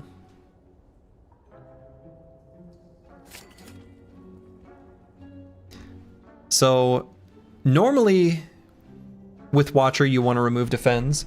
I feel like with Pocket Watch I'm a little more inclined to mix that up and remove strikes. The idea is on some turns you might do something like Dark Shackles, Vigilance, Defend, right? You might have like a setup turn or like Defend, Simmering Fury. And the Defends are often going to be part of those plays where you play fewer with Pocket Watch and also the Art of War. I think because of Pocket Watch and Art of War, I think I'd rather remove a strike. Honorable mention here for grabbing Consecrate, but I think keeping things nice and thin is good. So maybe safest play here is to just upgrade.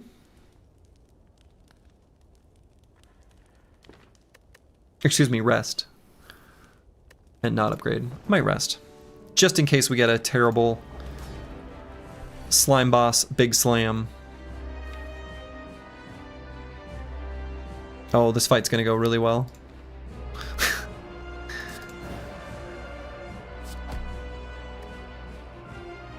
Oh, I should have done Fear No Evil, not Strike.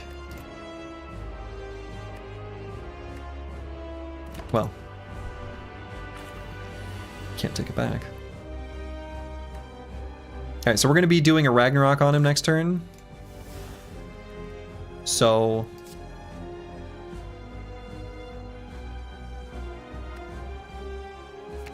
yeah. He's gonna die.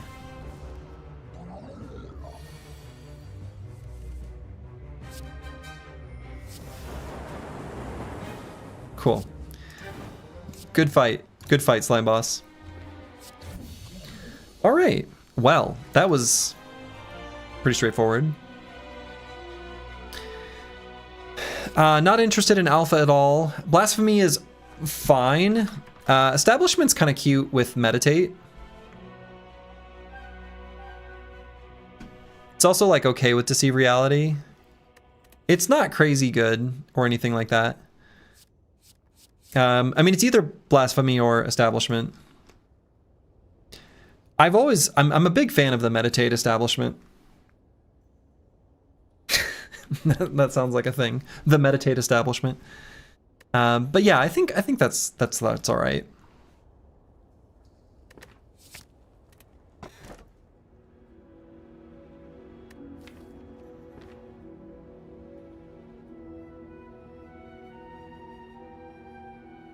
I don't think the deck actually really needs Cursed Key or Energy.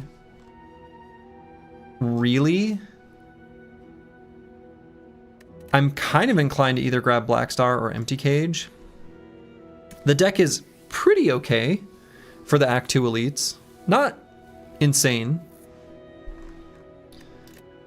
But Black Star is, of course, one of the best sources of just getting your stuff set up. Getting lots of relics. To just have things like Calipers, because, you know, Calipers would be good here.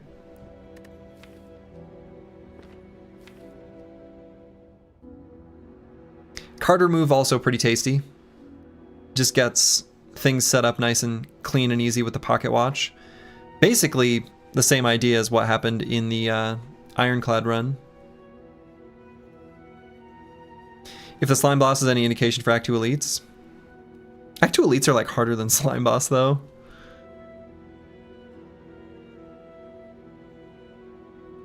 Mostly just because the deck doesn't have AoE.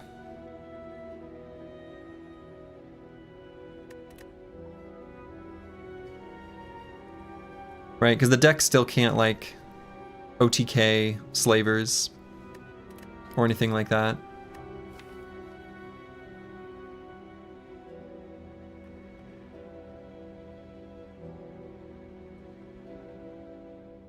I think just doing empty cages is fine.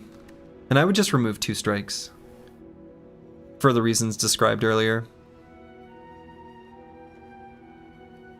Helps us get Apotheosis in play. Helps set up some of the Meditate, Simmering Fury, big Ragnarok explosions just a little cleaner.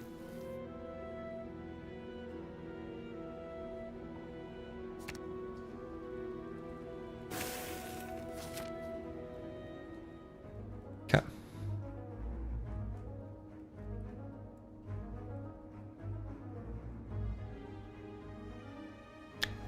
Don't have a ton of money for a shop.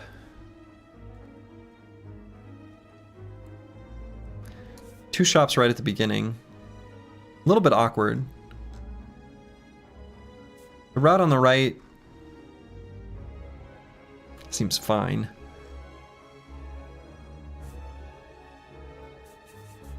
I feel like this is okay. Then decide if we want to do another elite from there. Decide if the deck is strong enough for elites by the end of the act. A lot can change by then.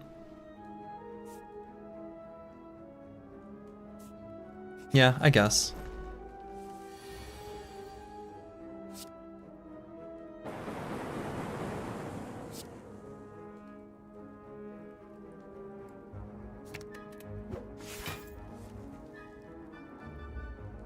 Ooh.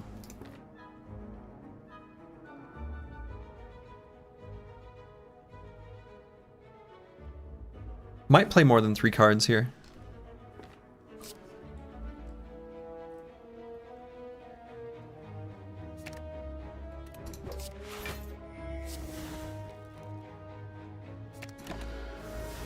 If we get a Source of Wrath, he's dead. Did not. Might die next turn anyway?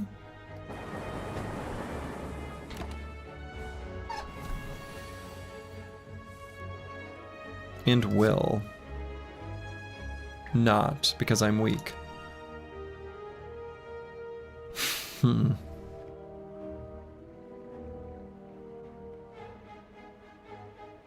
Might do Deceive Reality, plus the extra card, Simmering Fury, draw the Ragnarok. Okay, that should work. Then I'll put the ink bottle on 8. Do I want to put it on 9? May as well.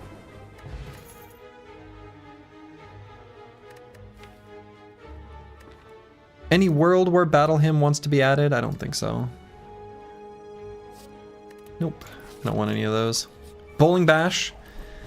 The sound effect is interesting. Damn, Ragnarok in the opening hand, huh? Simmering Fury.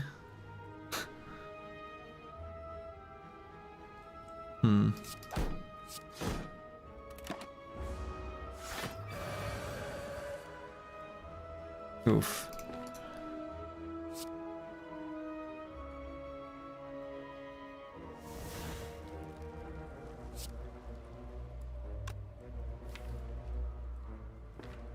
I think it's okay to play more than 3 cards here.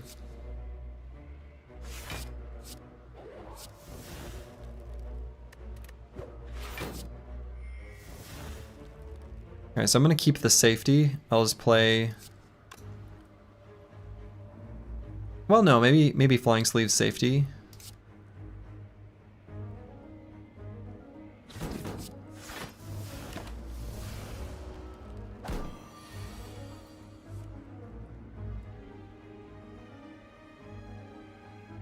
Let's see. Just Lucky will draw us a card. Can draw us defend. Defend. We'll just do vigilance defend. Take a little bit of damage. Just 3.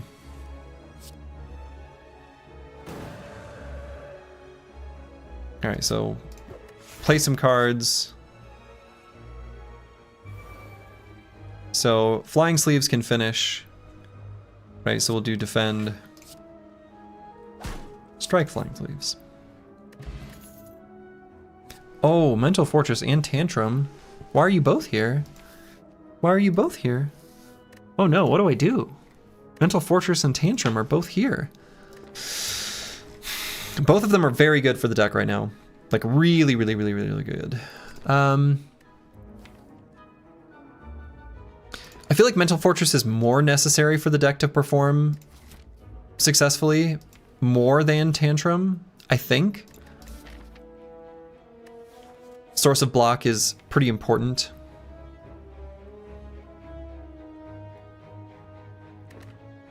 Yeah. Alright, so not a ton of money here in the shop. Panic Button's pretty good card. It's like an excellent card for Watcher specifically.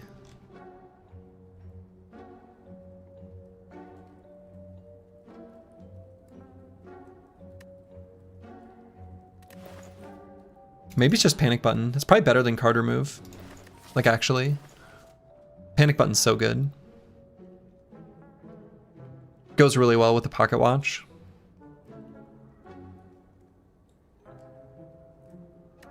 Should make the elite fights much more plausible to do like a bunch of them, to do the chain up there.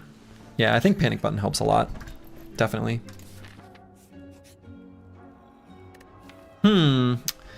Upgrade all strikes and defends. Feeling a lot less exciting right now with 3 defends and 1 strike. I think it's just card remove here. I feel like at this event, 9 times out of 10, the choice is simplicity, but you know, the 10th Doctor is here and just wants to remove a strike. Ritual Dagger. All right. Ka-ka! Ka-ka-ka! Ka-ka-ka! You eye a donation box. Now it might be kind of hard to get kills with it reliably.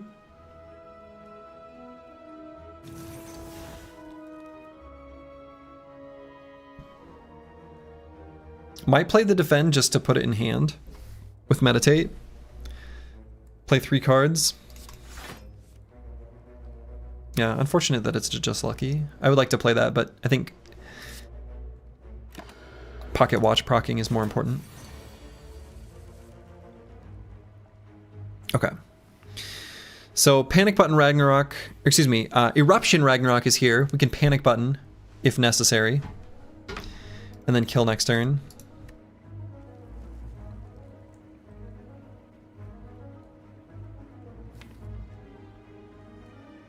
Not going to be able to kill next turn. Would have to use like a Liquid Memories, which would be fine. I'd be totally happy to use a potion here. We got a 60% potion chance. Honestly, if I just do Eruption Ragnarok, Liquid Memories the Ragnarok, that's fine.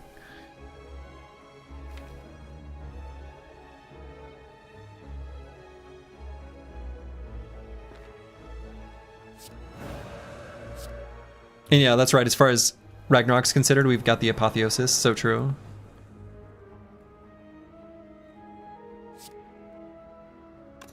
Alright, so let's do the Liquid Memories.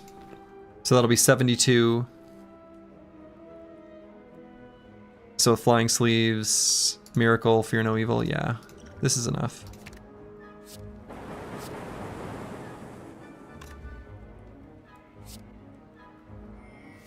So I'm just building up Ink Bottle a little bit.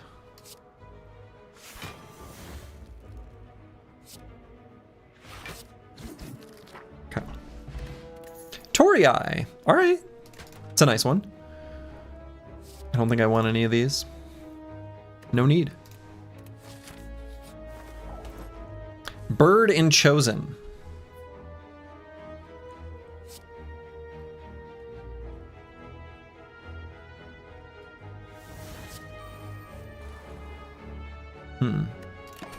Goodbye, Eruption.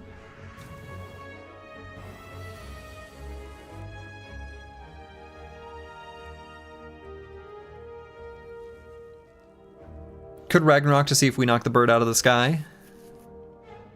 Then followed up with a meditation to put the Ragnarok back in our hands. Ritual Dagger might be getting more damage here. Wow. Well. Could still knock him out of the sky and then not get Pocket Watch proc. That's fine.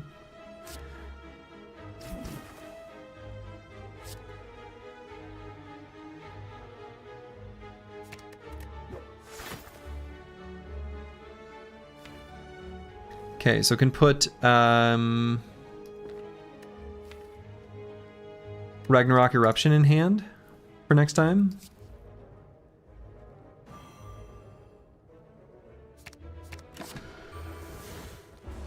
Seems good. So can Ritual Dagger.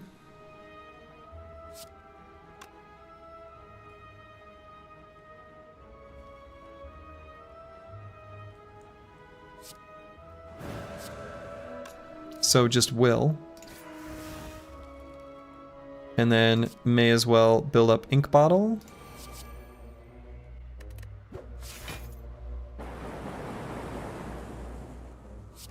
Just kidding. Didn't have lethal.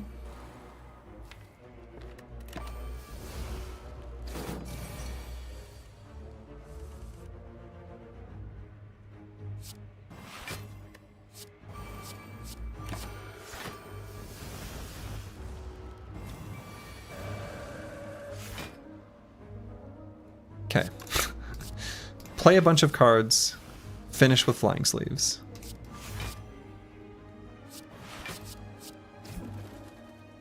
Okay. Any of these worth grabbing? I don't think so. I don't think so. So let's do another elite. The Gremlin Leader. Establishment, Deceive Reality, Simmering Fury. No. Establishment, Simmering Fury, Meditate.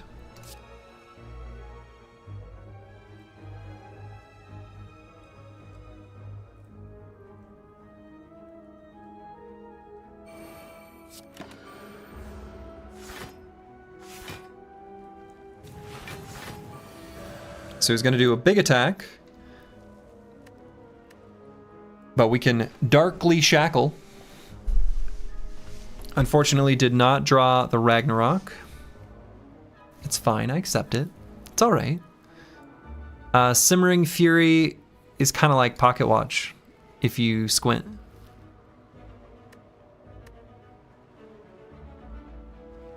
Might just play the Ritual Dagger, just for damage. Make it so that we can just kill with Ragnarok next turn. Blessed Beta Art Enjoyer. Thank you, Cruiser Complex. I'm a selective Beta Art Enjoyer. There are certain cards where the Beta Art just speaks to me. And in those cases, I make sure to enjoy. I think I'm just going to ignore the Shield Gremlins. That might be incorrect.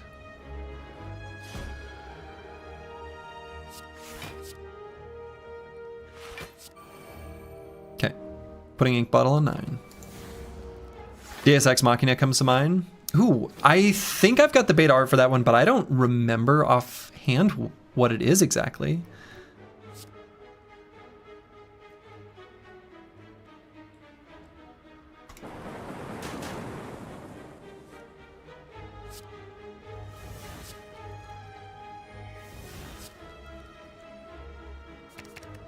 Okay, let's just find more attacks. Actually, those will work. And we got there. Timekeeper getting hit by bus. Okay, okay. Yeah, I've got a handful of beta arts that I just really enjoy. Fewer on Watcher. Other than Simmering Fury here. I mean, that's obviously better. Birds cooking an egg on the Watcher. You love to see it. I feel like a bunch of the silent ones, silent in particular. I don't feel like deck needs Will Kick, even if it's upgraded. I think we just want to keep things lean and mean with the Pocket Watch Ink Bottle. I'm also starting to wonder if Ink Bottle on 6 is legit better for the deck than Ink Bottle on 9. Colorless Pot instead of Artifact? I guess. Eternal Feather. Sure. A lot of Watchers are meta / memes. Yeah, I suppose they'd be like later in development, right? So...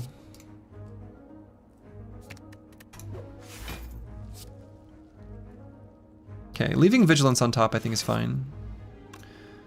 And maybe I want more energy with Art of War. Maybe I don't play the Fear No Evil. Maybe just to defend to prime Ink Bottle.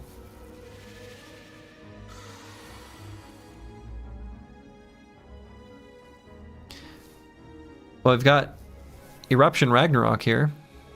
So that seems good. So I kind of like that this isn't lethal. We've got a Ritual Dagger here after all.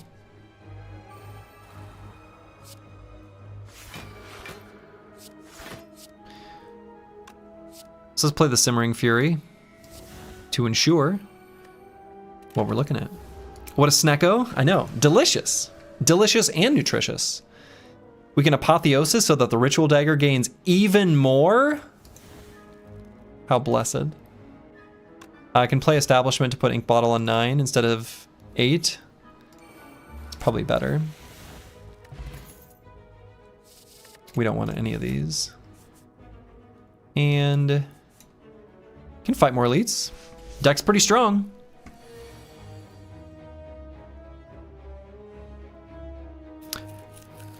I suppose gonna play more than 3 cards here, which is totally fine. So we've got a 50 damage Ritual Dagger. So we'll go ahead and do that on this little tiny puny Slaver at the end here. We're gonna play Panic Button and Meditate. Okay, just to defend.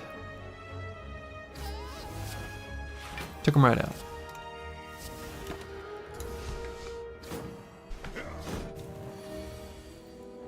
All right, Eruption Ragnarok. And again, I think Ink Bottle on 6 is like low-key actually better.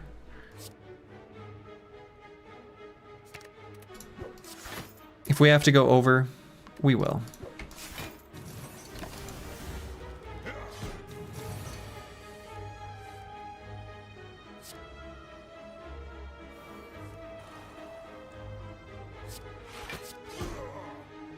Okay. Stance Potion. Stance Potion is a bailout technique, better than Colorless Pot. So I don't think I care about any of these. Spirit Shield is like all right. I think with the Pocket Watch shenanigans, it's firmly in the okay territory.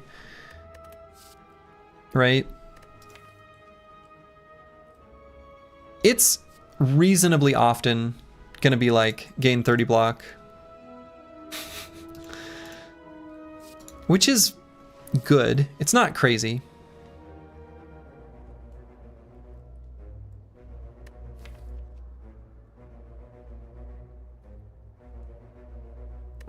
I think it's worth grabbing. I think it's worth adding.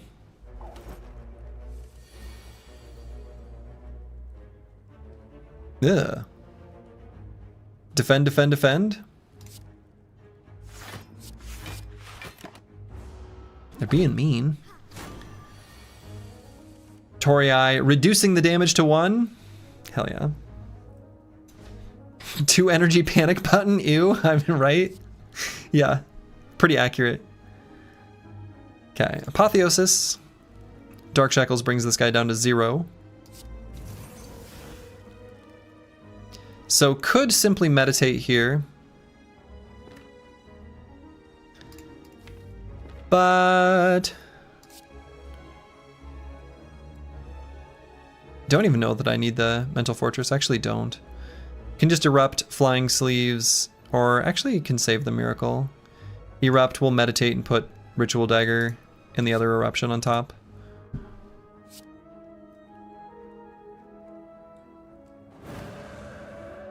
So actually, I guess I will do this. Ooh. Let's do this one, and let's put the Ragnarok.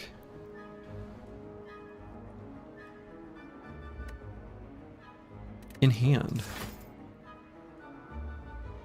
Those ones can stay. So we're gonna grab Ritual Dagger for sure, and Ragnarok.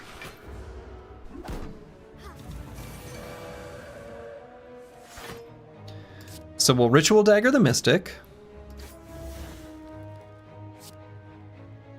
And then put Ink Bottle on 6. Dagger, dagger, dagger. I know, I love it. Fasting. Fasting, not bad here. Deck would only... The only problem with fasting is deck has no extra energy other than Art of War and the Miracle, of course. Maybe doesn't need it. But fasting does make our explosions with Ragnarok substantially more effective. The Just Luckies become good all on their own.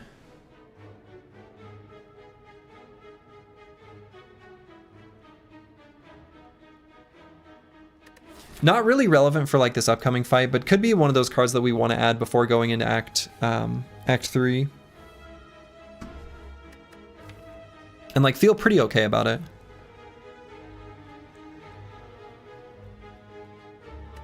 Yeah, I think so. I think it's all right. All right, so certainly going to upgrade something. And what is that something?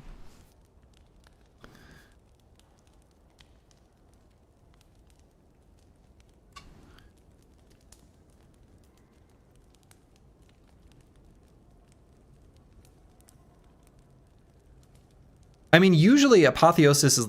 When Apotheosis is in my deck, it is usually an upgrade for Apotheosis.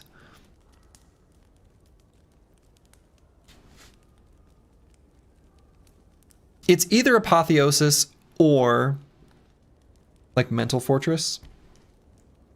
You know, some of the powers that might get played before anything else. Shackles? Shackles is a pretty good choice too, right? Basically, I'm thinking like, once Apotheosis is in play, we're golden. So even though I think when Apotheosis is in my deck, usually the play is to upgrade Apotheosis. Here I am kind of leaning towards like something like Dark Shackles or Mental Fortress. Something that's one of those like one-time things that you really need it when you need it.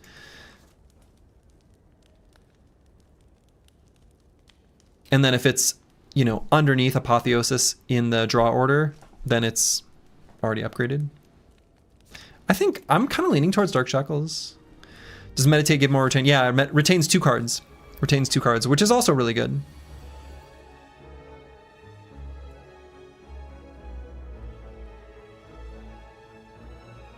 Okay.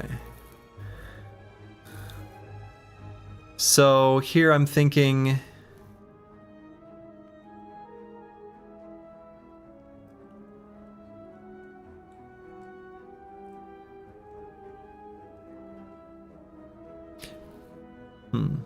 Want to play just 3 cards. Probably not play the Just Lucky, so that we can get more energy with Art of War. You've used some beta art so long you don't recognize the cards. I know, I realize. You know, and that was one of those things that I called out in my... when I was streaming yesterday, some Slay the Spire. I was like, you know, some of these cards, if you don't play with the beta art, you're going to be like, what the hell is that?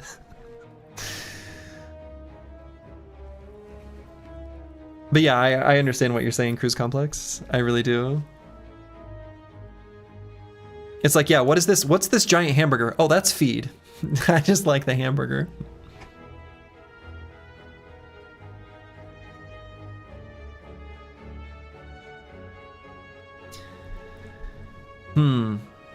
Yeah, I might just do Deceive Reality, play the safety, meditate.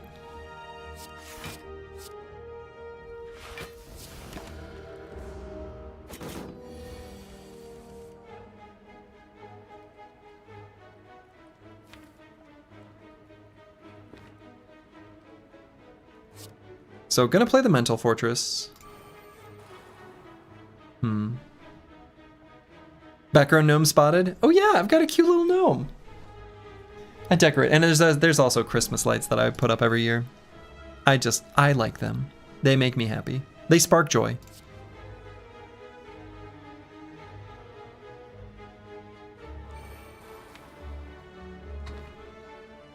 Okay, and I think I just play Dark Shackles, end turn. Drawing all my cards.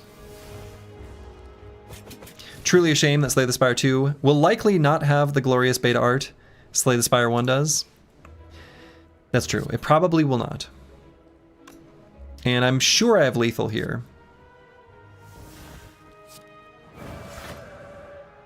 There's no way that lethal is not had in hand right now. So Ink Bottle on 6 is already a foregone conclusion. Can put it on 9 instead.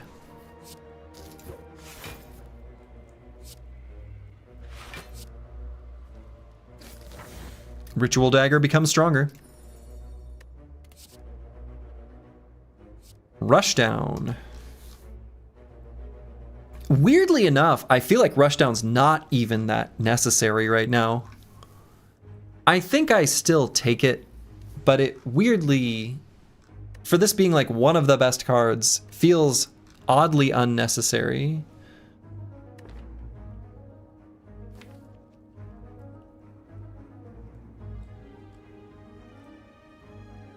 It does feel slow.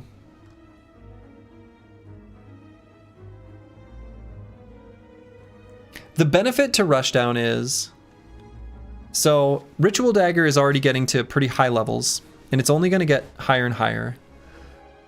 So I'm kind of thinking, okay, if we're able to pump up Ritual Dagger throughout Act 3, it's just going to be the tool to take out the end game bosses of Act 3. So I'm kind of thinking, what are the things I want to make sure are in place for the heart? Are those tools in place? Dark Shackles is certainly among them. And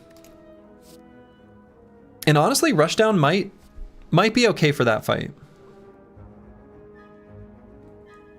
Rushdown is good as when you have a million energy and no draw. I mean, I think it's also pretty good when you've got like Fear No Evil. Fear No Evil and like Eruption and stuff like that. It's pretty good with Tantrum as well. I think it is just barely worth adding to the deck. It does slow it down, but I don't think I'm too worried about what's happening now. I'm more thinking Rushdown could be a tool for, honestly, for like Act 4, even though we're still in Act 2. Yeah, Bronze Automaton is just like, pfft, whatever. And here, I don't know, we can upgrade Apotheosis.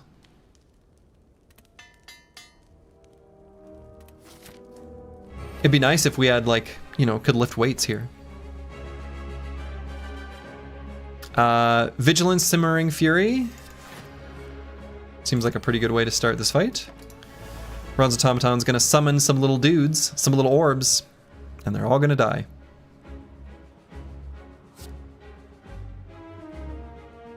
So gonna play more than 3 cards on this turn.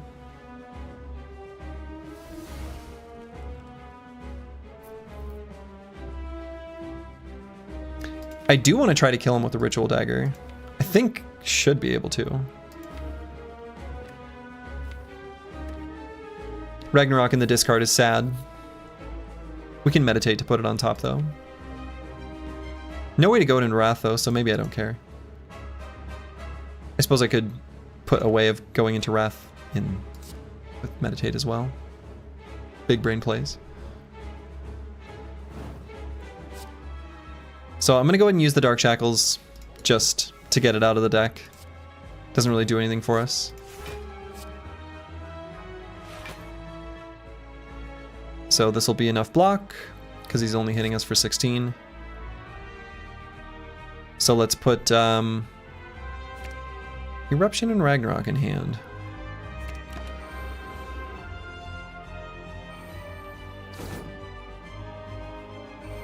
He took my panic button. And probably play more than 3 cards here too. And in fact, I'm going to play the Miracle just to get the rush down to play. I guess it puts the Ragnarok in the discard.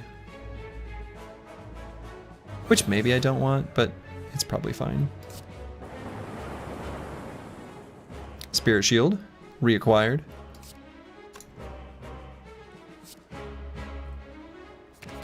Let's get rid of those ones.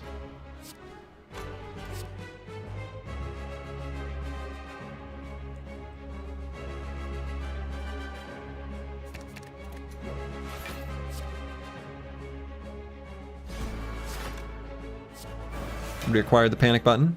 Okay, and can go into Vigilance.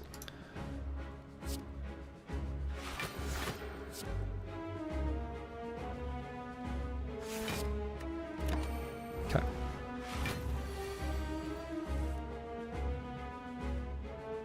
Alright, have Simmering Fury for next turn. Can play Fasting Plus. Seems pretty alright.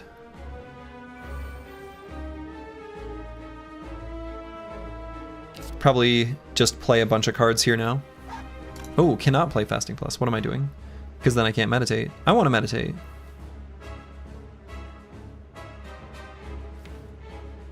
Or do I? Maybe I don't care. I guess I don't care. Nah, fasting. So let's drop those.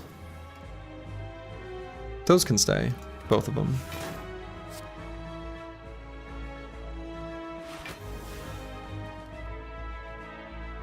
And I'll leave the Flying Sleeves.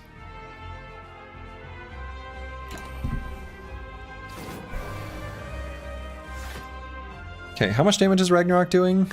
A lot! Let's see, so it's gonna do 120. Which I guess isn't like... It's not insane amounts of damage, like actually. It's a lot, but it's not crazy crazy. I don't think I have lethal, right? 40 plus 26, well, let's check. So 40 plus 26 plus, let's see, and have enough energy, right? Yeah. 30 plus 84 is 180. Oh my goodness, Watcher math strikes again. He's dead.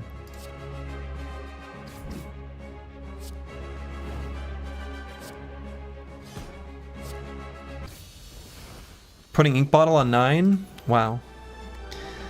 Distilled Chaos.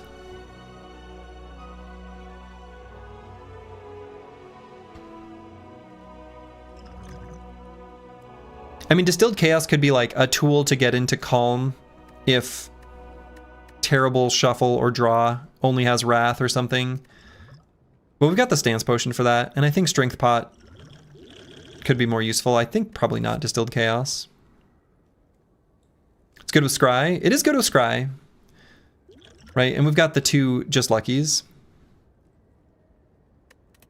Yeah, r/ they did the math. Yeah, I did do the math. Sometimes, especially with Watcher, you got to do the math. And with Watcher, the answer is often, yeah, it was enough. Vault, right? Vault's so good with Pocket Watch.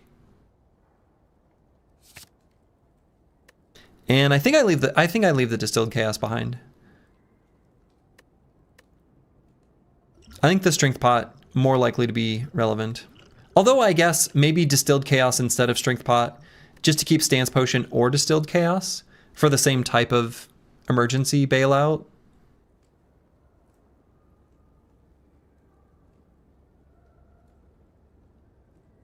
Time walk, best walk. Time walk for Tim. Play it on his turn 12.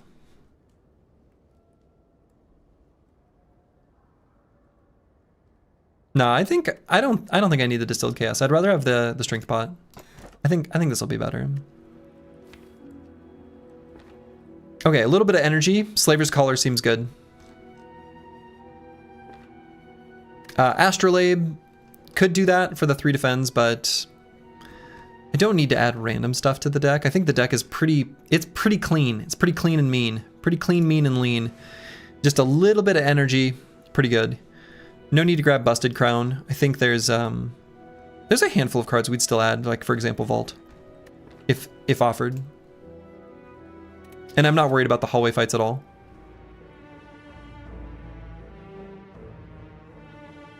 All right, so I have to fight Burning Elite.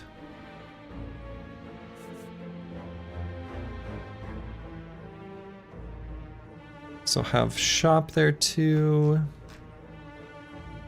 So if I want to optimize number of elites fought, which I think I do, could go to early shop. 292 is like acceptable. Acceptable amount. Could also skip these, do hallway fights just to pump up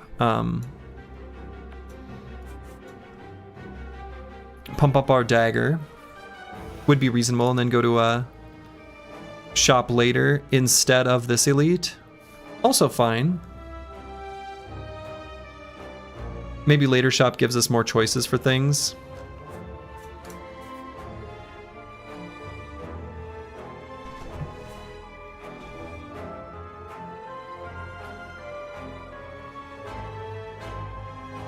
Yeah, later shop seems better. I mean, 292 is already a lot, but it is unlikely that after this shop I would want to go to this one.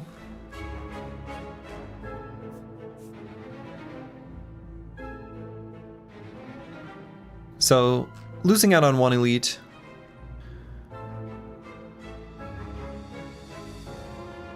Still seems fine.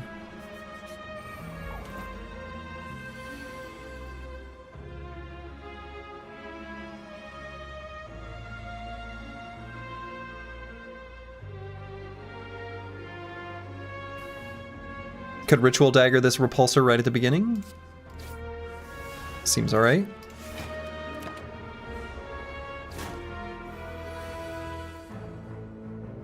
And the hand fills with cards. Let's see.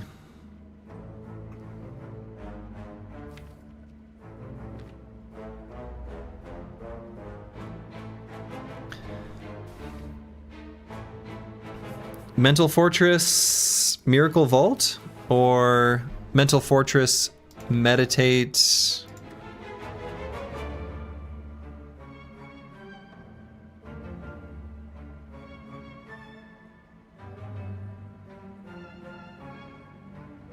Yeah, Mental Fortress Meditate, I think is totally fine.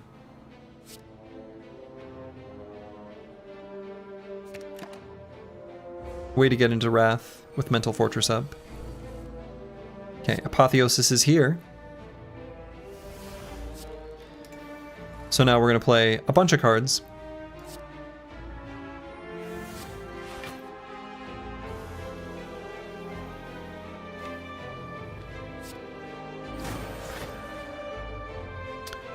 We'll play the Fasting. I think that's correct.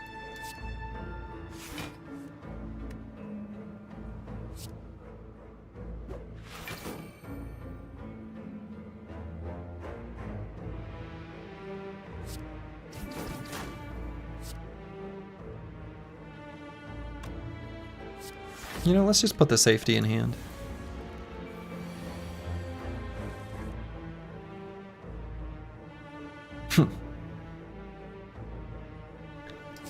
Spirit Shield, then end turn.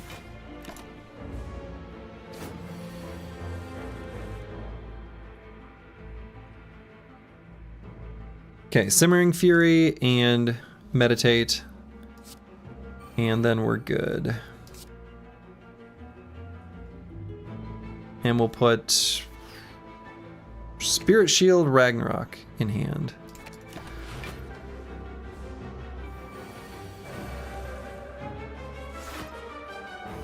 So we'll Spirit Shield. Then Ragnarok. Don't need any of these. Skip. Oh, Ritual Dagger. No, I already played it. Have lethal in our first hand?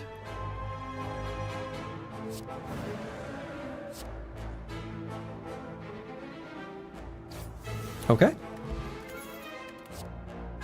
Opening hand lethal, pretty good. Evaluate Plus is like kind of cute. Not gonna take it, but it's like cute.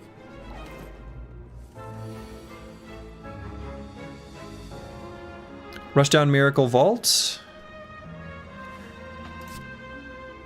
Seems like an okay opening.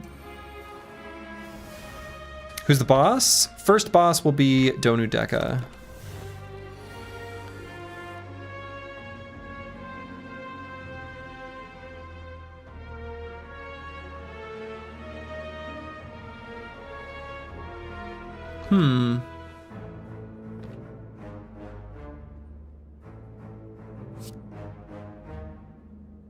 Let's do Mental Fortress Establishment. Deciding whether to play the fasting or not. Probably. Okay, definitely want to use the Ritual Dagger. Did not get the Meditate or Apotheosis. It's a little bit of a feels bad. Simmering Fury, Vigilance, Panic Button. Still seems totally fine. Do I even need to do that? Bottled Chaos Moment? See, I don't think we need to, though. I think this is still a take 0 damage situation.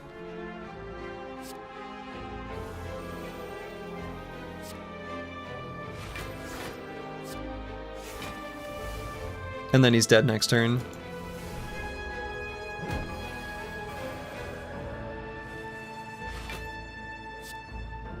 Not dead next turn. Well. There's the Ritual Dagger. Can we draw enough cards to get to it? I suppose not.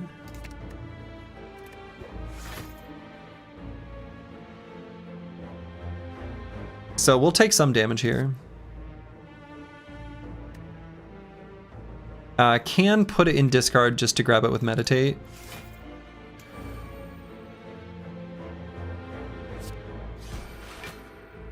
So we'll take a little bit of damage here. He's hitting for 25. Quite a bit.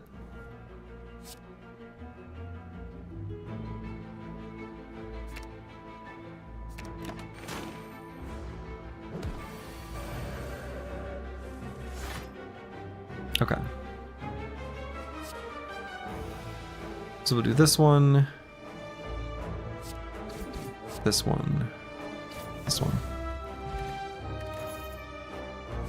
Second Mental Fortress, I think, is acceptable. I think we will add these to the deck pretty happily. Honestly, even Inner Peace, a case could be made for it. I don't think the deck needs or wants Madness.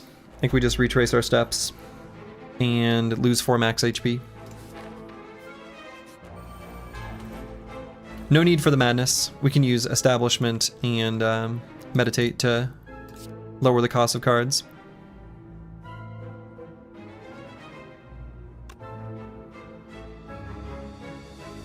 Might play the Deceive Reality and then the Apotheosis to make bigger secondary block.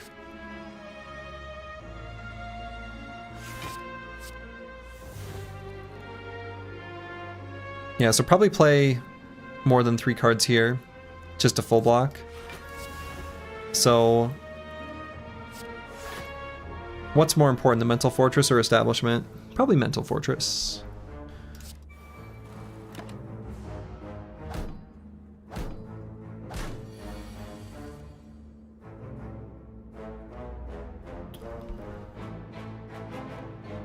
Doesn't upgrade safety create the upgraded card?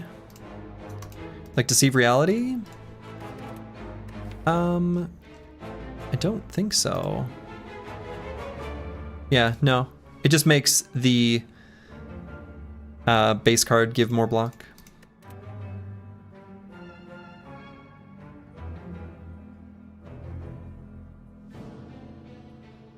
So here I think I'll just vault. I don't even think I played the Just Lucky because of Art of War. I'll hang on to the Dark Shackles as well. Do over. Okay. So another Mental Fortress. And then Vigilance, Meditate.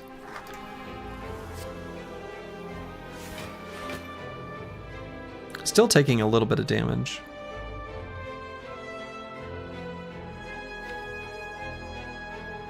This is where all the cards we want to play are.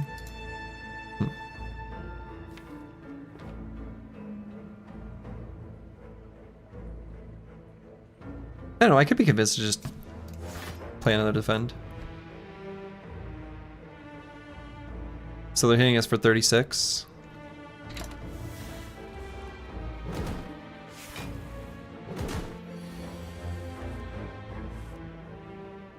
Brutal. They're being mean. Alright, Spirit Shield pretty good here though. Spirit Shield, rush down Simmering Fury, then we'll get the party started. Took a while to get there. Ooh, unless I want a Dark Shackles and then Simmering Fury.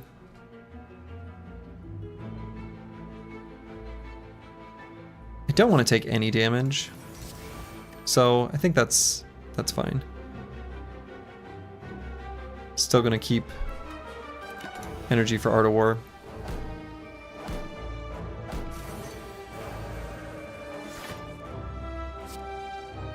Let's see who this hits. Okay.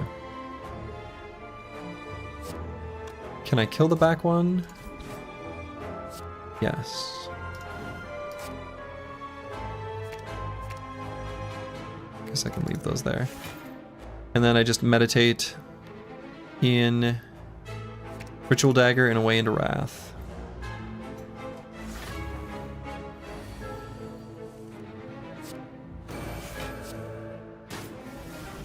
Got him.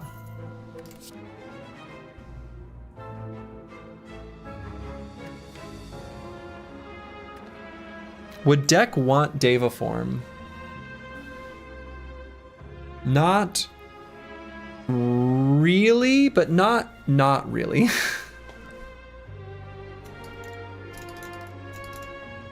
I don't even hate collect, actually.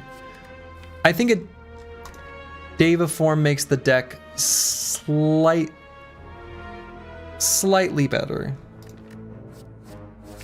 Slightly more comfy.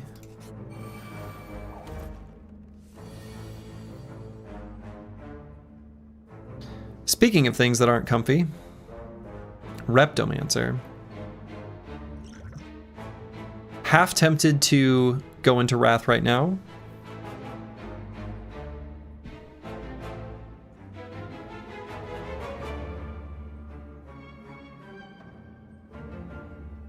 You might need some insights to make Deva scale. No, that's what the Rushdown's for.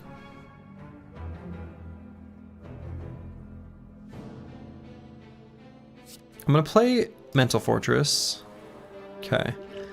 I think I'm gonna go into Wrath and Ragnarok. I'm gonna use the potion now.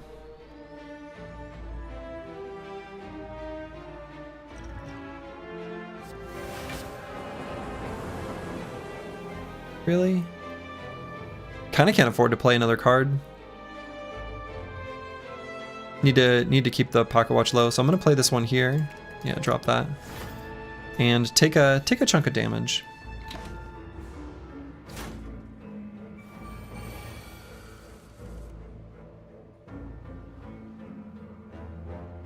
Okay. Simmering Fury Vault will full draw all of these. Ritual Dagger practically has lethal.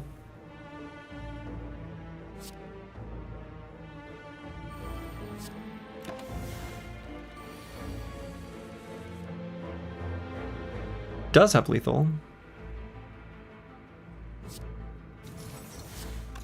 Oh, let's upgrade it. Yeah. Potion Belt, okay. Talk to the Hand. Talk to the Hand could be good for the heart. Not super good, but like a little bit good. Like a baby good. Maybe it's not that good. It's okay with Ragnarok. It's okay with the Just Luckies.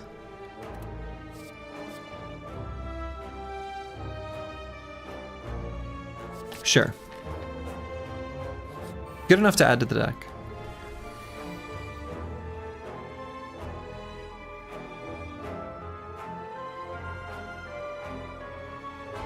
Ooh, this is a little gross. Mental Fortress, Fear No Evil, Defend. We'll end up taking damage. Really want to draw extra cards with Pocket Watch, though.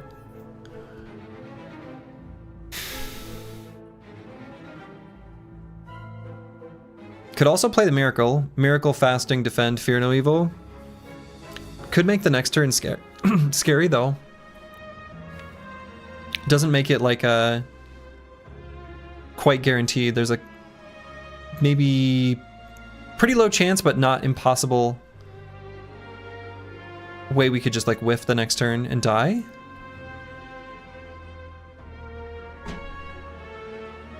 So probably safer to keep it to 3 cards. Ink Bottle on 7 is bad. I could have left it at 6.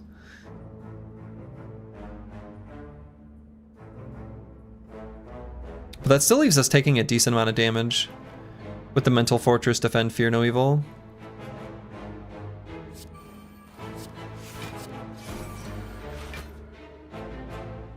Alright, still taking 22.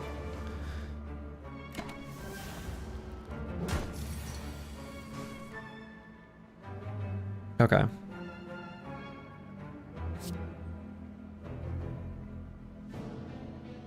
Apotheosis. I think we play multiple cards here. I don't think we need to play the Ragnarok, though. We can actually Dark Shackles, Flying Sleeves, Meditate. Fairly sure that's enough damage. Yeah. So then we can put, like, Eruption, Fear No Evil in hand.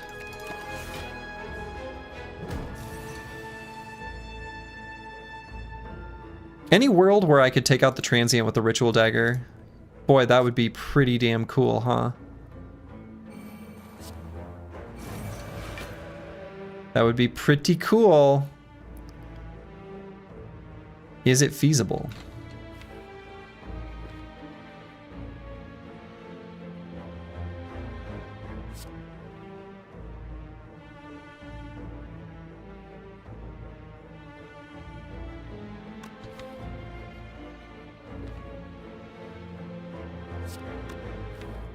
I think I just vault. Draw all of these. I guess there's only 2 attacks in that draw pile, huh?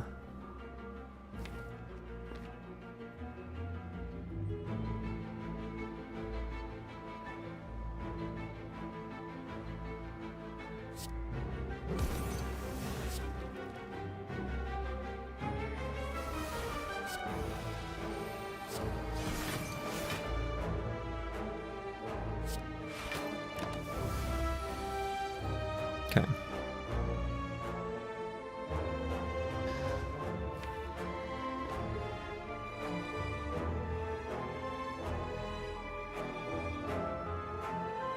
Probably just Spirit Shield. Guess I could play the Deceive Reality. Put the safety there.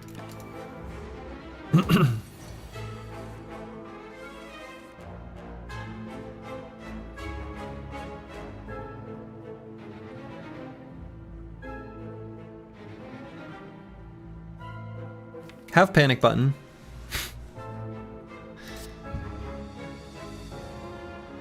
I don't think I'll quite need it.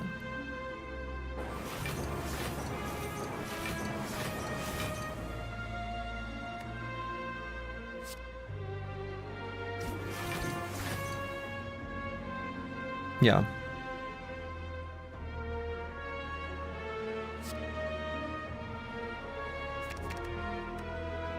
Okay, want to make sure we get Eruption.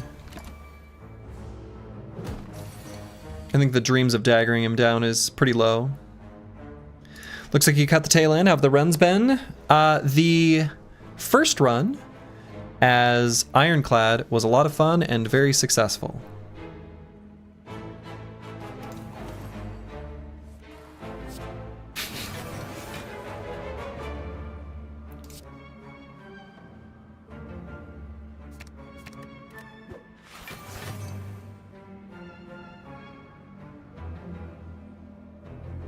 Okay, I think I can do Fear No Evil.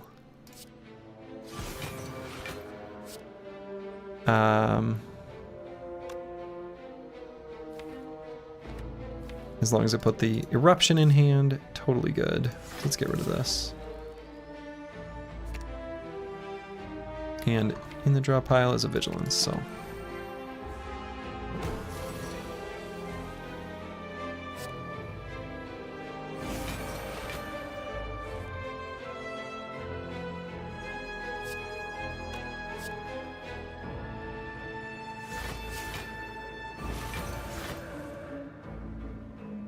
The Dreams of Daggering him down are looking thinner and thinner.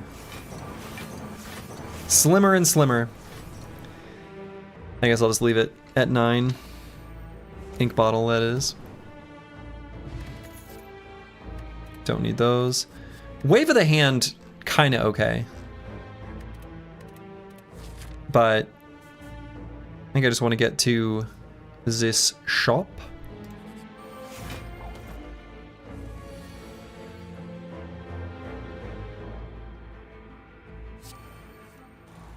Okay, Establishment Miracle Vault looks pretty good.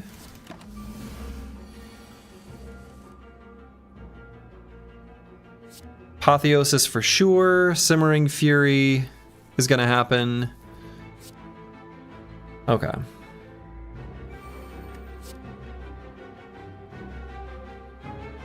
Let's get rid of those, don't need those.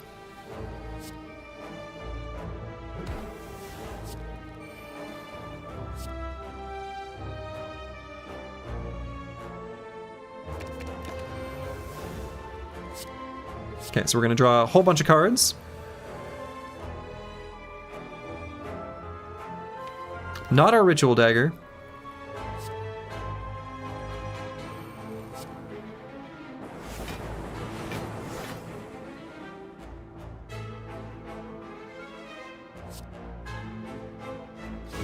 $12 HP in a Dream. No, this is a comfortable 12 HP though.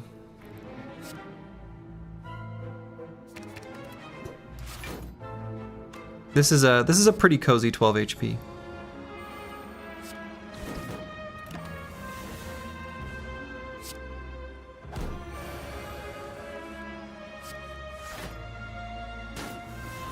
Yeah, one of those, exactly. Yeah, don't let the 12 HP deceive you. Alright, do have to grab Sapphire Key here. Let's spend some of this 414 gold. Orange Pellets, pretty nice for getting rid of Panic Button debuff, for getting rid of Fasting debuff, getting rid of Frail or Weak. Orange Pellets would be good here.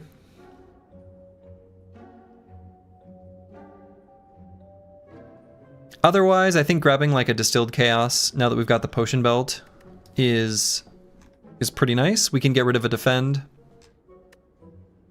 One more way into Wrath would be kind of nice.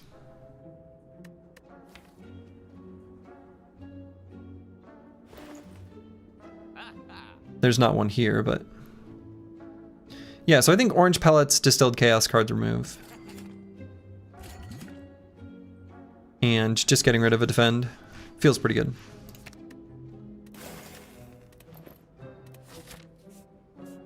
And we'll pass through one of these little campfires and do another elite. We love orange in this house. We do. We absolutely do.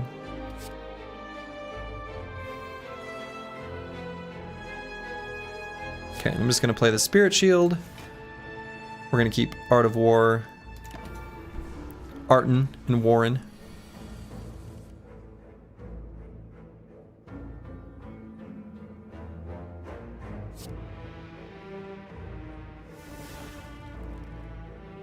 And thinking about playing more than 3 cards, thinking about doing like Mental Fortress, Talk to the Hand, Simmering Fury, Miracle Plus Vault.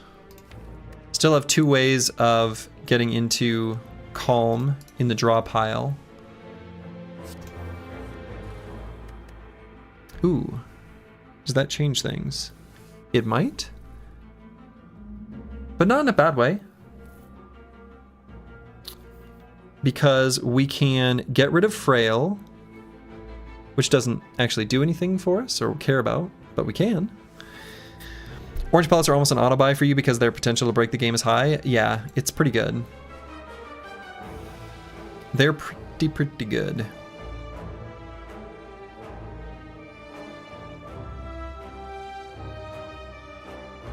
I mean, I can make it so I take 6. I kind of want to play the Meditate is the thing.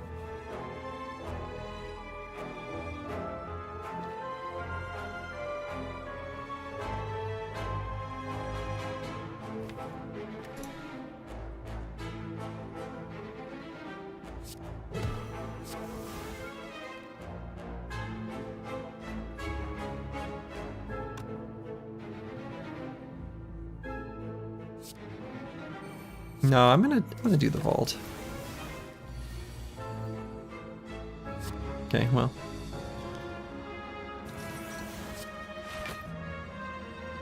Took 6 in the end here anyway.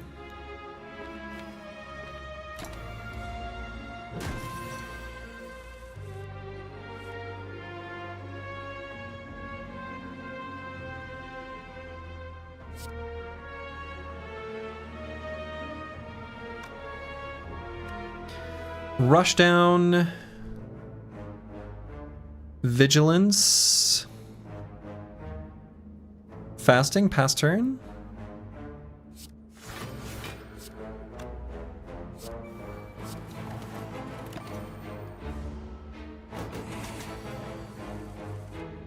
Okay, there we go. Now we can do some stuff. So there's the Ritual Dagger. I have to imagine we have lethal. And do.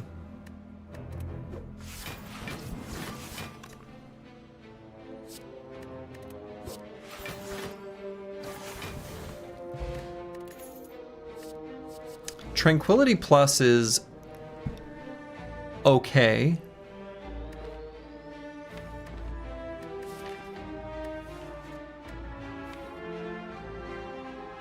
Does it make the deck better?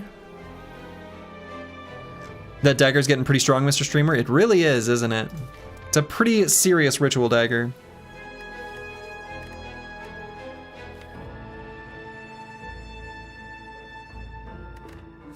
Sure. And I might rest. Might rest here. Nemesis.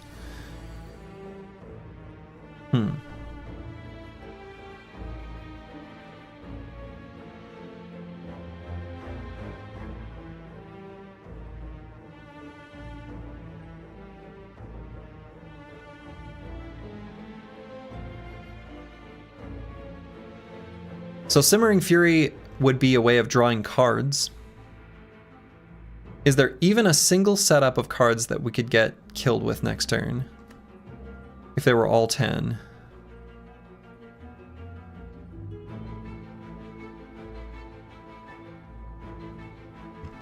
I see an exact set of 10 that could kill us. Of our 22 card draw pile, that one's just simply not happening. So I think I'm going to do Establishment, Simmering Fury, Vigilance. Or 9, I suppose. Yeah. All right, so we're going to do a bunch of cards here. May as well play this one. Ooh, I'd like to play that one. I think I do.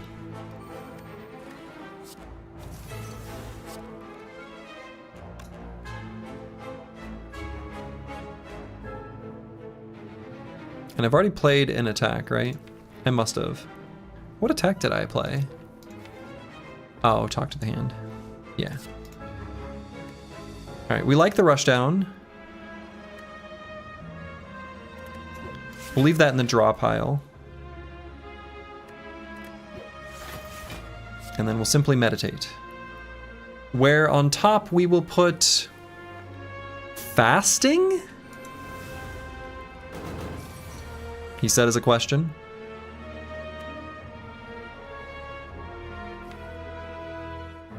Oh.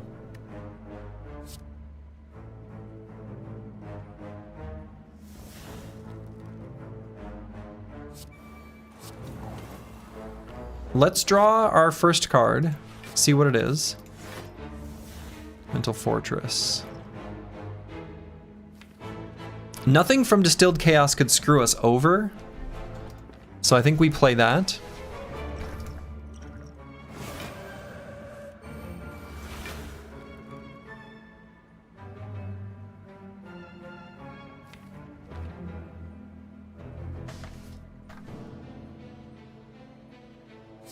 Do we have lethal? Yes. Pretty strong dagger. Pretty strong dagger. Bad Leoin, Influence, thank you for the Prime sub. Smashing through the new YouTube content, great having you back, Make. Well, I'm glad that you are enjoying the new YouTube content, and thank you for the welcome back. Very much appreciated.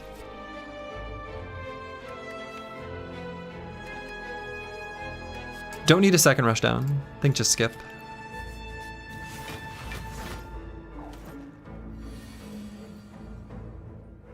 Ugh. Play more than 3 cards here too? I hate playing more than 3 cards. I think I don't. I think I Dark Shackles, Mental Fortress, Vigilance.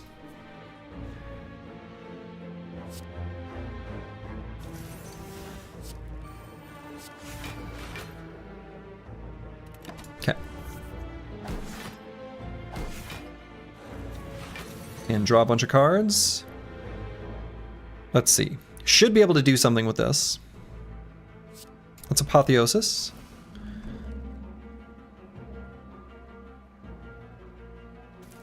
There's a lot going on in this hand, so let's see.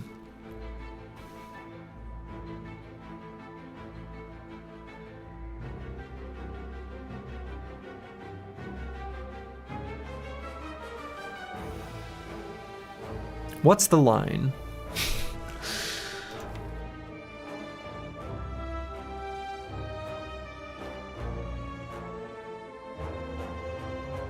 Eruption Ragnarok is like okay. Could just kind of blast through and then panic button at the end, right? So it could do like fasting, Eruption, Ragnarok, could talk to the hand in there. And then vault at the end.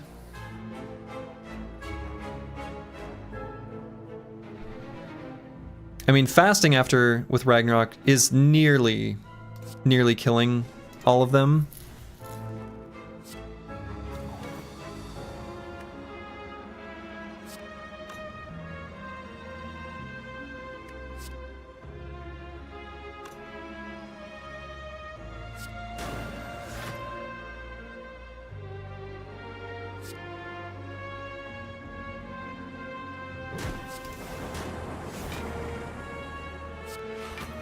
Okay, and then we just Ritual Dagger next turn. A.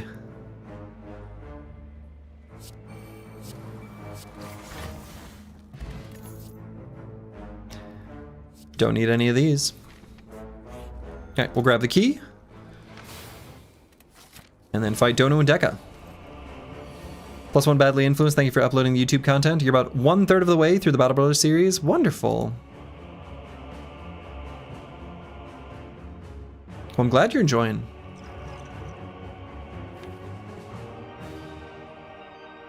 Glad you are enjoying. The win streak series through every origin was a ton of fun.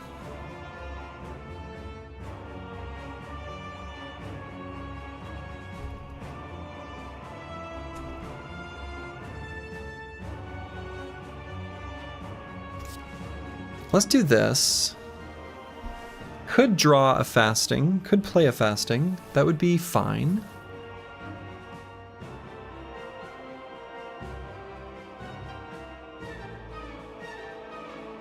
Then fasting, meditate. Take a bunch of damage though.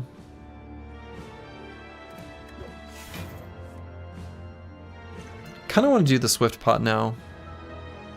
Feels like more damage than is necessary to take. Maybe it's fine. Fasting seems nicer to play post-apo. Yeah, except that it go away because of orange pellets. So I'm like, I mean, I agree, but I'm kind of happy to just play it too. I just don't like taking 21 damage. I have a feeling it will all be fine though.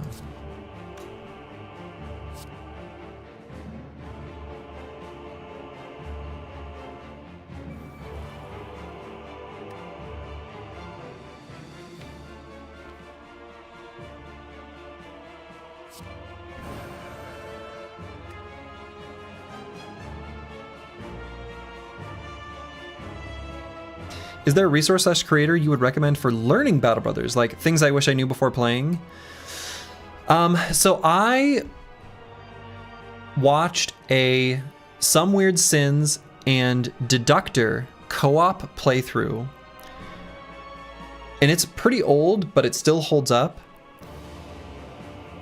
The beautiful thing about that co-op playthrough is that they talk about their decisions a lot together.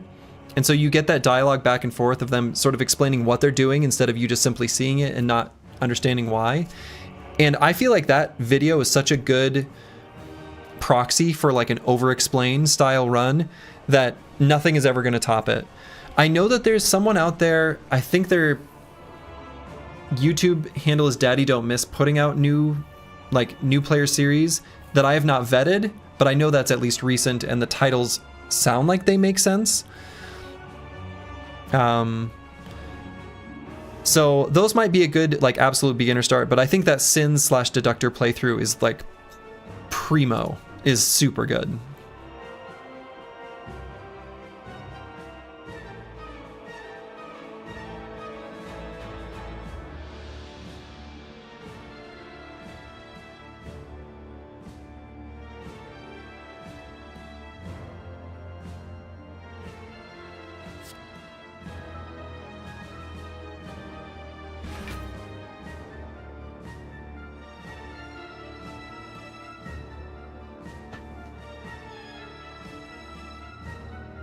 I guess Daviform gonna go away, huh?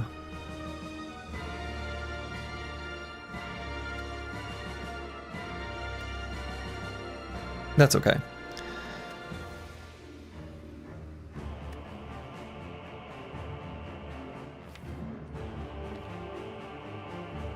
I'm thinking about just doing the Ritual Dagger on Deka. Killing Deka next turn. It doesn't make the Ritual Dagger bigger, which make me sad. But I guess there's not that many attacks in the draw pile either. Still should be okay. Explain the choice to kill Deka first. She's attacking next.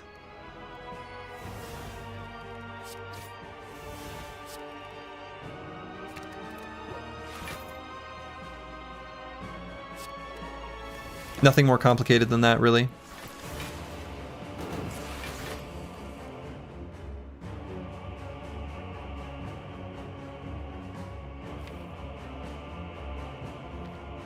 All right, want to draw more cards. I mean, there is, you know, there is reason to kill one over the other, depending on whether you are more harmed by the dazes being put in your deck versus the strength and like plated armor gain. And then, you know, if you have a feed, you obviously have to eat Donu because you want to eat a donut. It's just the right thing to do.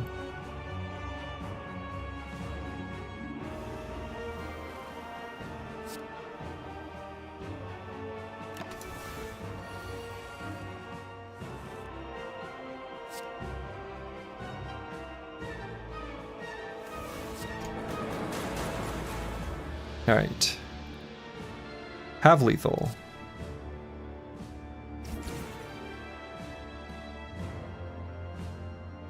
Fasting beta art oddly relevant here. The beta art is always the right choice.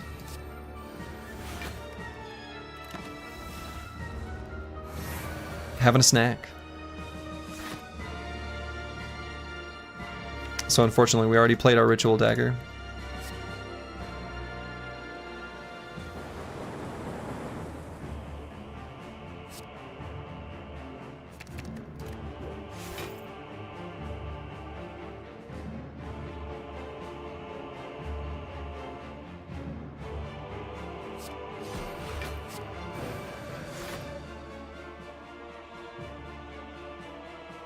Can I kill him in 2 attacks? Yes. Leaving the ink bottle on 6, I think is pretty cozy. The Awakened One, the Woke Bloke.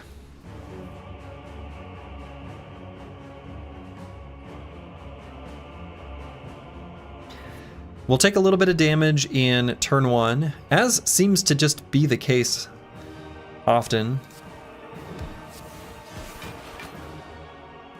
But rarely are we taking damage after that.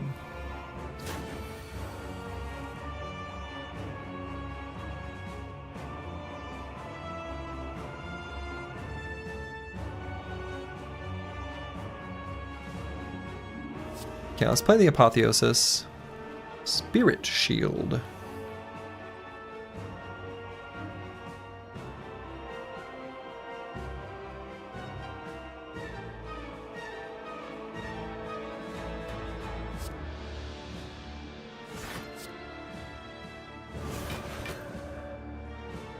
So now I'm thinking Establishment, Just Lucky Meditate.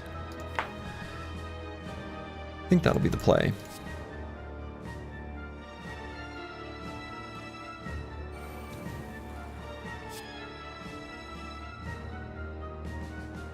And don't really need to draw into those.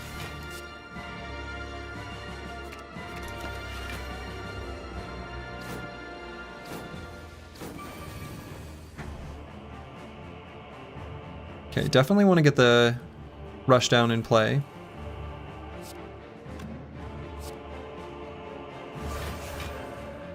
Here's the Ritual Dagger.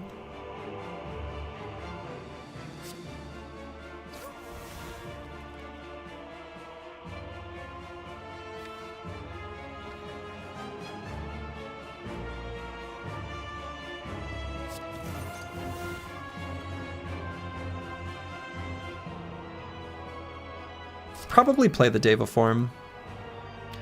Probably play the fasting as well.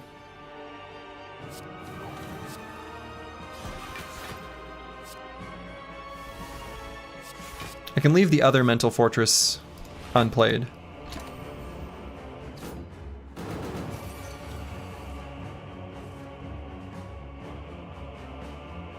Okay, so Simmering Fury Vault.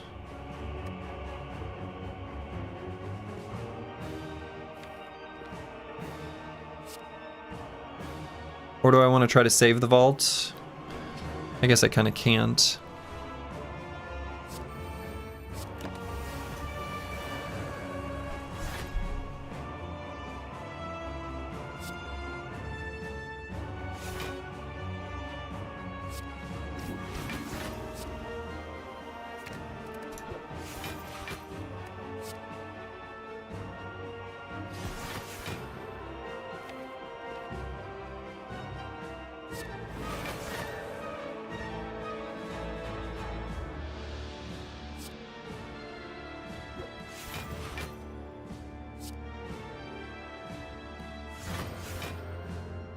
Okay, as long as we get meditate, rocking and rolling here.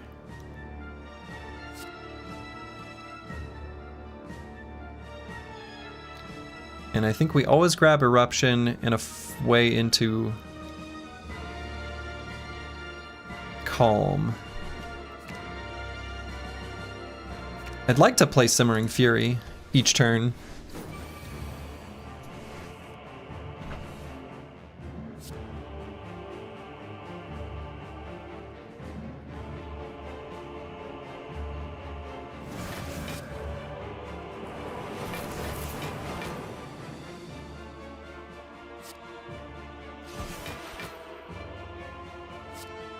So we can play it this turn.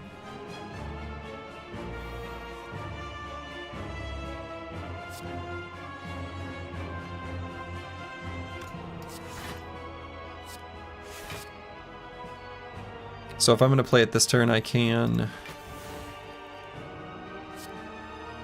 go down to 3 retained cards. Calipers would be good here. Someone had to say it. May as well be the streamer man. Who is this Sim Uring and why is he so furious? That's a great question. Who is Sim Uring? And why must they be so angry?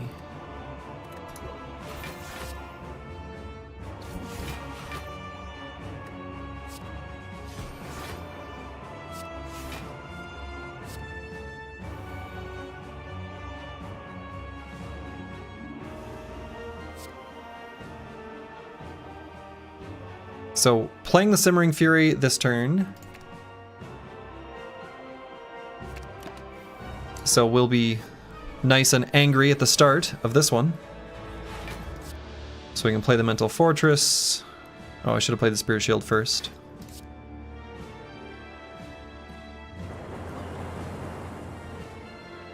Totally fine.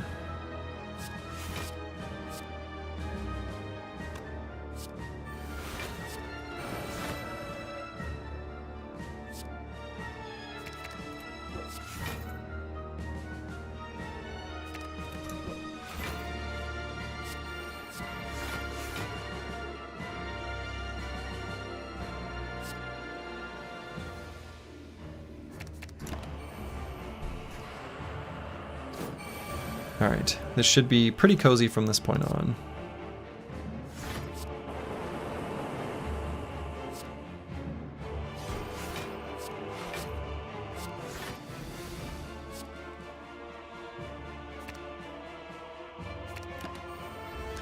Just want to end it with the ink bottle on 6. 6 has been the very nice number for us.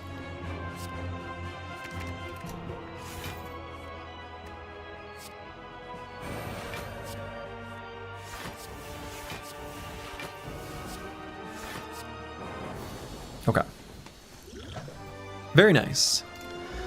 2 thump, 2 thump! Let's stab this giant heart and at least end in a 2-2 draw with the heart on this fateful eve.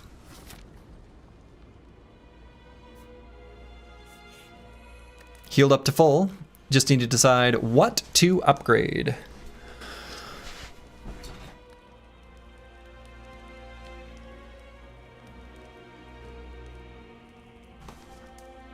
So most important things to consider are what would be relevant to play that we would want to play that might go away before Apotheosis. Yeah, lots of good options. I feel like Fasting is a pretty good choice. Pretty happy to play Fasting with our orange pellets if we draw it early on. Deva Form, maybe, except like even if Deva Form goes away, it's okay. Vault, I think, is a good choice, right? It lets us play more other stuff on the same turn as when we need to play it. I think I'm leaning towards Fasting. I really am. Making Establishment have Retain is kind of cute too, just for future you know, meditate plays, but I think fasting. I think I like just getting this in play in its full potential as soon as we see it.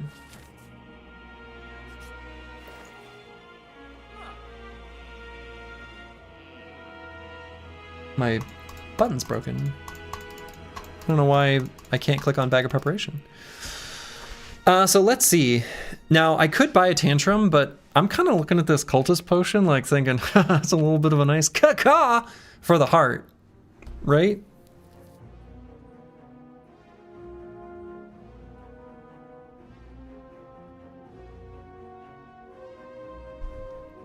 Even Swift Potion, second Swift Potion is okay. I think I prefer Cultist Potion though.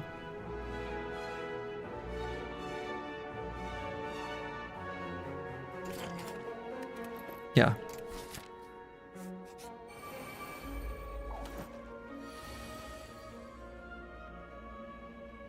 Well, this is gross.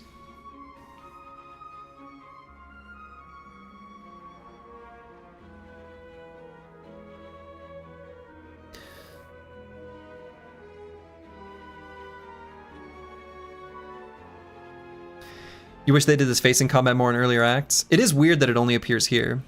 So only we're gonna play 3 cards. Deceive Reality, Defend, or Deceive Reality, Defend, Mental Fortress, take 1.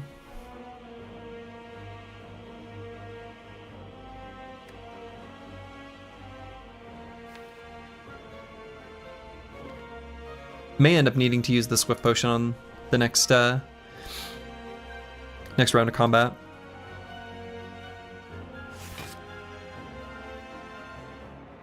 I think I want to keep the safety in hand.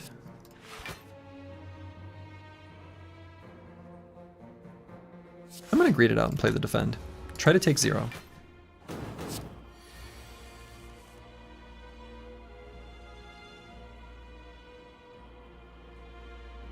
Okay, let's play it just lucky to see what we're able to draw on this turn. Meditate.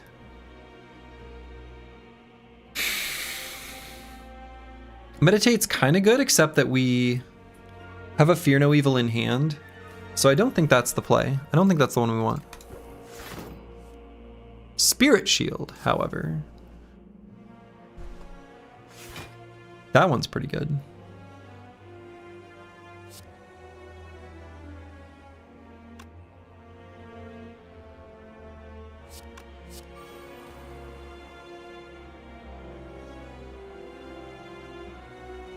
So then just lucky, safety, Fear No Evil.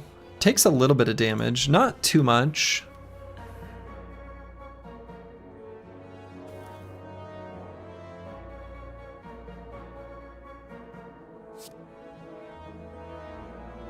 There's the Ritual Dagger.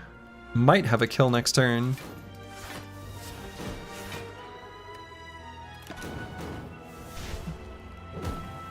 It's pretty hard not to take damage turn 2 against Spire and Shield, you know?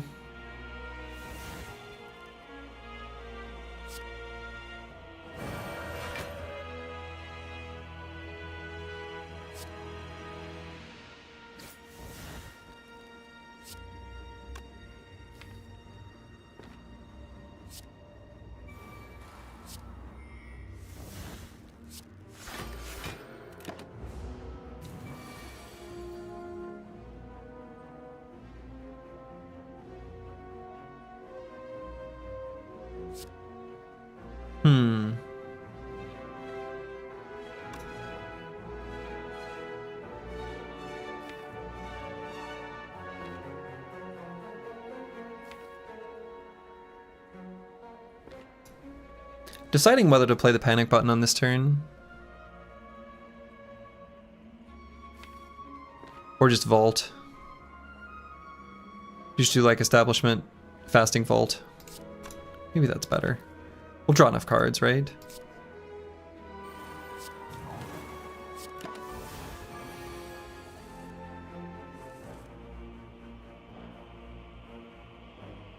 Somehow not really.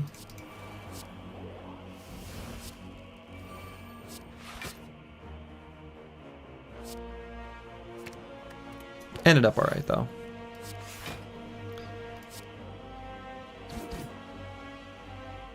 Does orange pellets get rid of the panic button penalty? It does. It sure does. You might be saying to yourself, that's crazy. That's such a good card. To which I'd say, yeah. Isn't it? Isn't it though?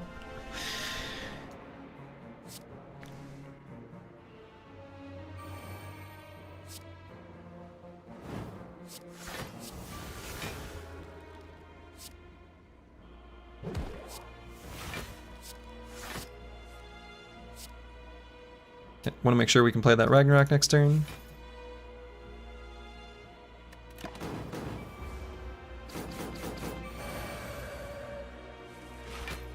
Okay, so I want to get us to 6 again. 6, I think, is the sweet number that we like to be at.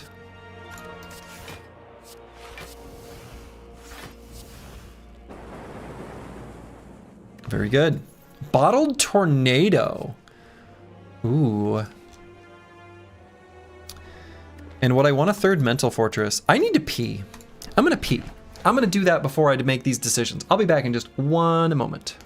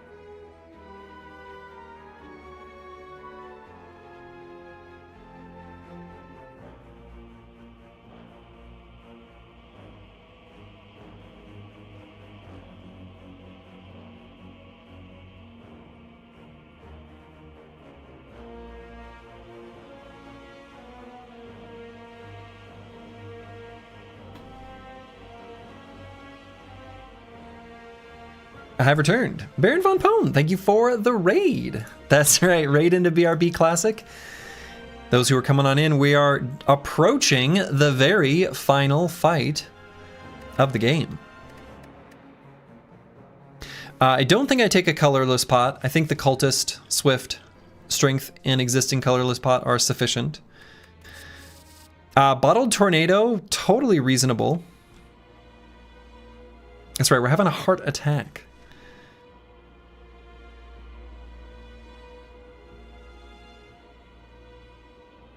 I'd much rather have a bottled lightning? Bottled lightning for Apotheosis.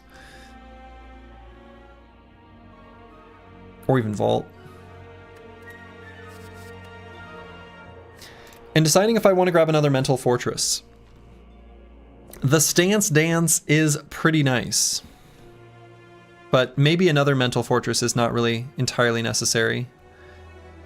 I think the other generation, block generation, is maybe doing a sufficient amount. So I think it's just a matter of Bottled Tornado and what to bottle. Bottling Devaform is cozy, and I don't think that would be too bad.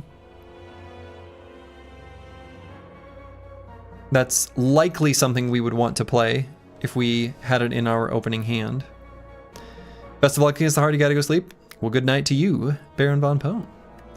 Yeah, I think Bottled Tornado. Bottle Tornado for Deva form is like pretty reasonable.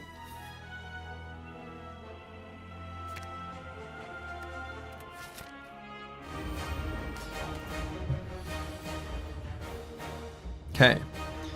Deva form Miracle Vault is a pretty alright start. Gonna draw a bunch of cards. Definitely gonna caw. And then we'll have quite a lot of strength to work with. Ghost Wizards, thank you for the raid. You're oh so kind. Hope you're having a lovely one. Last I knew you were playing some classic XCOM. Is that still the case? Or have you mixed it up, playing something new?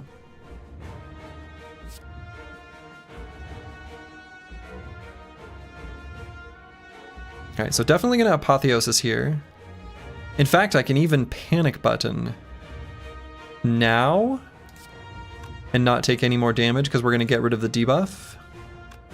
Maybe I should upgrade it. May have Shipwrecked in Terror from the Deep, playing some Monster Train 2. Oh, alright! Yeah, Monster Train 2 is also a game. I am also a Monster Train 2 enjoyer.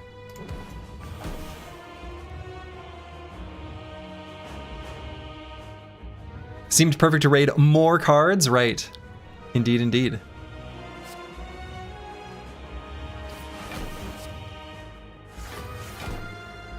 Okay.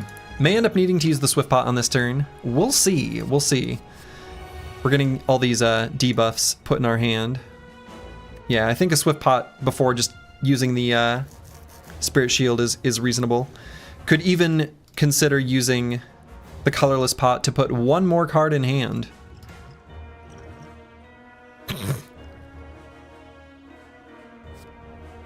I guess we'll go with Good Instincts. Another Apotheosis is sort of funny. A little insulting. Gotta call it a night? Well, have a good night. A20 Gaming's pro level over here. Well, I mean, we don't always win, that's for sure. But have a good night. Okay, so I want to try to get rid of these stinky debuffs.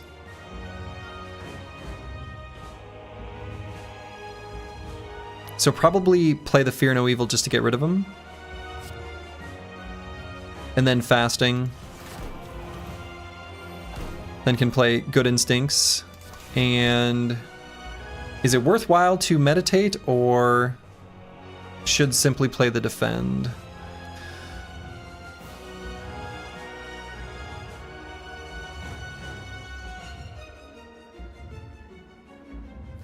And if I meditate, what would be the meditation targets?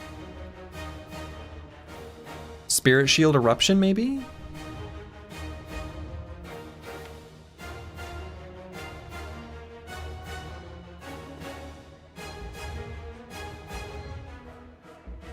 Because he's going to do the multi-attack next turn.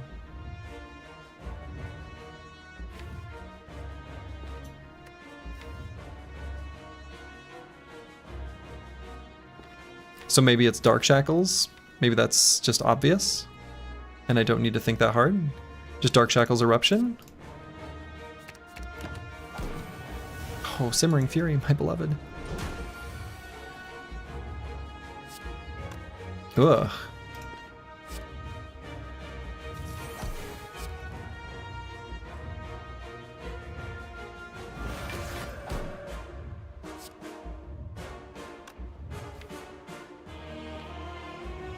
Now play one more card, we'll just get rid of the Slime.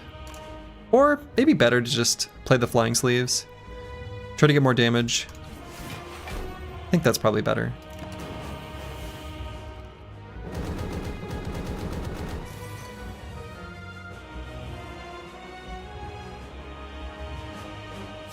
Okay, let's play something that makes these Beats of Death hurt less. Because I think we're going to play basically the whole hand worth of cards.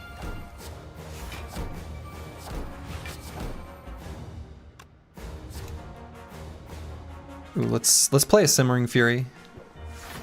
That feels good. So let's do Tranquility into Simmering Fury. Oh, I should have played the Fear No Evil first. That was sloppy. Okay. So have Ragnarok to open with. Just Lucky, which we can use to just say no to Slime. So that's the full amount of damage that we would ever want to do.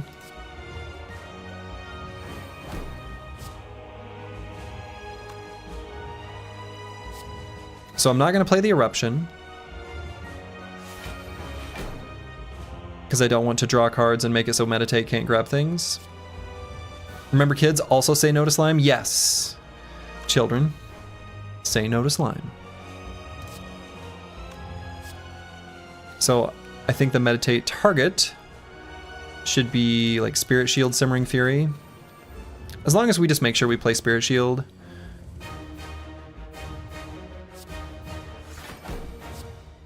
I think there's not much to worry about. Let's see if we can try to get into Wrath this turn. No, but that's A-okay. Don't even need to go into Wrath to do enough damage.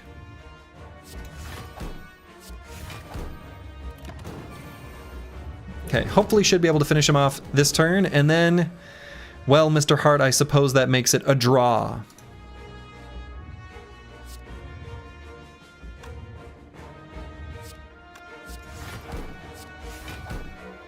I'm gonna do Vigilance Eruption just to try to draw more cards. There, this one, Ragnarok. Now, is there a way I can kill him with just Lucky? I don't know. Might be too complicated to figure out. Boom, boom. 50% win rate on the second night is pretty good. Yeah. The 50% win rate is pretty good. I think, what did I say? What number did I said at the beginning of last stream? What was my phrasing? I said, I think I win about 1 out of every 3 if we're being generous. I either said that or I probably should have said 1 out of every 4. But I don't know. I mean, it's hard to say because I used to be better at the game when I was playing it a lot more. But like I said, I've been playing it a lot more within this past week and a half, and having a good time with it.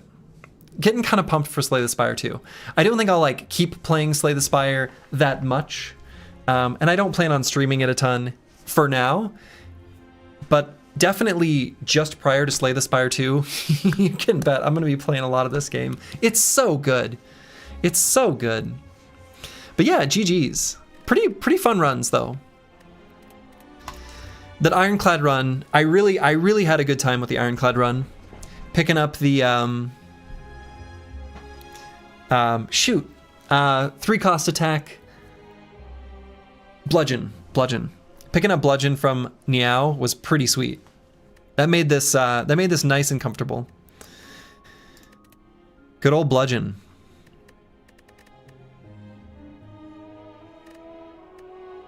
So yeah, the Ironclad run, that was a pretty fun one. Silent. This was a rough one to get rocking and rolling. It was a really unfortunate death to the slime boss. It was a tough deck, tough situation, tough fight. Unfortunate it went the way it did. Defect, I'm shocked made it as far as it did. Looking at these relics, you can kind of tell the whole story. And then the Watcher, which, you know, went pretty well. All right. Wow. That was fun.